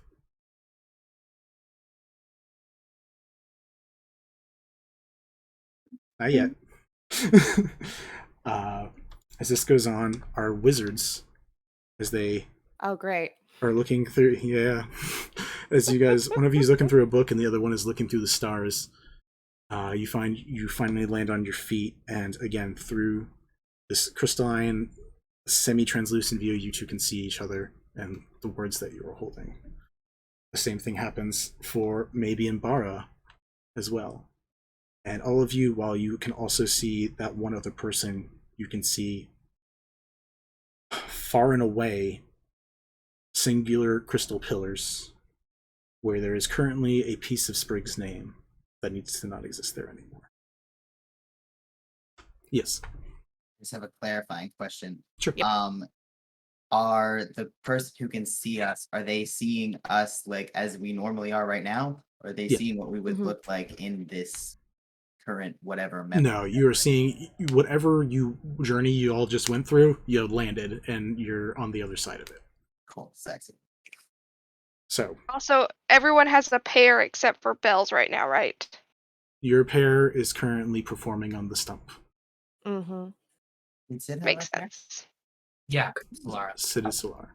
So, in this moment, unless hints are needed, in which case Sprig may provide, if Sprig also wishes to up the danger level. For now, it's up to you guys to figure out what you guys want to choose. So, quick clarification. Hmm? You said that on the mountain there's a name that needs to not be there? Correct. For specifically Bells, there is no name in front of what you can assume is an area for whatever Sprig's chosen name is. For the rest of you, it is, you can see the pieces of what came before for Sprig. In front of, for instance, in front of Solara, you see the last name Sweetblossom. In front of Lyra, you see the title Author and Teller of Tales. In front of Yvette, you see Highest Aspiration. In front of Bliss, you see Showwoman. In front of Sid, you see Daughter. In front of Maybe, you see Sister. And in front of Helith, he sees the word Twin.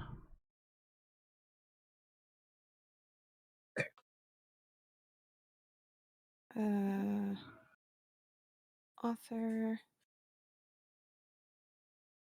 And Bara sees the Ypsilar, but no one's really dealing with Bara except Maybe. Yeah. So you guys have your lists. Okay, wait. Sorry. I can send you stuff that will help with that. Yeah, just those think. keywords. Sweetblossom, author, teller of tales. There was more. Yeah. It is her title that she gave, divvied up into specific portions.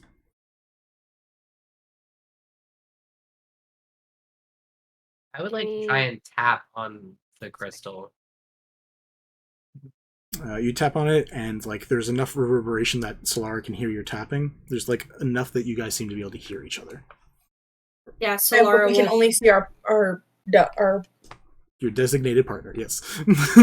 I'm also gonna give a little tap and go, hello. Yeah, Solara's gonna go up and put her hand like flush to the crystal and just be like, "Can you hear me?" And I can, right? Yep. Yes, I can. Cool. And she's gonna turn back and go back to the names and just. These are all names. Do you see anything? I also see words and then another word over there, which I'm not sure Words. what that is though, because none of us know. Oh, that's a good point. Right. Can I roll to investigate this thing and like try and get an inkling of what needs to be done to remove the name? Roll me investigation. I would also like Please. You may also Please be good for me. Can I roll I have insight? yes, and Solar. I have a clarifying question. What's up? Did Pent or did the Fey Court tell us that we have the opportunity to rename? Yes, it was Yes, clarified yes. that you guys are Okay. specifically changing. I'm That trying is not the to. game. I'm trying not to metagame though, because I'm like, wait a minute. So It's a 24. Pretty darn good. What do you want clarity in, Lyra? In this moment. Do we need to get rid of the name and put a new name in its place? Correct. And how do we get rid of the name? From what you can tell, I'll say with a roll like that, it probably is going to cost you more than... one of the things that was said is that you guys would learn parts of each other's names. So there might be a trade that needs to happen. Oh. Okay. A trade? Okay. Cool. Solara. Oh, go ahead. I got a 31 on my investigation. Oh, fuck you. Bro, the fuck? 31? From what you can tell, Fucking how? you I can have just a literally... plus 13. Yeah, no, this mofo. How? I didn't even roll with advantage. Yeah. For simplicity's sake, it does look like it is easy enough to like. It looks like you could take it out and put something else in there, but the complexity behind it depends on how well you think you know what you can give, what your equivalence might be to say or give or share, and what you think Sprig. What you think would work if what is currently Sprig's name is the 100% perfect true name for Sprig. What is 95%? What is 90%? What is the closest and best you could get to really giving Sprig, whatever she may be called after this, a name that is her? So, do I get the vibe that we essentially need to basically just pick one of the options that we have in front of us and like flop it out? Yeah, from what you can gather, it is literally that simple. Whether it's magically or arcanically that simple is until you test it. You know, as a good researcher knows, you got to test things sometimes. Solara's gonna knock on the glass to Sid and be like, watch this, and go over her last name again and kind of show that she can lift it and be like, I feel like this is mine. I can claim this as mine. So maybe we can claim something for Sprig. And she kind of like, you kind of see her like go over, run her hand over, and it lifts up almost translucently. And then she puts it back down and it does its thing. And she's like, so, and she kind of just leaves it open-ended, but essentially, so we can pick from this. And she kind of gestures to, I don't know if Sid can see it, but her list of names that she yours is on the ground, so we can say Sid is like able to see these glowing words that are on the ground. Right. Okay. With that idea, I would like to try to do the same thing for the word tune. TWO? TUNE, I think. Yeah, tune. Yeah. Oh, okay. I'm hearing.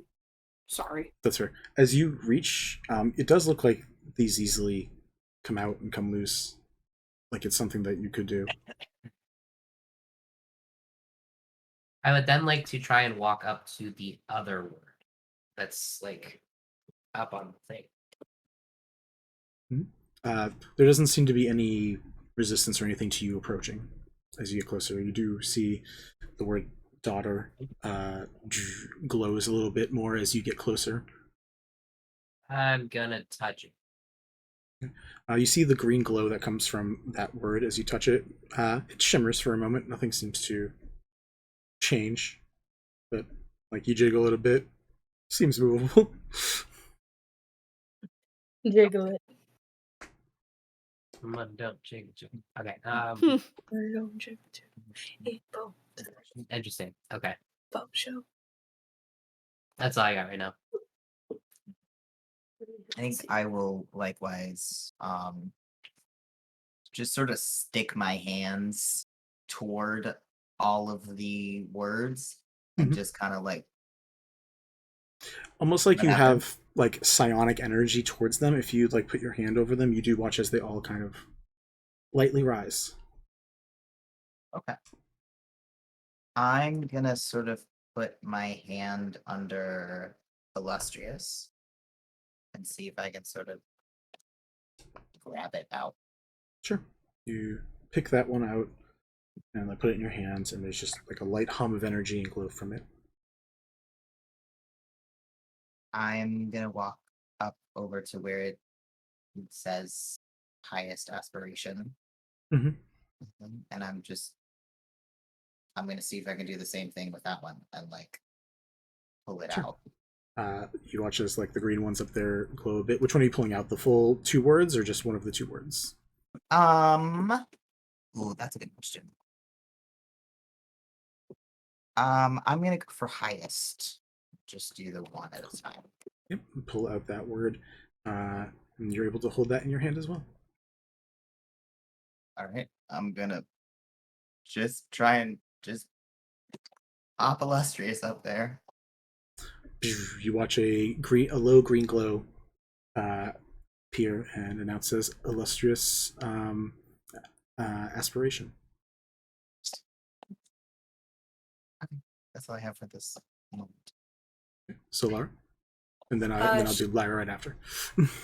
She's gonna go up to a couple of the names and just go, no, no, no, to like everybody that she immediately knows as like she recognizes the last names. And one of them she sees and she's like, that might fit. And she goes to Tartulip, and she kind of does similar to Mint, but similar. She puts her hand over it and kind of runs her hands across, and as she begins to lift, she kind of lifts it kind of up, and she kind of almost pushes it off into kind of the air around her. Point of chaos, she would not know Bliss's last name because they literally just met. Yeah. Just throwing that out there. She does know. Oh, so Lara. I thought you meant like. So Lara. No, yeah. so Lara doesn't know Bliss from Adam. Yeah. Like, nope. Doesn't even Not know her Bliss name from is Bliss. Sorry, I was going to make a stupid joke, but no. Damn it. That's actually a pretty decent one. No, she doesn't know Bliss at all. She doesn't even know her name is Bliss. So it's just like. As you. So Lara's never known happiness. Yeah, if you pull up Tartulip, it does like it can leave your hand, and it is like ethereal in a sense. It is able to float and be there in the space, and you do see that it like same with the other ones. The same way you did with your own name, you're able to move these, and it does seem to respond to your touch. Yeah, she's gonna try and like lift it a little bit higher, and just than the others or than her own, and kind of like try and like to the ceiling. She's gonna raise the roof with it. Okay. Are you trying to actually do a replacement of where her name Sweetblossom is? Correct. Okay. You grab the name Sweetblossom down, and as you take it off, the green glow on it lowers a little bit. As you put in Tartulip, you see that a red glow begins to take its place. Danger. And she goes, I don't like that. And she's like kind of swipes forward and pulls it back down. Roll me initiative real quick. Oh, shit! God damn. Oh. Why? Oh no. I want to assist. Natural 15. Frick. Oh. My initiative bonus, come on. Work. 19. 19. What was your spell save DC, Sprig? 17, I think. 17. 17. Oh, good. You watch as red crackling begins to try to take hold of the crystal, but you realize very quickly that was probably not the one that was meant to be there. But you save it before anything takes place. Oh no. Frick. Lara, you had a hand raised. I did. I want to. I just wanted to do my own little. I'm going to knock on the. Is there the glass thing separating me and Healith or no? Yes. Baby Healith? Okay, cool. Going to knock on the thing, and I'm going to ask him, "What is your word?" I have twin.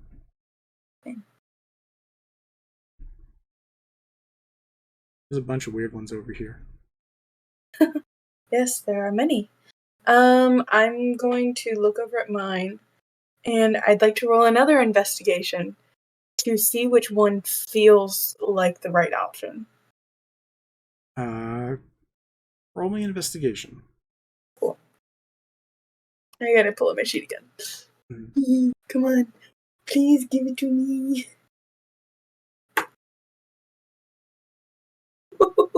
That's another 24. 24, very, very good.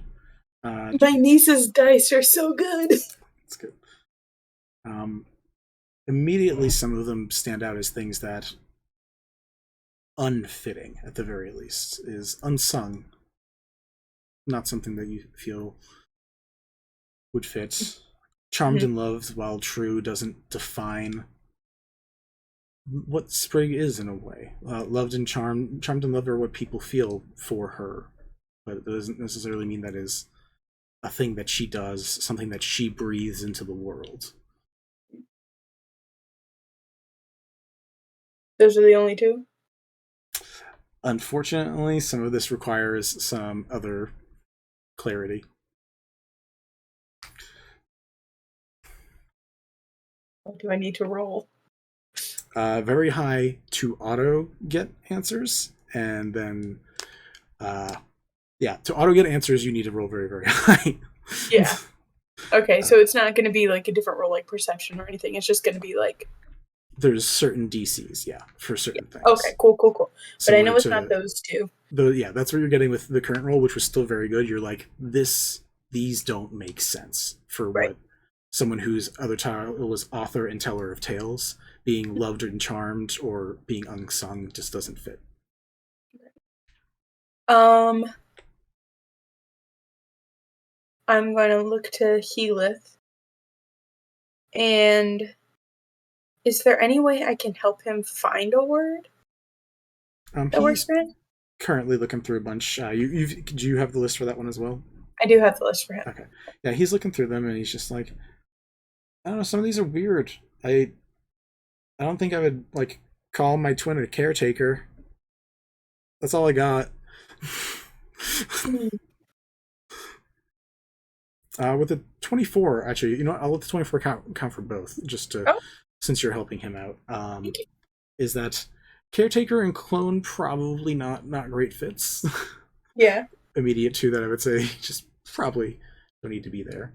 Most of the other ones, in some sense, could be something that Sprig feels with specifically Belladona. Okay. I want to look at my words. And I want to check how legend speaker feels. Does it feel right? Does it feel like Sprig? Give me an insight roll. Oh, let me get it back to the thing. Oh, that's not that much better.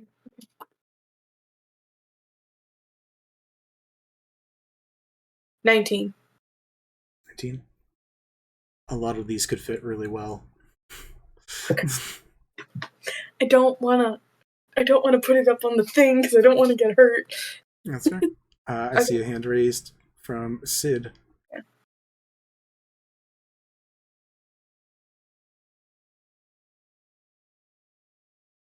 Sorry. Hello. Dinner. I would like to, because I rolled pretty shitty on the insight, so I can't imagine I know anything. I rolled like a 9. I'm gonna take child and try and replace daughter with it. Not knowing how this game works and rolling so low, I'm just gonna do it. Cool. You watch as the green daughter fades. You try to put in child, and you watch a red arcane energy begin to take hold. Oh, so there are wrong answers. Yep.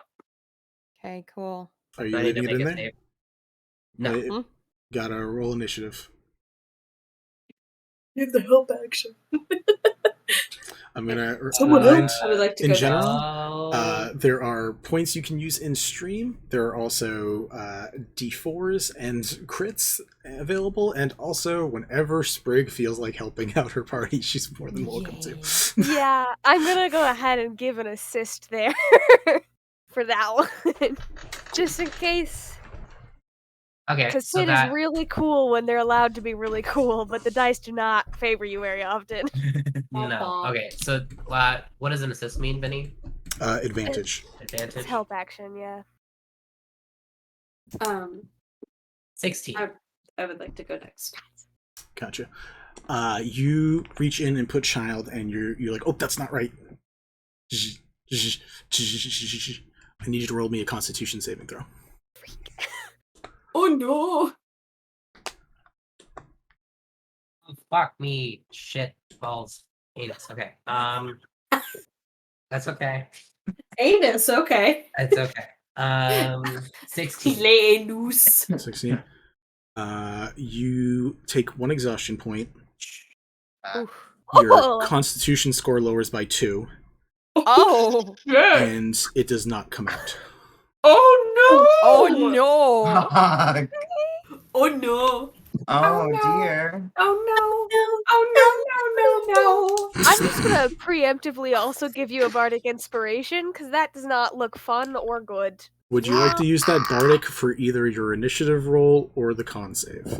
I would like to use that bardic for the con save. Is it a D8 now? Green? Yeah. I will say you auto succeed. Okay. So, someone's spell save DC is 17. So. Oh, fuck. Okay.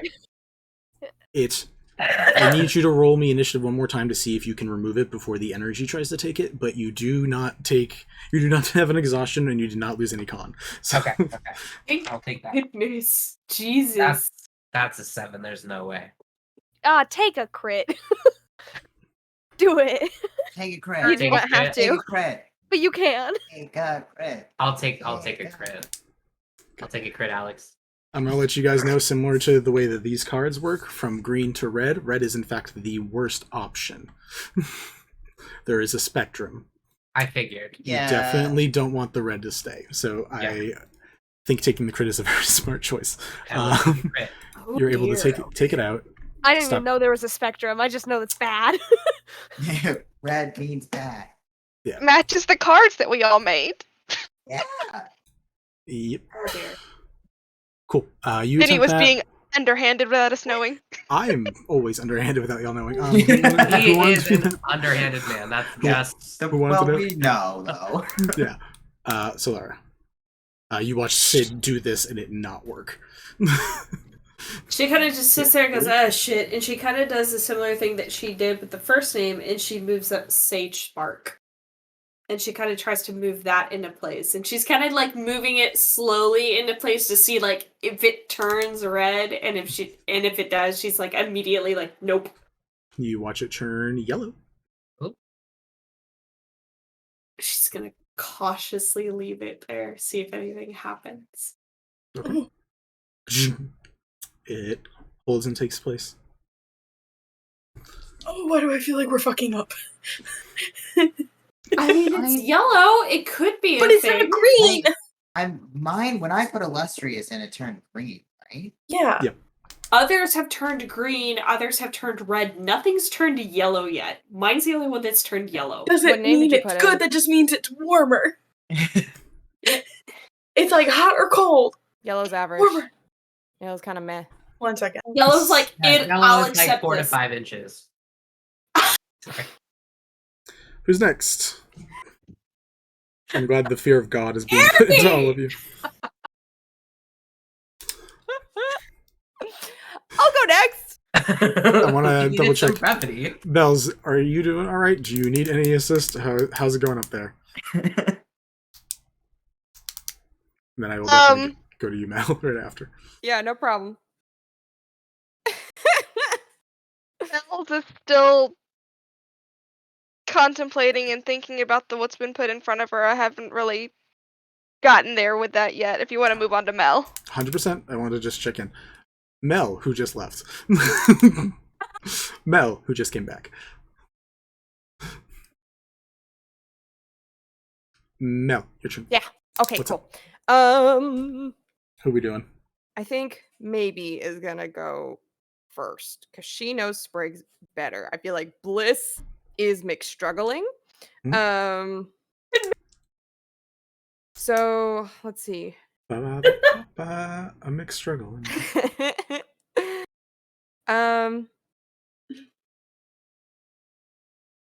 So like only 3 of these are twin related. Oh no, wait.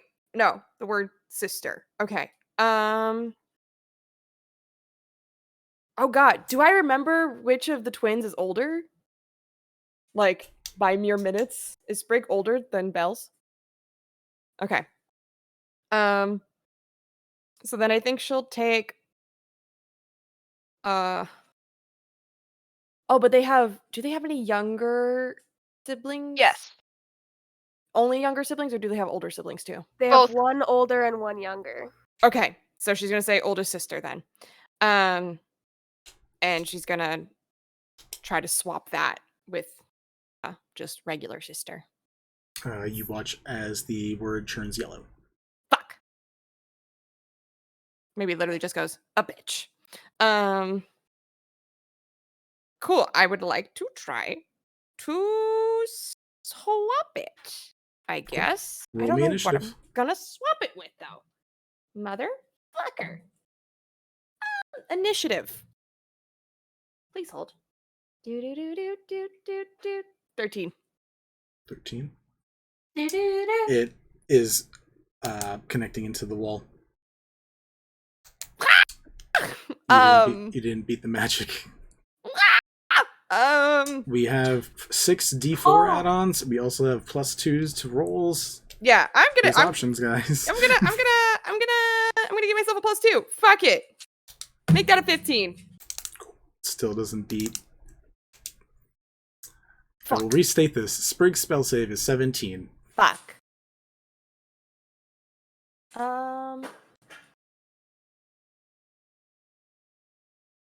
May I use a D4? There's 6 of them. Okay. I just like to ask ahead of time. Also, I'm sorry, my dog is going absolutely feral. Ooh. Oh my god, it literally leapt out of my tray, back into the pile. Wait, so I had +2. You have 15 right now. Is it a 1 or a 2? It's a 2. You beat it. You're able to remove it. Bless. What? Bless. Oh, I thought you said bliss, and I was like, excuse? No, she's not going right now. I don't know. I'm gonna think on it again. So go to someone else. Maybe go back to Solara so she can like wrap up because she's almost out of time. Yeah. Yeah, so if you'd like to give another shot. And again, Sprig. He's going to... Yeah, I don't know how rounds work is now, that? so I will help if you need help. It's you need to choose when you're going to, again, give someone advantage on a roll, give them Bardic Inspiration, or give them Clarity. Okay. If you don't do it, technically there's never a new round. So rounds only go when you decide to use your powers. Oh, great. Okay, I didn't realize that. Sorry. She's going to kind of move Sagespark down and move Cadell up in place. I'm gonna give you clarity. Go for it, please. So, for clarity, if you would like to look back onto the screen real quick, we're gonna switch up some words real quick for you. Wow. And what this is, we're doing, where is the order? Solara. There we go. Come on. Transition. And let's see. The words are back up, correct? They're loading right now. Okay, yes. With the help of clarity, you find that Sprig does have preferences for what she would have. Oh. Okay. There's people that she loves and feels that's family in certain ways. There's people that maybe she doesn't see as much and can't quite keep the name or doesn't know the name. And there's names that are just insulting or can't be used. So I'm sorry. I'm just finding it hilarious that Celestrana is just in orange right now because I'm like, I'm sorry. With kind of this clarity, she's gonna kind of put it down and move Amakir in place of Sagebrush, and just kind of move that into, and just put everything else down and just be like, that one. as you put that one into place, Lyra, Yes. you feel a swelling inside of you. And as you feel that bit of swelling, you also feel a twinge of clarity. Sorry. You look at the names, and again, you see the ones that you weren't sure about, and then the ones that you considering, like Legend Speaker. And you see that there are a few here that you think ring a little truer to her. Such as? Check the stream. Bitch, I have my phone's on 10%, okay? Okay, fine. Give me 10 minutes. All right. Well, Give me a minute. Somebody take a picture and drop in the chat. To give the clarity, the ones that seem to fit best. Yeah, there's an ad. Glow green, of course there is Lore Weaver and Tailspinner, Wonder Watcher and Storykeeper, and Legend Speaker. Those three seem to have a thrum that fits. Okay. Still waiting for the fucking ad to end so that I can screenshot it real quick. Okay. I mean, those are the three. So just like those three ones that are. I know, but. Okay. I'm gonna drop it in the chat. Yeah. While Lyra is figuring that out, I don't want to mean to interrupt, but I do have to go, everybody. I am going to stay on stream, but I'm going to be muted and have my camera turned off. But I love you all. Thank you so much for having me. I'll see you guys next time. Bye, guys. I love you. Bye. Goodbye, friend. Goodbye. The picture posted, Poppy. Yeah, I know. I see it. Okay, she's going to look between Legend Speaker and Wonder Watcher. She's going to pick up Legend Speaker and place it and remove the name that she has on there already, which is Author and Teller of Tales. Remove it and gently place it and replace it with Legend Speaker. Nice. With Legend Speaker fitting, you see it glow green, and the similar to what happens with Solar is the crystal ignites with green energy. Okay, great. Then I go to work helping heal it. Gotcha. What was Solara's result in the end? Sorry, I missed it because my dogs are being crazy. It was Makir. Amakir. Amaker. Amaker. It's Lyra's last name. Really? And that walked in green? Yep. And Sweetblossom was red. It can't be used anymore. I'm still gonna be offended by it. We're sisters now. Y'all are no longer sisters. It's me and Sprig. Names don't. Usurped. I need to interrupt this stream for Yeah. some very Wait. important information. Please admire this stocking that my husband bought. Oh, Yeah. fuck. The That's baby. It's so good. Oh my god. Who's next? It feels very reminiscent of the club. Like Toy Story. I would like to try again, and I would like to roll for an insight again this time. Do it up. Please, God. No! Hold on. I think it's like a 13. But we'll double check.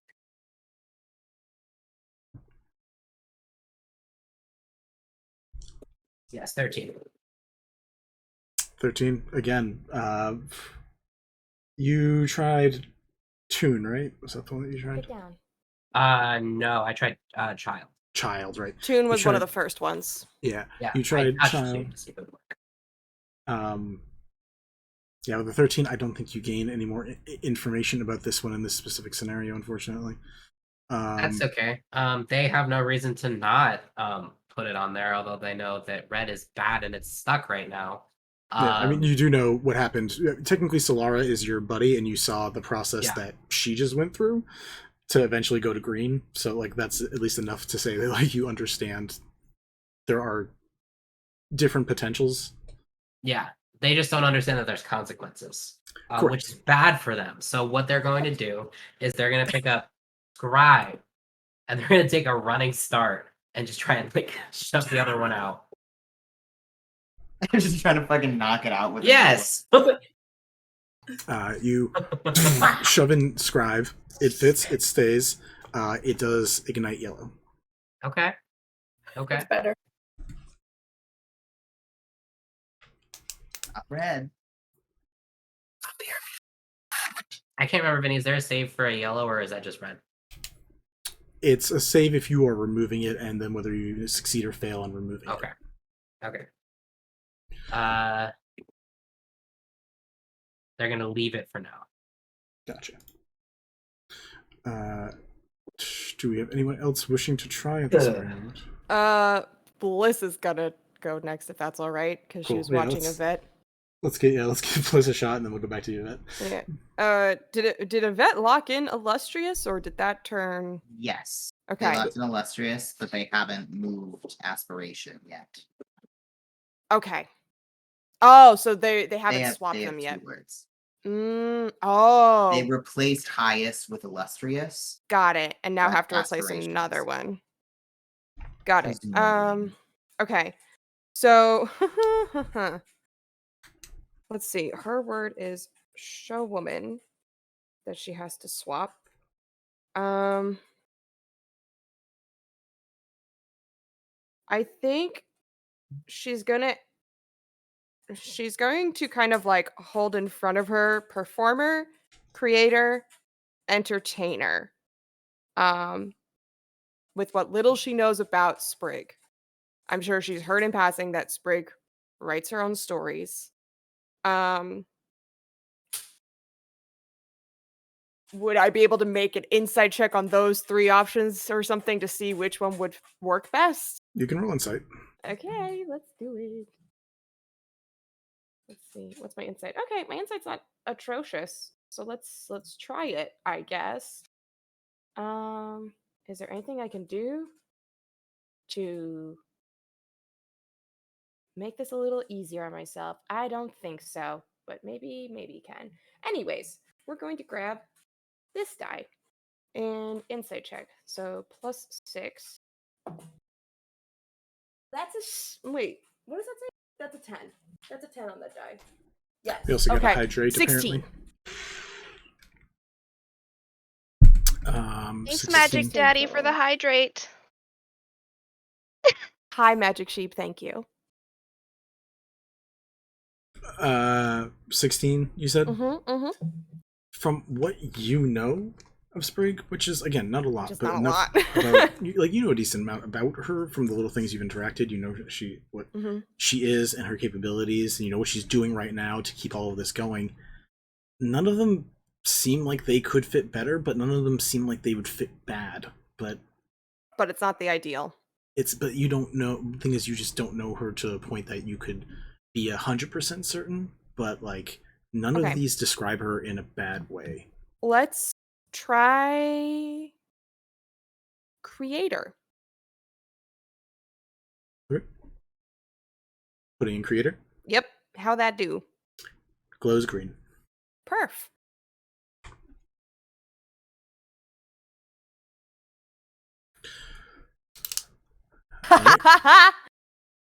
I saw that dab, sir. Kareen, roll me 2 d20s, because I'm gonna have both of the NPCs at least give it a shot. What are Can I those give as assistance natural- to Helik? Sure, you can What give are that those back. as a- What Huh? this is a natural 20? Oh, Hell yeah! cool.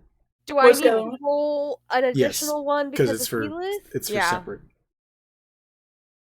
Yeah, give the nat 20 to Bara. Yeah, let her have that. Helik's got advantage because he's She got deserves assistance. it. That's a 17 on the other one. Did you roll it with advantage? Yeah. Oh. 17 with advantage. Okay. Give him Bardic. Bara, maybe you watch as Bara smiles down at one of the names and takes out Ypsilar and puts in Juniper, and you watch it glow green. Oh. Nice one. Gay. That's gay. Oh. That's gay. I don't know, it's all just a smile for so me, mature. bruh. As for who was the other one? Healith. Let's see. What was the total? 17 on your roll? 17 on the die. 17 on the die, which is still pretty good. But he is also 6 years old. I thought he was 10. Baby. Nah, No, he's he's like six. 6. No, He's a wait, no, wee go fab. with it. Oh, No, sorry. he's 10. He's technically 7 now. Sorry. Now? Wait, He's what? How long have seven we been now? gone? How long I'm have sorry, you been what? here? Jesus.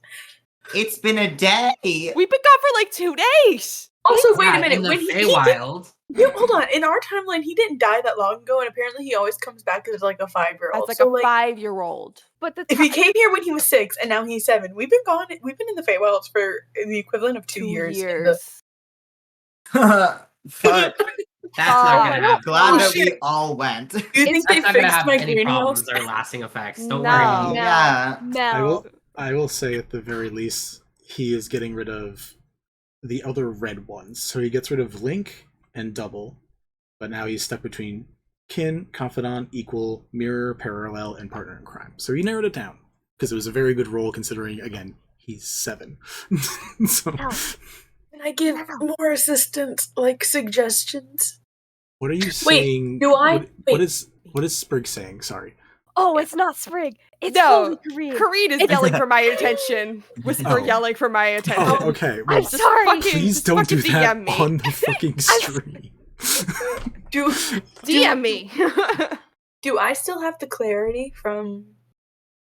That the clarity was basically a surge from Solara's correct move to you. Okay. So that was kind of like a one-off. So it's just a one and done. Okay, cool. Yeah. Can I roll an investigation to see which ones I think would work better?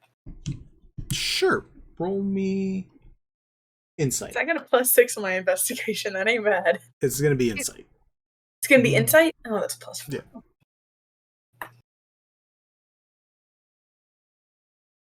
We do have extra d4s that you can add as well. So Yeah, well, it's a 6. Add D4 to it. Oh, That's not gonna help you. Yeah, it's not gonna help. Save it. Okay, cool. Never mind. I'm just gonna look at it and be like, I yeah, don't you look know. at it and like he was staring at you and is like, "You seem familiar." Oh. And that just kind of makes the progress a little slower. She was concentrating, and then that just like a total like, you know, like the fuck, like jarring like lightning bolt kind of thing. Like, was trying not to think about that. Thank you so much. She looks at him and she's like, We're all friends with Sprig. That is how we know each other. As you like close your eyes to think about that and then open them again, you watch his form shift from young Helith to a pale-skinned, short-cut hair, very tight beard, pale-skinned, like Goliath form, but like a full adult. And he's like, "Huh, that's. I guess that makes it." The fuck? Are you okay? My dad didn't hear that, did he? I assume not. No. I get in trouble if I swear. What is going on? Are you all right? Vinny, you said he looks like a Goliath right now. Pale. Yeah, it's like the stocky. Yeah, like pale That skin guy? of a Goliath. Yeah, okay. Cool. Cool. I love watching Mel. This is fine. The other piece. Watching you, Vincent. Why does he look? What? But yeah, he looks at that and he's like, Look like. "Say again." Well, no, I was telling because Numa is like a form of the big P, but they does not look like him or anything. Listen. Yep. Who's going next? Wait, We can got- I make a suggestion? Sure. What? Sweet. I wanted to suggest partner in crime. Yeah. Ooh. That's what I was recommend. Roll a persuasion check just to see if it listens. What is my persuasion modifier? Persuasion. That's a +2. Hell yeah, baby. You're very cute and persuasive. It's a 10. Agree. Hell yeah. It's like, "Oh, yeah, I guess I can." And, like, he's looking at his hands, confused for a second. He's like, "Okay, Pick it up. here." Yes. Check. Make sure it doesn't glow red. Oh, well, I already. You're saying that as he's putting it in. Oh, okay. What is it? Turns green. Oh, yes! I knew it! Oh, yeah. I want to high five someone. Where's my mom?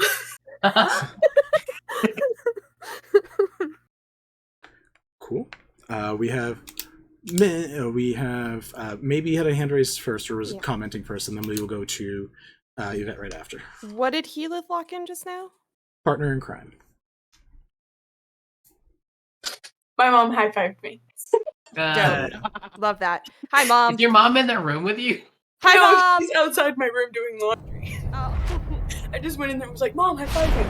She gave me a weak high five, and I was like, "No, harder." And she did it harder. She was like, "Why?" And I was like, "Don't worry about it." Okay, cool. Love that for you. I do. I think what I would like for Mamie to do is cast Enhance Ability on herself, and then try to do an insight to see. I can cast spells. Oh, Yeah, this we're gonna- entire time, guys. This literally this Oh, entire God. I mean, I was literally casting cantrips before. I'm going to assume I can cast this, so I'm going to give myself 100%.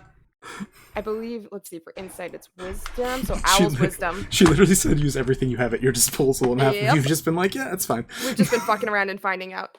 Yeah. So Stupid. I'm gonna use that to give myself advantage. Okay. On my insight to figure out the best option or try my damnedest. Okay. 14 plus 7, 21. This is for maybe. Yes. With 21, you see sister on there, and you're like, "It's got to be something new." Yeah, Can't it's be the gotta be same something thing. new. And as accurate as some of the ones that specifically state like sister or sibling or stuff, that is not how Sprig would name herself. Okay. That's all I get, right? I have to. You've got to hit like, yeah. Sorry guys, like I don't know if you know this. This is a big deal. This is real hard. So like, you gotta Let's hit try. Let's high. try. Maybe. Okay. String puller. String puller. Okay. It's a bit of a pun.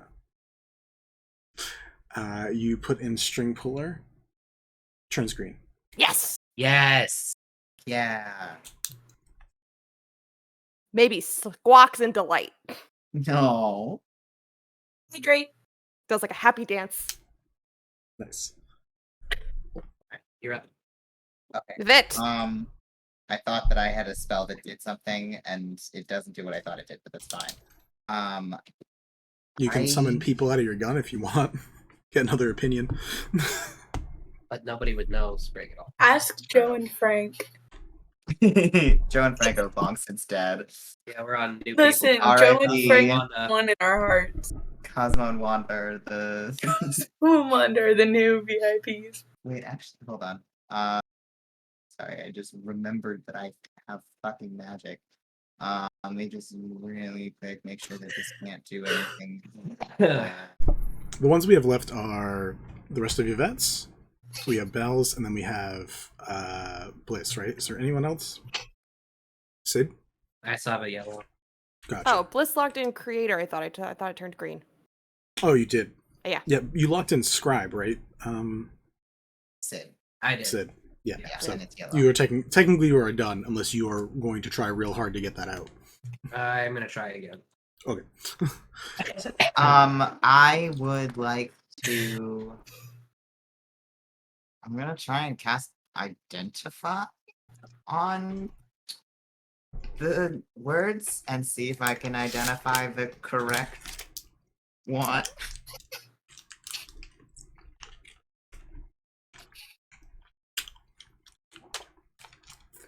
An archfey spectral hand comes out of nowhere, it slaps you in the face and says, "Really?" Yeah, I figured. I like that Yvette's always the one getting slapped.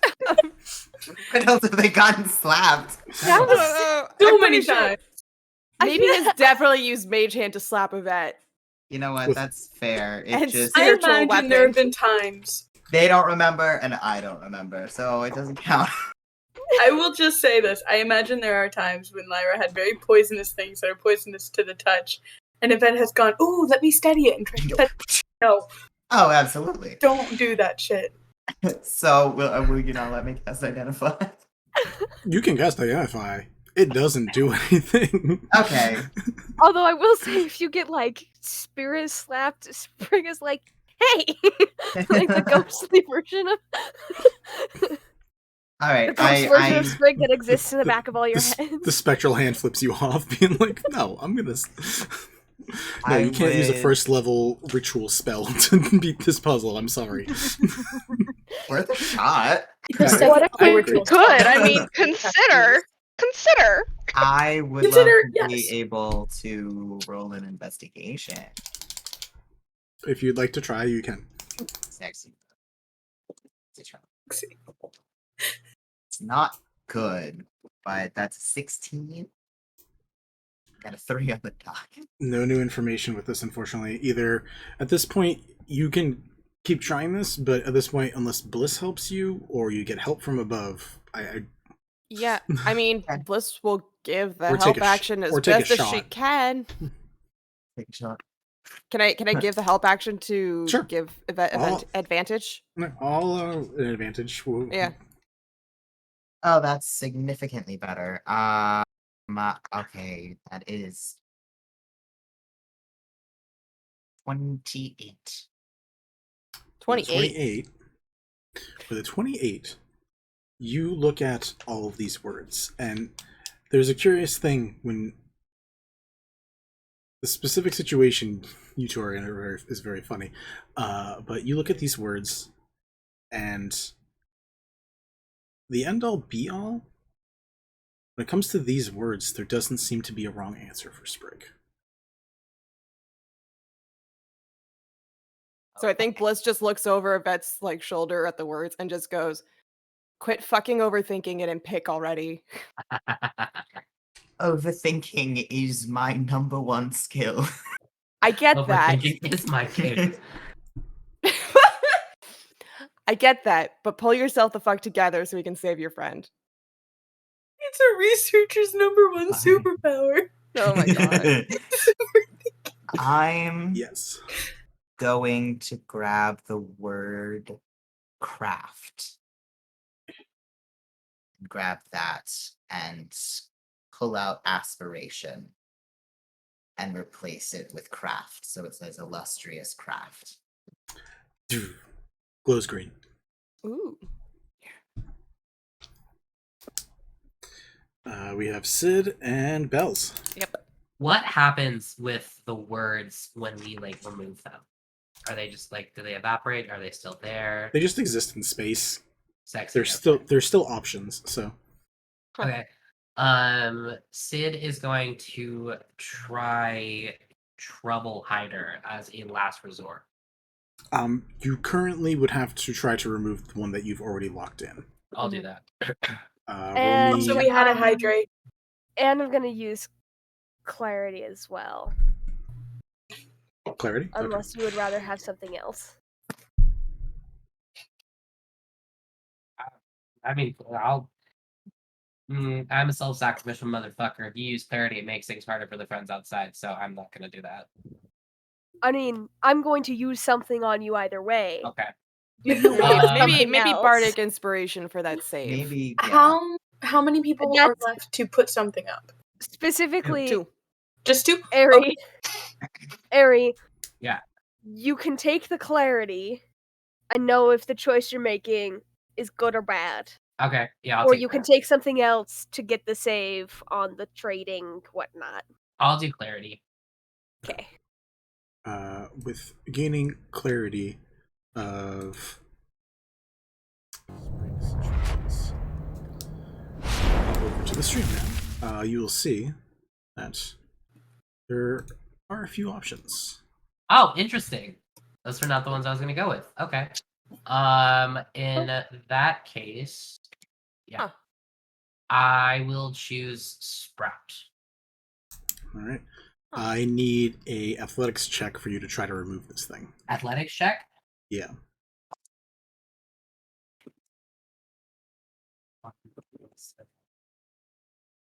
Uh, 15. 15. That does not beat the spell save. I need you to roll a Constitution save. But hold on. But could we use a +2? Could I could. do a +2 thing? You can. Let me find it. I don't work on the assumption that anyone's going to do anything. Okay. You Okay. fucking +2. Yep, using the +2. Plus 2 brings you It's to a 17. You are barely able to get this thing out of there, but Okay. you do. So it is now free. It is looking for a word. It also looks pissed. Oh. It angry. Okay, I'm gonna slap Sprout in there real quick and then like duck for cover. Cool. You put it in green and you back off. Cool. Put your hands up. Are they playing Cool. my song? Do the butterflies fly away? Gosh darn it. All right. As that's going on, do you still need a couple moments, Bells? If so, I can fill the space. I've not managed to get anywhere with the thoughts, honestly. Because you gave me the alphabet, Vincent. I did, in fact. You gave me the alphabet! I did. There's some a word. There is a couple clever ways you could figure it out. But before that happens, we can make it a group effort in one moment. As you are working on that, as Sprig has been forcing clarity to you all to try to help and save her, you, Sprig, hear as the fight does get rougher. Yeah. And quite a bit worse. Mm-hmm. There is a yelp of pain and a bit of a sob from Numa, and as you hear something else nearby get killed, you hear Rhea originally placed both of her swords and her shield into the ground so she could grab them real quick and get them if anything came up. The same thing with Chiv, who has a pole arm. You hear as shink, a sword and a pole arm both come loose as they both take care of whatever was hurting Numa. And you just hear Numa crying a bit, and it's like, and you hear Rhea go, "It's fine. It's just an arm." And as that's going on, she's like, "What? She's not bleeding. This is just snow. What the fuck?" Yeah. Ray's like, don't. We're not gonna worry about that right now. Numa, gonna stay right here, and you're gonna keep doing this. Chiv, we're gonna go up there. What do you mean up there? We're gonna bottleneck them. We're gonna take care of everything up there. Numa, if anything gets by us, you shoot it. You shoot them until they're dead. Remember the rules. Nothing gets past us. Rule number 2 is the same as rule 1. We're gonna go take care of what we can, okay? And you're just like, yeah, I'll try. You hear a sword clatter to the ground, Sprig, as a shield gets picked up, and you just hear it. Come on. Her and Chiv begin heading away, and you just hear Numa kind of like talking to herself. Like, can't do this. I can't do this. I can't do this. And like looks back. You can't see, but she like looks back at the crowd of people, and she's like, I can't go anywhere. I can't. Fine. Rule number 1: no one gets through. You hear some arcane casting happening. And as you're looking towards the crowd, some of your view gets blocked as a wall around you of white electricity and lightning begins to surround you. Nothing gets through, nothing gets through, nothing gets through. And now we are back to you guys.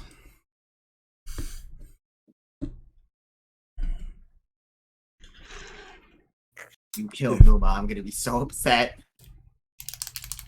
Don't get attached to NPCs. I know. Rule number one. I can't help myself.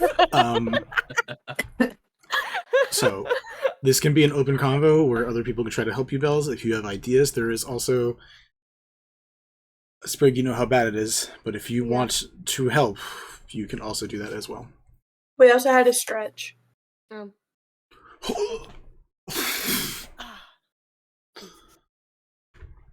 So yeah, you just have that, right? Yeah. Is it the full Yeah, I just have the alphabet. It's great. There are words in there that you can pick out. Yeah. That's what I was thinking too. Like there's one at the very bottom in the corner. Or if you ask for specific roles, I can attempt to give you hints, or we can get full clarity. It's like, you do not have to just try to sit and figure out the puzzle. I think it is a potentially figure-outable puzzle, but it's annoying as shit because I made it. So You're annoying as shit. Vincent, derogatory. Can we just, for a clarification, is this a players to players conversation? Players to trying players, figure yeah. out this There's puzzle? no way. Yeah, none Because I of was you about guys to are be like, together. can I make an investigation check? But Also, Currently- can we just have a quick what names everyone got? Like, put down in the chat somewhere just because I want to see it. We have. oh yeah, the Yes. Oh yeah. So Solara. Oh, what did Solara get? I think We I have missed Solara's. Juniper, Rain, Emekir. Oh, no, Juniper, Emekir.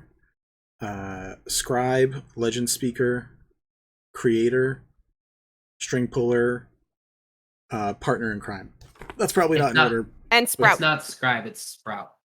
Yeah, it's Sprout. Sorry, I did not change that. I changed the score, but not that, so thank you. To be fair, you guys are currently sitting at 100%, which is very, very good. So, Juniper, Amicare, Scribe, Legend Speaker. Sprout, Legend Speaker. Sprout. Can we hear Sprig's playing all the way out this way? No. Okay. The only times you hear her is when she reaches out to you guys. Okay. Vinny, by the way, I know the answers, Mm-hmm. and I still don't know what the puzzle is. Good. If I'm stumping you, that means I made a real good puzzle.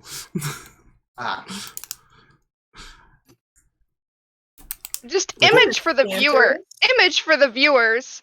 Bells is over here using her mage hand, just like swiping letters around, trying to put something together in her head. It's giving a very Lord Voldemort image in Chamber of Secrets. Fuck She's turds, by swiping the way. letters around. Yeah. So I just want to give the image of what you're seeing with her. And I think I'm gonna say, can I roll insight just to kind of maybe take a few letters out of the mix? Yep. Okay. I will give you insight to figure out some things. It probably won't be specific letters out of the mix, but it will help direct you a bit, I think. That's fair. Roll me an I insight just check. figured I'd ask what I wanted, but you can always say no. I will. Thank fuck that is a nat 20 plus 2 for 22. Woo! For insight check. If you were looking for a word game that was set up with the letters in a specific spot and only 2 indicators that weren't letters. Wow. And this was made by someone who likes word puzzles. You might look for real words as hints. You might look for a beginning and an end. You might be looking for ways to move up and down that form additional words. In addition to that, I will say, what you are looking to replace right now is the word Sprig. You are looking to replace the name that Sprig goes by to everybody. I figured that much out. Okay, wait. So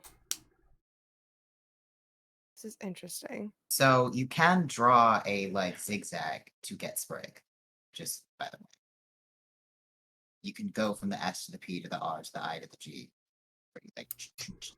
Hi, An F I'll be to the your E guide. to the Sorry, I was just- immediately thinking of the Beetlejuice. Oh, I was thinking Fergalicious. Oh, Me no. too. Like a cultured man.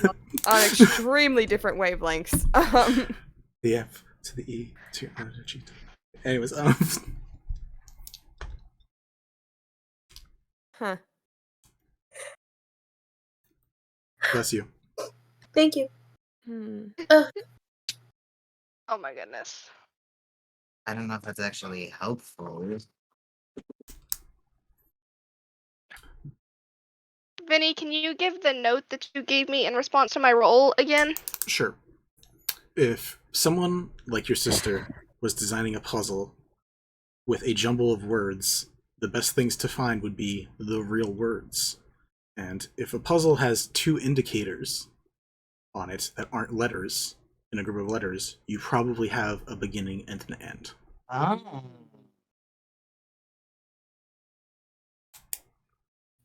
The middle line starts with an S and ends with a G. Oh, that's interesting. That probably is what it starts with. What it ends. Okay. Now I see the puzzle. Ooh, cool. Is it going to have to be that many letters? Are we only maybe? able to use those letters in that line? Also, to be clear, you could also just do the clarity thing if you just want the fucking answer, but that's... No, I figure it out, know. Vinny. I want to figure it out. Sometimes we like a challenge. Really? We do like a challenge. Yeah. I mean, you guys challenge yourself by just not using any of your magic the entire goddamn session. Oops. Fuck off, Vincent. Every once in a while, it's nice to be given a puzzle that is not designed for 4-year-olds. Thank you. What level would you put this at? Hard page. 7? Fuck you. Considering the nature and the basis of how many puzzles I've done with similar style, I'd put it in. Those books that you get. Those books that you get from like puzzle stores. It's like the end of the medium one. So there's like the easy, medium, hard. So it's like the hardest of the medium level, I think. I'll take it. That's fine. As this I think drama, it's pretty hard still. Clearly. It wasn't made to be super easy. Nope. This is intermediate. I'm a beginner. I would like to say, while this is going on, the rest of you guys are just standing around, feeling the thrum of energy from these now glowing green crystals that are shooting off towards this center area that you guys can't really see what is there. We follow it? You can. Yeah, follow it. Bells, you see all this green light coming in underneath you as like the place where you were, the mountain that you thought was the Septiera mountain, is now just a giant crystallized mountain, and there's just green glowing all underneath you as you are attempting to figure out this last bit. I would also like to follow. I'm gonna run. Yeah, up. I feel like Bliss looks to Yvette and like looks at the light, looks to Yvette, and then just like They're already moving. Lyra's going. As you're going, wait. Maybe he's also going. You look back, and not the same as the one that you knew, but now with longer brown hair, slightly different body build, but a longer Female? beard. Oh. Healith looks you confused again, like, wait. Really Twilight, right? Why does he seem confused by that? I don't really go by that name anymore. But yes, I once But it's was. so pretty. The story is really good. I like the beginning. I don't like the ending.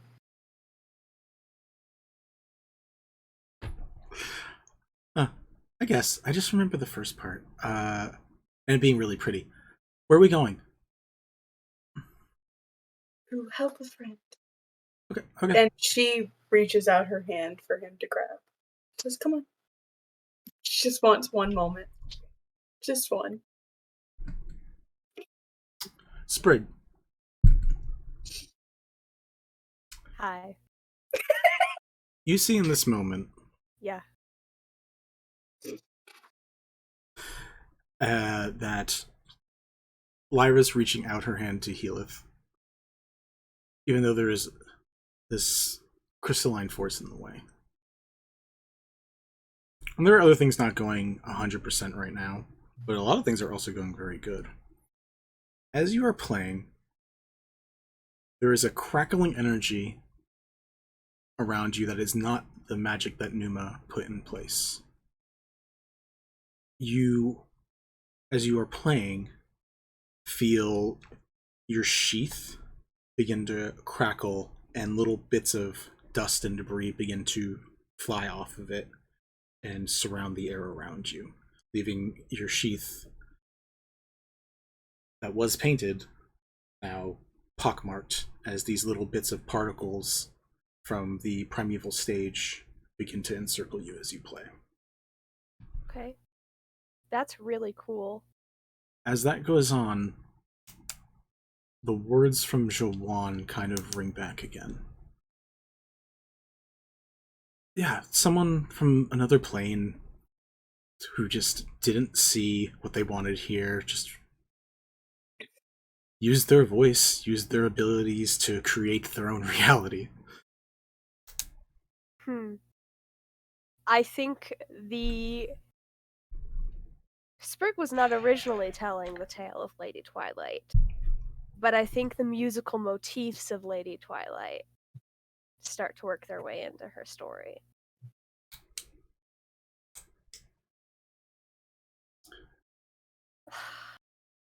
I don't know if that's going to do anything, but you know what? We're going to shift tone. Because they didn't say I couldn't tell more than one story. This is true. As you shift tone, and even if the words that you've spoken before, that you've had haunt you, that you've had on stage as you performed on the primeval stage, in the interim of life and death, Lyra, there's a crack in the crystal, and it starts falling. And as it falls, you watch Healith's appearance shift to the young boy, to the older Goliath, to almost a full dwarf, to almost a full elf, to a human, to all these different lives, moments that existed for him for a bit, for those little bits of time before he had to restart. And as you're holding your hand out, a familiar hand grabs yours. And they look at you wide. Lyra? I got it. Hello. He just rushes in and hugs you. I hug him. I hug him so hard and tight. I just. He He's has probably a hard... crying too. Yeah, he is too. He's like, I don't know. I just had a lot of brain get pushed together. I don't know what's going on right now. you're alive. You're okay. I'm okay. Okay. You're alive, somewhat, in a sense, yes. I don't even want to try to think about and comprehend that right now. What's going on? What do you Sprig need? is in trouble. Change name. We have to go do something. There's that light in the distance, right? Yeah. Yeah. We need to go towards that. I don't know why I'm getting an accent now. I know. I saw that. It's like, hello, mate. Hello. Crikey. I've been talking to Yvette for too long. Shit. Yvette and Sid. God dang. You're straight crying. I'm trying not to because I worked hard on this. Okay, and this is like you gotta full stay looking cute. Healith, right? Like this is like my Healith. This is the Healith you know. Okay. God dang it. Okay, she's crying. She's like, we need to go towards that. It's gonna be. It keeps happening. I don't know why. I'm not even looking at y'all. And she's like, okay, we need to go towards there. One last thing, and she goes and she gives him a massive hug, and she's basically like koala bearing him, like she is the shit out of him. Yeah, he grabs you and holds you. He doesn't always like that. It's fine. Yeah, it's fine. Not everyone needs to kiss to show that they Not love each other. everyone needs to kiss It's to fine. show affection. You can just hug her boyfriend. No, he holds up. He kisses your hand, and then you guys run down the pathway. You guys continue on.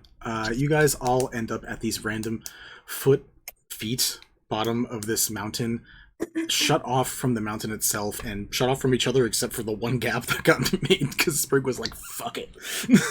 And Bells, how's it going? After fiddling with this for so long,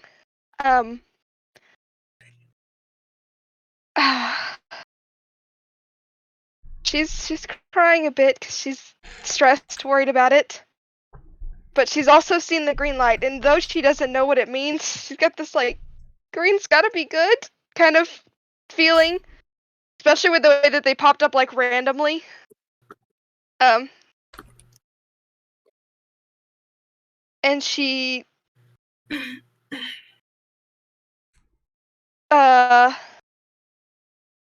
she whispers to herself, not necessarily to herself, but quietly, in the hopes that somehow Sprig hears her. Sprig, I need your help.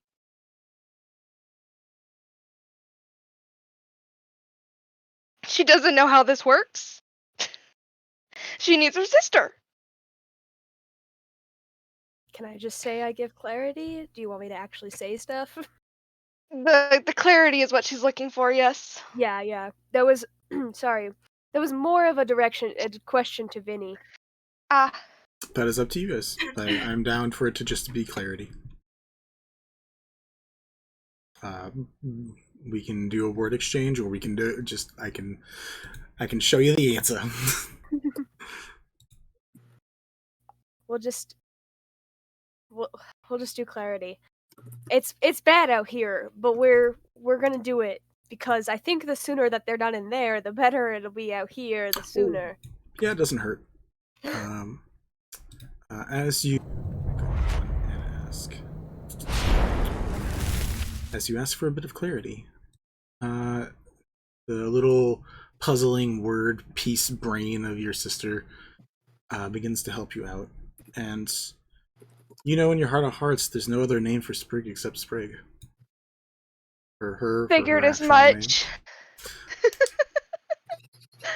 From sod to paw to rut to ivy, from S to G. Ivy. No, but it's From first to last, you know the only name that Sprig could have, even if everything else changes, is Sprig. That is something that she knew in her heart as well. She was afraid. Which is why she wanted to ask her sister. And so she'll pull the letters out to be Sprig. It's always Sprig.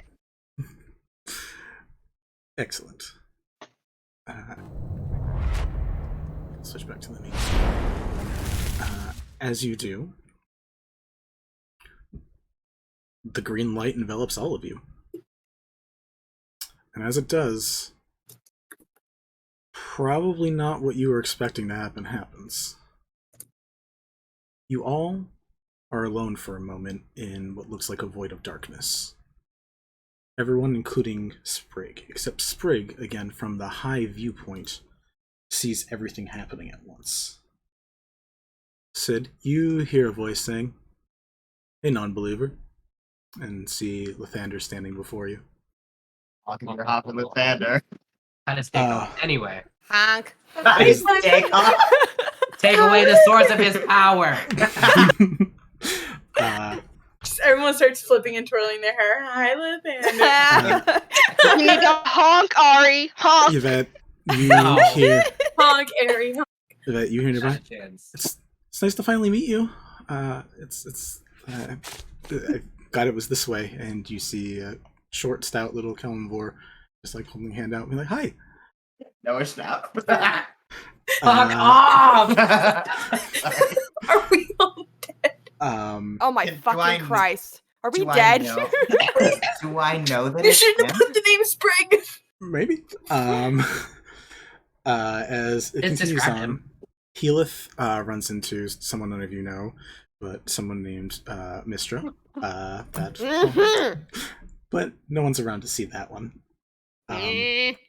Lara runs into the small aspect of the young Istis with the bag. I love your story so far. It's been so good. You've been doing a really good job. Bliss, your space seems empty for a moment. So Lara's is filled with 5 dragon heads that slowly open their different colored eyes, staring down at her. But there's a laugh from a familiar devil who says, "I don't think that's quite the fit she looks for." And a platinum dragon walks towards Solara, replacing Tiamat's presence. Gargoth takes his place in front of you, Bliss, with a bit of a grin. Maybe you see a person in casual clothing holding a cup of coffee, long black hair, looking insanely tired like she just got off of a 12-hour shift at a retail job. She just looks at you and sighs and takes a sip of the coffee. You're a weird one. What's this? As in, who Lyra. the fuck are you? Lyra, you see someone not too dissimilar to that. You see an elvish person, a archfey, tall, regal, also long black and white hair, carrying an air of magic, not quite what you met with the Spore Queen, but definitely something very intense. Probably not someone you specifically got introduced to, but Sprig up above, you know this to be the Queen of Air and Darkness, the deity and head of the Winter Court. And Bells, you, in front of you, see another elegant, beautiful woman that both you and Sprig would recognize as Tatiana, the Summer Queen of the Summer Court. Not necessarily someone you've met, but someone you know about. Here, you guys are surrounded by 9 deities, demigods, aspects, their own powers, and a couple of Who them. did Yvette and Sid meet? Yvette ran into Lathander Kelemvor. and Kelemvor. Yeah. Oh, that's funny.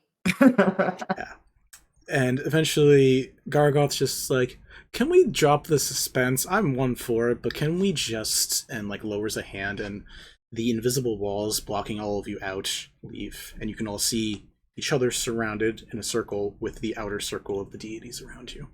I'm gonna point to Kelemvor while looking at Sid and be like, "Is that?" Yes. Hello. Pull out a notebook. I have so many questions. Don't think I can answer this now. I'm supposed to be asking you guys, like, why should we allow Sprig to come back? And then, like, the Thinder's like, I think they did it. I think they did it. Do we really? They did the work. And Tatiana's like, well, I mean, per the rules, you guys did wonderful, by the way. Bells, loved everything you did. Fantastic. It is part of the rules that we're supposed But to she's ask. blushing a little. And you watch the dark-haired one in front of maybe just say, yeah, they have my permission, and drinks the coffee, throws it on the ground. Hey, Benai, fuck you. She walks away. Nice to see you too, Shar. I'm sorry. Who? Wait, the black-haired guy is called Benai? Shar says that to Lathander. To Lathander. Yes. Wait, which Then he one is has- Shar? Let's describe us now. Which is Sorry, Shar the the black- exhausted one? Yes. Yes. Okay, thank you. Thank you for clarifying. A lot of people here, guys. Sorry. Yeah. Bahamut just curls up on the ground, seeming to not care about this. My permission is given. And That a is couple of the other ones also seem to agree without much fuss. Lathander's like, no, they have my permission. They got this far. They did the work. Is anybody? Is anyone not cool? Is with anyone it? objecting? This is like, oh no, yeah, they can do it. Like I already changed. Like it's already. I just already sent a message to the other. Yeah, it's gonna get changed. I texted the group chat. I just paged them the whole name. It's Yeah, fine. Kelemvor's like, well, I know we were supposed to do it. But if we don't have to, that's fine. I don't care. That's fine. I just have a request. I would really love to be able to figure out that is Istis somehow. I just want to say something. Sure. Roll a religion check. Oh, a religion check. Yeah. Yes, Fuck. religion. You're smart.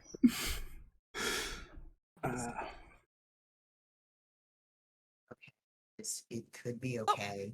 We got Mistra, right? Mistra. And he's there? Yeah, Mistra was just watching Shar walk away and just kind of like sighed to himself.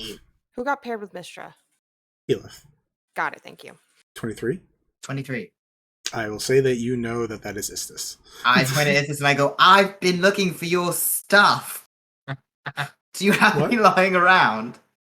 Have any stuff lying around? What are you looking for? Like either the sewing kit or you've got some like other, like you've got a ripper and like that kind of Oh god, stuff. I need to find that. Oh. I'm trying to find them. If you've got any like idea where you might have left them, I would be happy to find them for you. I don't know. I don't really keep track of my fate. Kind of paying attention to everybody else's. It's a thing. Right. Well, tell you what. We'll get in contact later. Sure. I might be at the party tomorrow. My other halves or quarters, thirds are taken care of, so I'll probably go to the gala. Are you guys going? And like 5 of them just go, no. I'm going. Is the Queen of Air and Darkness not going? Oh no, the high queens of the courts are gonna be there. What is yes. What does Kelemvor say? Does Kelemvor say he's going? Kelemvor says no. Like he's like, no, I gotta work. Lathander going? Is Lathander going? Is Hot Lathander going? Lathander also like deadpan no. Him, Bliss? Bahamut, and Mistra just went no. Bliss If the looks to Lathander tells Mistra. you not to go, you should go, Kelemvor. I've been over should this. go. Take You a need to break. relax, everyone. Stop listening to Lathander and just go to the listening. I'm party. gonna put my arm around Kelemvor and What's- try to like be like, come on. What's Bliss or maybe Bliss. say? School PSA It's Bliss. dare. Bliss Just wanted to- looks to Mistra and just goes, "What the fuck is this? Where are we?" So there are 3 strands, and like because he's dramatic, he makes a visual presentation. There's 3 strands of magic. There is the arcane, there is the primal, and there's the divine. All 3 are needed to change something as permanent and pure as a true name. The primal was the space, the arcane is what you guys did, and the divine is us. So once you get all of our approval, which it looks like you do, Sprig's gonna get that name change. We're gonna process it real quick at the RMV, get that back out to her. And what, pray tell, does the RMV stand for? Religious Magical Variation Center. Mm-hmm. I don't know. Either way. Lots of words that could mean the same thing. Is anyone actually objecting to this? And she is looking down at Heath, trepidatiously, with some concern. Is he a champion? He's currently in regular Heath form for the moment. Okay. Is he still hugging her? Yes. Our OG boy. As that goes on, there's a look around, and the only objector we assumed would be Shar, but she walked away already, so you should be good. Any final questions? Nope. So fucking many. Go. How long have we been out of the I material never plane? get to ask them, so I imagine I won't. Material plane? How long have we been out of the material plane? Every day you've been here is the year you've been out. A year. Bliss looks Well, like she that's wants to not throw that up. long. That's a very long time. Well, it's a very long time. Glad to answer your questions. Mr. looks up at the astral projected form of Sprig that no one else can see. Good job. And we'll see you around. 3 strands very similar to our transition, with the red and the blue and a yellow, do a spiral DNA helix straight out to Sprig. Through all of you guys, we'll get to some of this stuff later, but for the moment, it goes into Sprig. Sprig, you feel that energy complete you in a very different way than you've ever felt before. You hear the evaporation of whatever apparitions existed, and you watch as it finishes and your astral projection forms return. You watch as your friends appear at the edge of the hedge maze, with everyone as they were when they entered it, including Heath as his young form. Should have smooched him. You should have smooched him. I should have smooched What did we him. tell you? What did we tell you? No, you were on Yeah. my side. Hold on, wait a minute. No, I told you to smooch him. We all told you to smooch him. Well, You you said know, I was smooch him. trying to respect some boundaries. I was also on your side, so Thank you. I was trying to respect some boundaries here. So, you guys are all free. You got that job done. Rhea, who looks beaten up, Chiv, who looks decimated, and Numa with one arm all look exhaustedly happy to see you guys. Yeah, I was gonna go over and assess and see if there's anything I could do. Numa needs literally an artificing lab to gain anything back, unfortunately. So she is one armed for now, but she didn't die. You guys I'll didn't take get to it. the dying threshold, so that was good. I'll take it. How many days have we been in the Feywild? 2? You were there yesterday, and then you're there today. Okay, so 2. Great. Cool. Explain why Heath was 7 years old. Mm-hmm. Did Heath age double checking. here too, or like has he been steadily getting older? No, he is back to young Heath once more. He was brought through as 7-year-old Heath, when normally he reincarnates as a 5-year-old Heath. Correct. So, mission completed. Sprig, how are you feeling? What are you doing? You have your wings are unfurled. You can fly. You have your magic, and you have your name.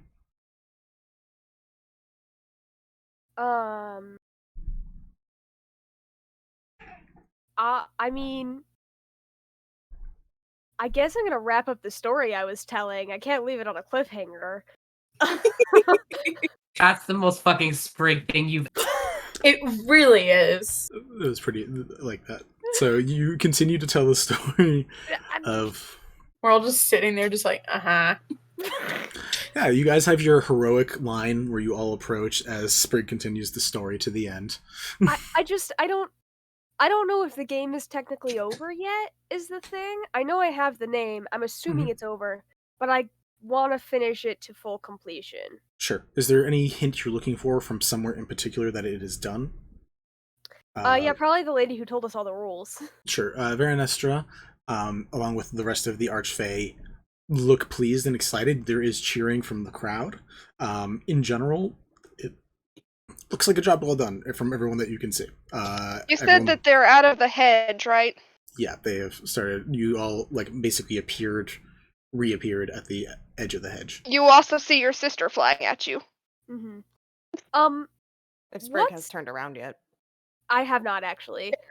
What's Fennel's face look like right now? I'm just curious. Oh, yeah. I'm glad you asked that. Uh-huh. He is currently staring at a little device that he put down on the edge of the at the edge of where he was sitting, and he's looking down at it, and then he looks back up at you, and then he just looks back down at it, and he just keeps looking at it. I don't like that device. Gosh darn it! I'm gonna Well, I let talked you to him, guys. but that got me in trouble last time. I'm gonna let you guys know. I currently have a timer going. I'm not gonna tell you what the timer is, unless you guys figure it out. How long is that timer? Yeah, we can't see how long that is. We're currently at 3 minutes out of what the maximum would be is 20 minutes. Do we all see this device he's got? You know that he has a device, or at least those of you who can Does see it look similar to anything that we saw during the fair or festival that started this all? No.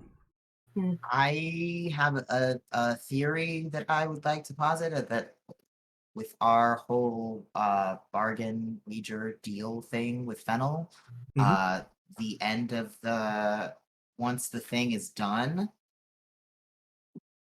we agreed on 5 material plane days before any final stuff. So Right on the nose. Wait. Fuck yeah. That's what I was saying when we knew Yeah. it. I was Sorry. like, oh, we need to remember. So we won. But we have So to stay here 5 days. No. So we have 5. There are 5 material plane days until any prizes. Maybe's officially released. Yeah. Sprig officially loses singing. Yeah. Etc. Etc. So he will never be able to use Sprig's name against her again. Sprig can never sing again. He will leave the Gentlefolk alone. Maybe will be returned, and we can choose where she gets returned. And I believe since we won, that's The name is no longer up. Yeah, the name is no longer up, and Spara doesn't have to leave Scene Sky. Okay. Yeah, but I think that's what that is. So we should keep in mind that technically means that until that timer runs out, Sprig can still sing. He 5 minutes have might passed. be able to use Sprig's name against her still, and he technically doesn't have to leave us alone yet. Yeah. Which means he can try to kill us. Just Does Yvette say this out loud? yeah, I think they sort of call him listen. Thankfully, it won't be long because time weird shit. But we have 5 material plane days until these things. Are there any So- monsters still trying to get to Sprig? No. Mel, because I don't know which character you are at this I have point. to and ask Sid. a question on behalf of Maybe. Sure. Does Fennel still look like Healith right now? No. Okay. Oh. Sid? Can I please make a perception check to see if any fuckery is happening? Can you just tell me where you mean? Do you mean specifically Fennel or something else? Just general fuckery. General fuckery. Got you. General. I'd like to do a perception on the device and Fennel. Ari, we're in the Feywild. It's all general fuckery. Well, fuckery, dangerous. harmful. Dangerous. Deadly fuckery. I stand by what I 20. said. We're in the Feywild. It's a dirty 20. 20? Are you going to go up and actually check out what the device is? I don't want to leave Sprig's side. Okay. Okay, I I want to look from where I am, and yeah. From where you are, so I will say, Sid, from what you can just see going on, there is Fennel. Not far away from Fennel is his one robot sidekick. And that is all you currently see here related to any of weird shit that you know for him to do. With a 20 from Lyra, I will say you don't see, like, from your angle, like, there's just not an angle where staying next to Sprig you can see anything about it, but with a 20, I will say that you do hear two types of ticking. You hear a second ticking, and then you hear a very fast other version of a ticking going on at the same time. And I... Shit. Go ahead, Yvette, or whoever. Yvette? I would like to go up to those two devices and just straight, not paying any fucking attention to Fennel, but I would just like to go up to them and just look at them, see if I can figure out sure. what they are and how they work. It is one device. I'll let you know real quick. It very much seems that each of them have a border that actually can control which plane they are synchronized to. One of them is the material plane, which is currently has its minutes, hours, seconds all going by at like breakneck speeds, and then the Feywild plane currently is ticked on the other one where seconds are just going by. It has now been 8 minutes, which has been 2 days. And Fennel looks back down at that, and then looks up at you, Yvette, and then looks right back at Sprig. I will be like, so, please do correct me. Can I say please? I think I could say please. Please do correct me if I'm wrong. But I do believe we have won the wager. You have indeed. Very good job. Can I make an insight check? Sure. Trust that smarty, but that's a nat 20. I don't trust that smarty motherfucker. Nat 20? Nat 20, so with add, that's a 26. There is a few different emotions. There is an excitement, like kid before Christmas.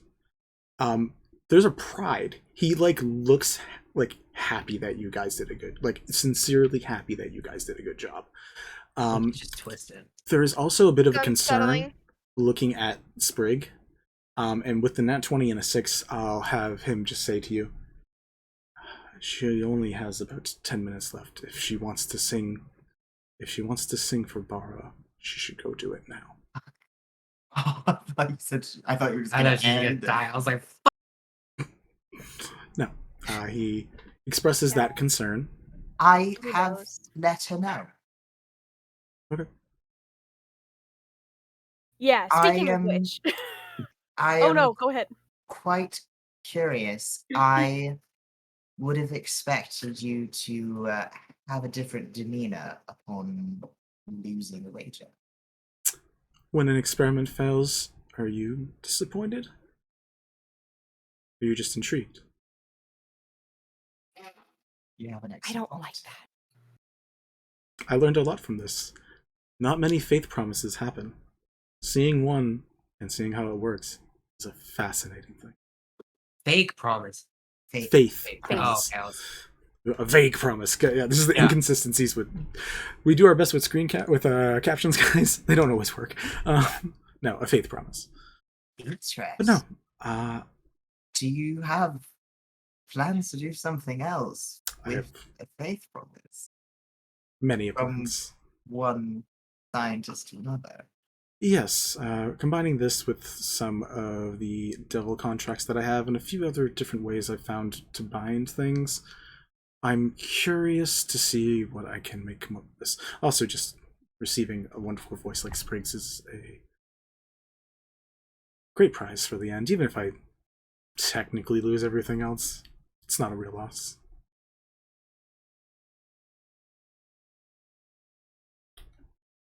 She has 9 minutes now. You're muted, babe. If I remember correctly, I'm gonna give Sprig a quick chance to just Yeah, tell me if she's sorry, going to do sorry. something, and then you can continue. Yeah, pretty much as Yvette's walking away, I'm just gonna pull Bara, first of all, for a kiss, and second of all, just say, I have to do something with you real quick. It's not a gift because we don't give gifts here, but it's a thing. And it has to be fast if Yvette's theory is right. Okay. she goes with you, and we can Yeah. say you have And that then moment. I will sing to her, but I will also give her the recording necklace that I recorded it on. Mhm. I'm just, when I do that, I'm just gonna say, I don't know if it will work, but hopefully it will. It'll never be as good as the real thing. Thank you. She gives you a kiss and a hug. What? Don't say thank you. Unless Sprig is We're gonna in a hold s- Vara to something, I don't. Okay, wanna- I don't We're in know. a Okay, side room. We're in a side. We're good. okay. I'm just. That's fair. That's fair. If you're thinking someone, I that- don't know if somebody else that's could fair. take advantage of that. Yvette, before Being we get cautious. immediately back to you, what are other people doing? Like, you don't need to tell me a full thing. I just want to understand where people are moving and what they're doing in this moment. Because we're probably going to wrap up shortly, but I want to at least give people a chance to see what they're doing. Bliss immediately rushes to hug Rhea Mhm. and like check her over and stuff. I need you to know right now, we've been gone longer than we thought. 3 years have passed in the material plane. We did it. 2 Okay, years. that's great. 2 years, almost 3. By tomorrow, it'll be 3. That bites. Yeah. We can talk about that in a second. Mm-hmm. Whew. You okay? She looks really bad. She's not missing anything, but she looks really bad. Let's just put it this way: if we had to use one more clarity, someone from those 3 were going to die. Holy shit! So it was about to I get real can bad. heal. Bells, I what vote are you Numa. up to? And then Lyra. Bells would have been clinging to Sprig until Sprig left with Bara, and then they would have been with whatever friends are still around, probably Lyra, and just like, oh. Maybe he's gonna go around to the defenders and throw a cure wounds at 3rd level on each of them. Cool. It will help. Cool. Lyra. Yeah. 1 second. Are Sorry. you flirting? I need everyone to chill. Nope. Not. You weren't We around for the early absolutely stages will of this. No. Yeah, no, it was relentless. We were Yeah, it really was so bad. It was so bad. But yeah, You is just Lyra- shouldn't have told us, and this wouldn't have happened. That's I the knew it was correct gonna answer. happen anyway, so I was like, let me so- just try and get it out the way. Love you, both. You're funny. Yeah, I love but- y'all real asses. Is Lyra doing anything in this moment as other people are? Lyra might be.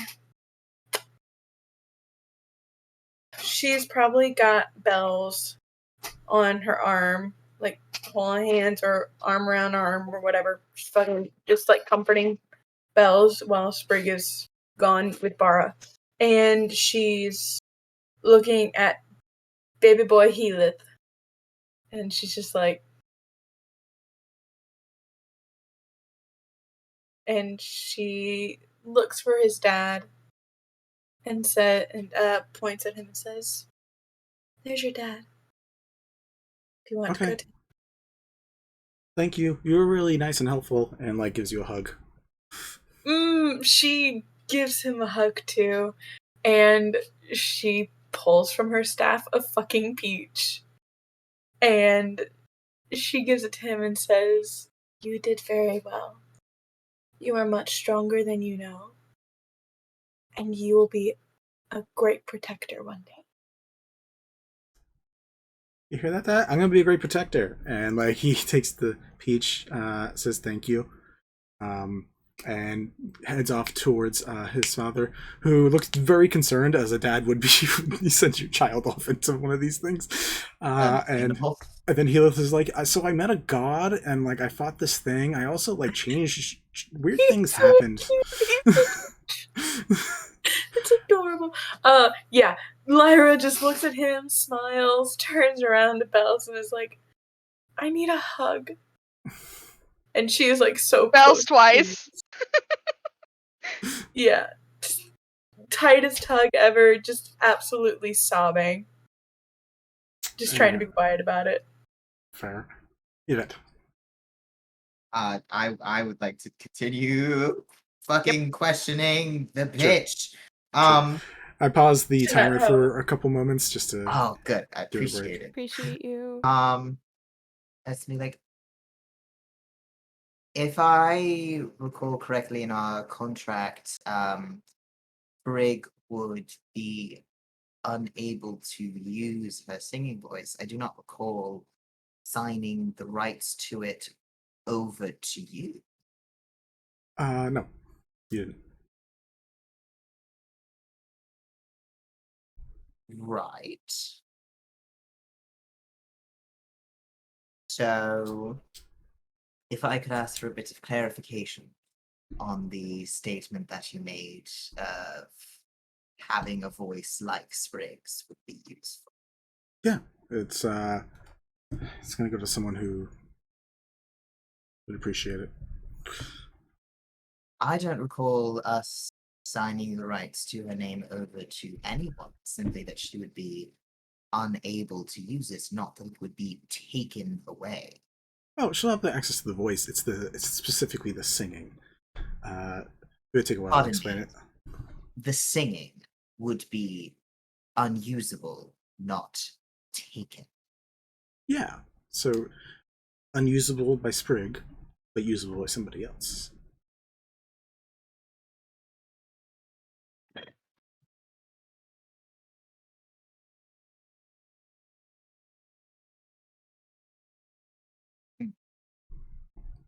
If there's additional compensation wanted for it, I'm willing to. Yeah, sure, I'll take additional compensation, since that Sure. was not clarified during the clarification of the contract.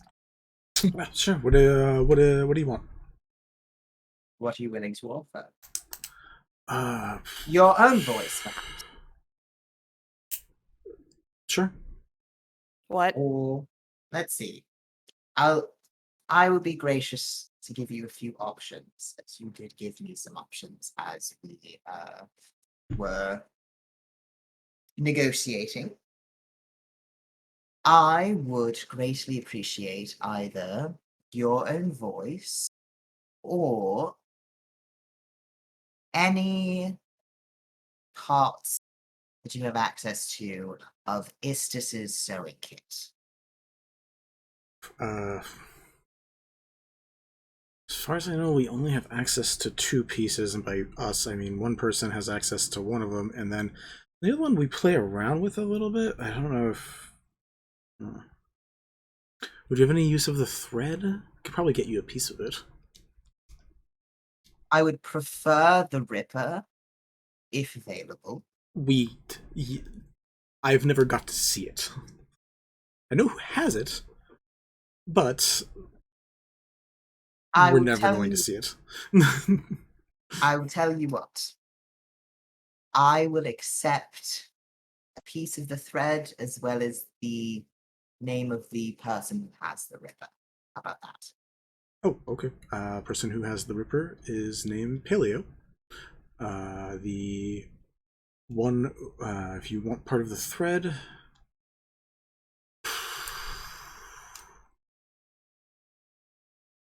It's hard to get while we're in the Feywild. It is on the material plane, but we can get it. I'm down for that. I'd like to not put any time stipulations on it, though, because, I don't know if you know this, but time gets wonky here. Steel's a little funky. I would like to put some sort of time stipulation on it, so that you're not able to just never get around to it. You understand? That's fair. Dealer's choice. Well, are you the dealer in this situation? Am I the dealer? I think I'm the dealer. Sure. How much time? I'm afraid I'll have to ask how much time you would need in order to get it, as I don't really know what sort of process you need to go through. I'm staying for the gala tomorrow because, why would I not? So at least that's a year. I don't really have any other business I need to do here, so I would say probably 2 years, just to give the 1 year for that being here, and then another year to actually do it, unless you want to do a year and 6 months. But then if I'm here for a day and a half, I automatically can't get it. Very well. 2 material plane years. He writes that down. I've had this stop for a while. We're at 16 minutes and 48 seconds. I'm going to start it back up again. that I think is enough time to say that people have had a few moments to talk. Sprig has gotten the song out, Sid has kept an eye on things, and Yvette has had this conversation. Bliss. Maybe. Seeing Yvette probably like over Rhea's shoulder as she's hugging her, talking with Fennel. Immediate like discomfort on her end. She starts looking around for any signs of trouble. Okay. Could I Roll make me yeah. insight, investigation, or perception, whichever one you want. Insight, investigation, or perception. Let's do. Oh, that's maybe. Hang on. Insight, investigation, or perception. We're gonna do insight, I guess. Oh god. That is a natural 20 with Nice. a +6 for 26. 26. You see nothing going on. The weirdest thing is how happy Fennel is in this moment. Even with these negotiations going on, there is an energy of someone who, again, like Kid at Christmas, like someone like he's been waiting for something good to happen, and like to him, whatever this was is the best thing ever. He's just in a real good mood. But Nensalad, or whatever this version of him is called, isn't doing anything. It's just sitting there. You look through the crowd, you see maybe like a changeling. You see a couple yellowish fairies that are staring at you a little bit, but that's about it. Oh, that's weird. Yeah.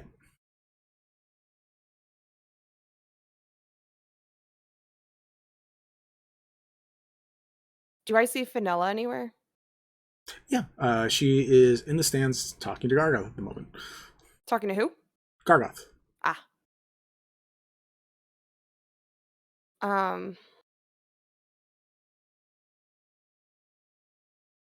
She's gonna take Rhea by the hand and just go, come on, and lead her over to Fenella.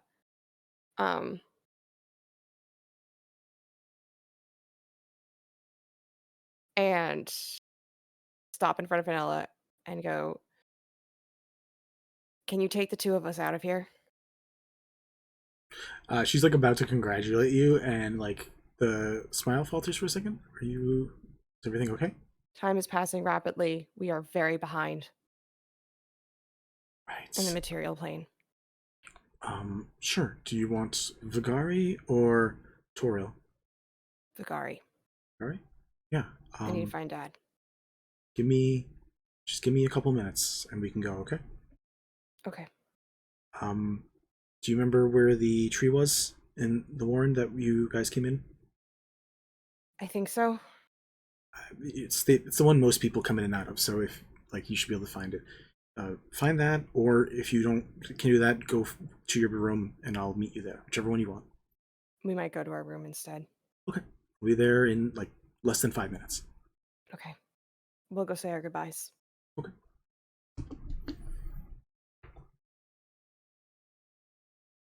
And yeah, Bliss is gonna go, I guess, approach the group as they're clustered, because I believe Sprig and Bells and Lyra are together. I don't remember where Sid is in the pile. I know Yvette is standing off by themselves. We can say Sprig comes back with Bara, so basically everyone except Healith at this point is back together. Yvette's still chatting with Fennel. Mm-hmm. Which isn't far. If you want to say goodbye to Fennel, he's there too. No, fuck him. Dick. Not want to say hi to Fennel. But yeah, Bliss just kind of rounds up the group and just goes, Fenella's gonna take Rhea and I back to the material plane. We need to go. Because it's been longer than you thought. Been far longer than I thought. I was already gone a year. And now 2 more. Well, it has been a pleasure to know you. Thank you for your help and your support through all of this. Sprig's gonna give you a hug. Yeah, Sid will as well. Oh, Lyra's just going in. Group hug. Group hug. Yvette's over talking to Fennel still. Yeah, they're pretty distracted, honestly. Fine. Yeah. if Bliss, I honestly think that they are completely facing away from the party, so I don't think they would notice. No, probably not. If Bliss comes up to them or yells or says anything, they'll come and say bye. Yeah, no. And Bliss will just accept the group hug. Try not to cry. Wait. I have the When, perfect thing. when we get out, who knows how long it'll be, but when we get out, I'll send you a message. And if you're still in Vagari, you let me know where to find you. Yep. Bells. I was trying to talk and I didn't realize I was muted. Oh. Assuming that Bliss had put the ring on or somehow stored Yeah. it where Oh, Bells she would know did. it was. Yep. Okay. Bells will take her hand where the ring is at and just tell her, I did not get to know you for very well, but you will always be one of us. Lyra comes up with a flower crown. Oh no. And it's made of daffodils. Oh, for fuck's sake. Which daffodils symbolize regard and chivalry. Uh-huh. It is indicative of rebirth, new beginnings, and eternal life. And in the middle, there is a single flower which represents loyalty. And hold on, I have to find it. And it is the honeysuckle. Fucking love a honeysuckle. Oh God! Now I want honeysuckle Lot for right honeysuckle. now. It is just a bunch of tiny little honeysuckle flowers sprout spin and the daffodil. And she gives that to you. Your name fits you. For knowing you is utter bliss. Thank you for being my friend. Damn it. Dang, are we sure that Lyra's not also a bard somehow? I believe multi-classic. I do want to say this, why is Lyra my character that's smoother with words than my actual bard in my other campaign? Oh no, it just happens. It happens sometimes. But yeah, so she says that and gestures for you to, shrink down a little bit. Yep, she'll hunch over because she's fucking 7 foot tall. She nestles the flower crown around your horns and on your head and looks up at you and says, just as beautiful as I knew it would be. You are amazing. Can't even say anything. She's crying. That's her crying, it's fine. Oh, I'm disgusting. Oy, okay. Why am I so emotional? Why am I such an emotional bitch? She just pulls Lyra in for an extra hug. Yes. Yells out to Yvette, "Hey! Don't stay so stuck in your head. I'll see you on the other side." And she's gonna take Rhea and hurry away. Bye. You weren't a bitch the whole time. Neither were you. Crying. While Lyra is giving Bliss her flower crown, I do want to just hug Rhea as well and say thank you for helping. Of course. From the crowd that no one can hear, Mistra pets the head of the wolf dog and says, "What is it about wizards and paladins?" Just shakes his head. Oh That's my so god, don't good. tell me Benai is a paladin. Kill me. Hell yeah. Paladin of the Ancients. Tense. It's either wizards and paladins or warlocks and paladins. It's just wizards and paladins every goddamn time. Cool. It works so well. Final deals are completed. We have this final one with Fennel, which was to give part of the thread of Istis within the next 2 years. Yes. Beyond that, we had some emotional goodbyes, some confusing moments. Any final ones before we say you guys go to bed? Everyone gets a hug from Sprig Mm-hmm. personally. Good. That's fair. Thank you for the hug. I feel like maybe has been like holding back overall since they came back, aside from healing people, because she's just like, now it's finally chill time. And Yeah. I think Lyra makes tiny little honeysuckle flower crowns for everyone.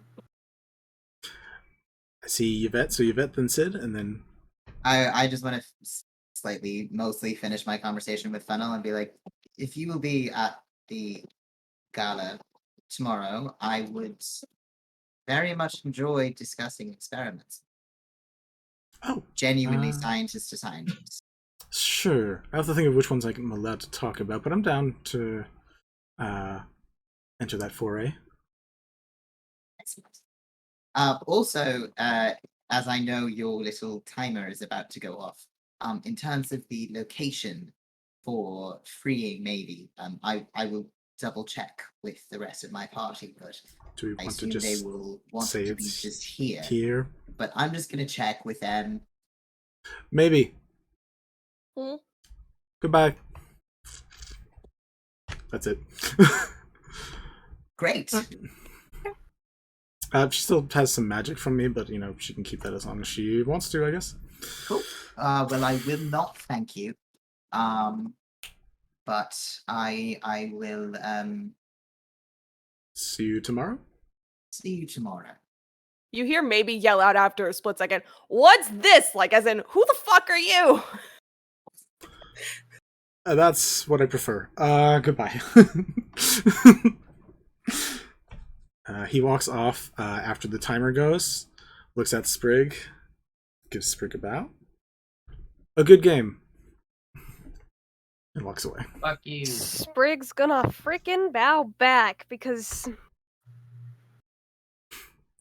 chivalry, I guess. I don't know. Sid, something that you wanted to say Oh. to... I was just gonna say that Sid is standing very close to maybe not in her space, but like if maybe wanted comfort, she could have it. And maybe I would hope would know that. Yeah, I think she's still like processing. Yeah. That she's still back with everyone. Like, she kind of compartmentalized for a hot minute, which she doesn't normally do. And so now she's just processing again. I think Sid will offer her a hand if she wants it. Definitely takes the hand. Little Squeezes feathers. it a little bit. On that moment of you guys, of Bliss and Rhea heading back to the material plane with Fenella, which we will just hand wave. There is a quick meeting where she brings Zredane and Mooncolor to see you off, just so you can have that's a right, I asked to see them. brief moment to see them. Yep. You are then sent off back to the material plane, back to Vagari, to continue on what you are continuing on. The rest of you have a moment to breathe where, for once in a while, none of you guys are actually in danger or in trouble or anything. And I think that's what we're going to call it for tonight. I doubt we're going to get that second session in. That seems like crazy. That's up to y'all. I don't sleep, but I don't sleep. I don't sleep. Can we talk about this off stream? There we Yeah, go. let's talk Cool. about it off stream. Guys, Yeah. we'll put out a notification. If you see us in an hour, you see us in an hour. If not, we'll see you next time. Have a good one.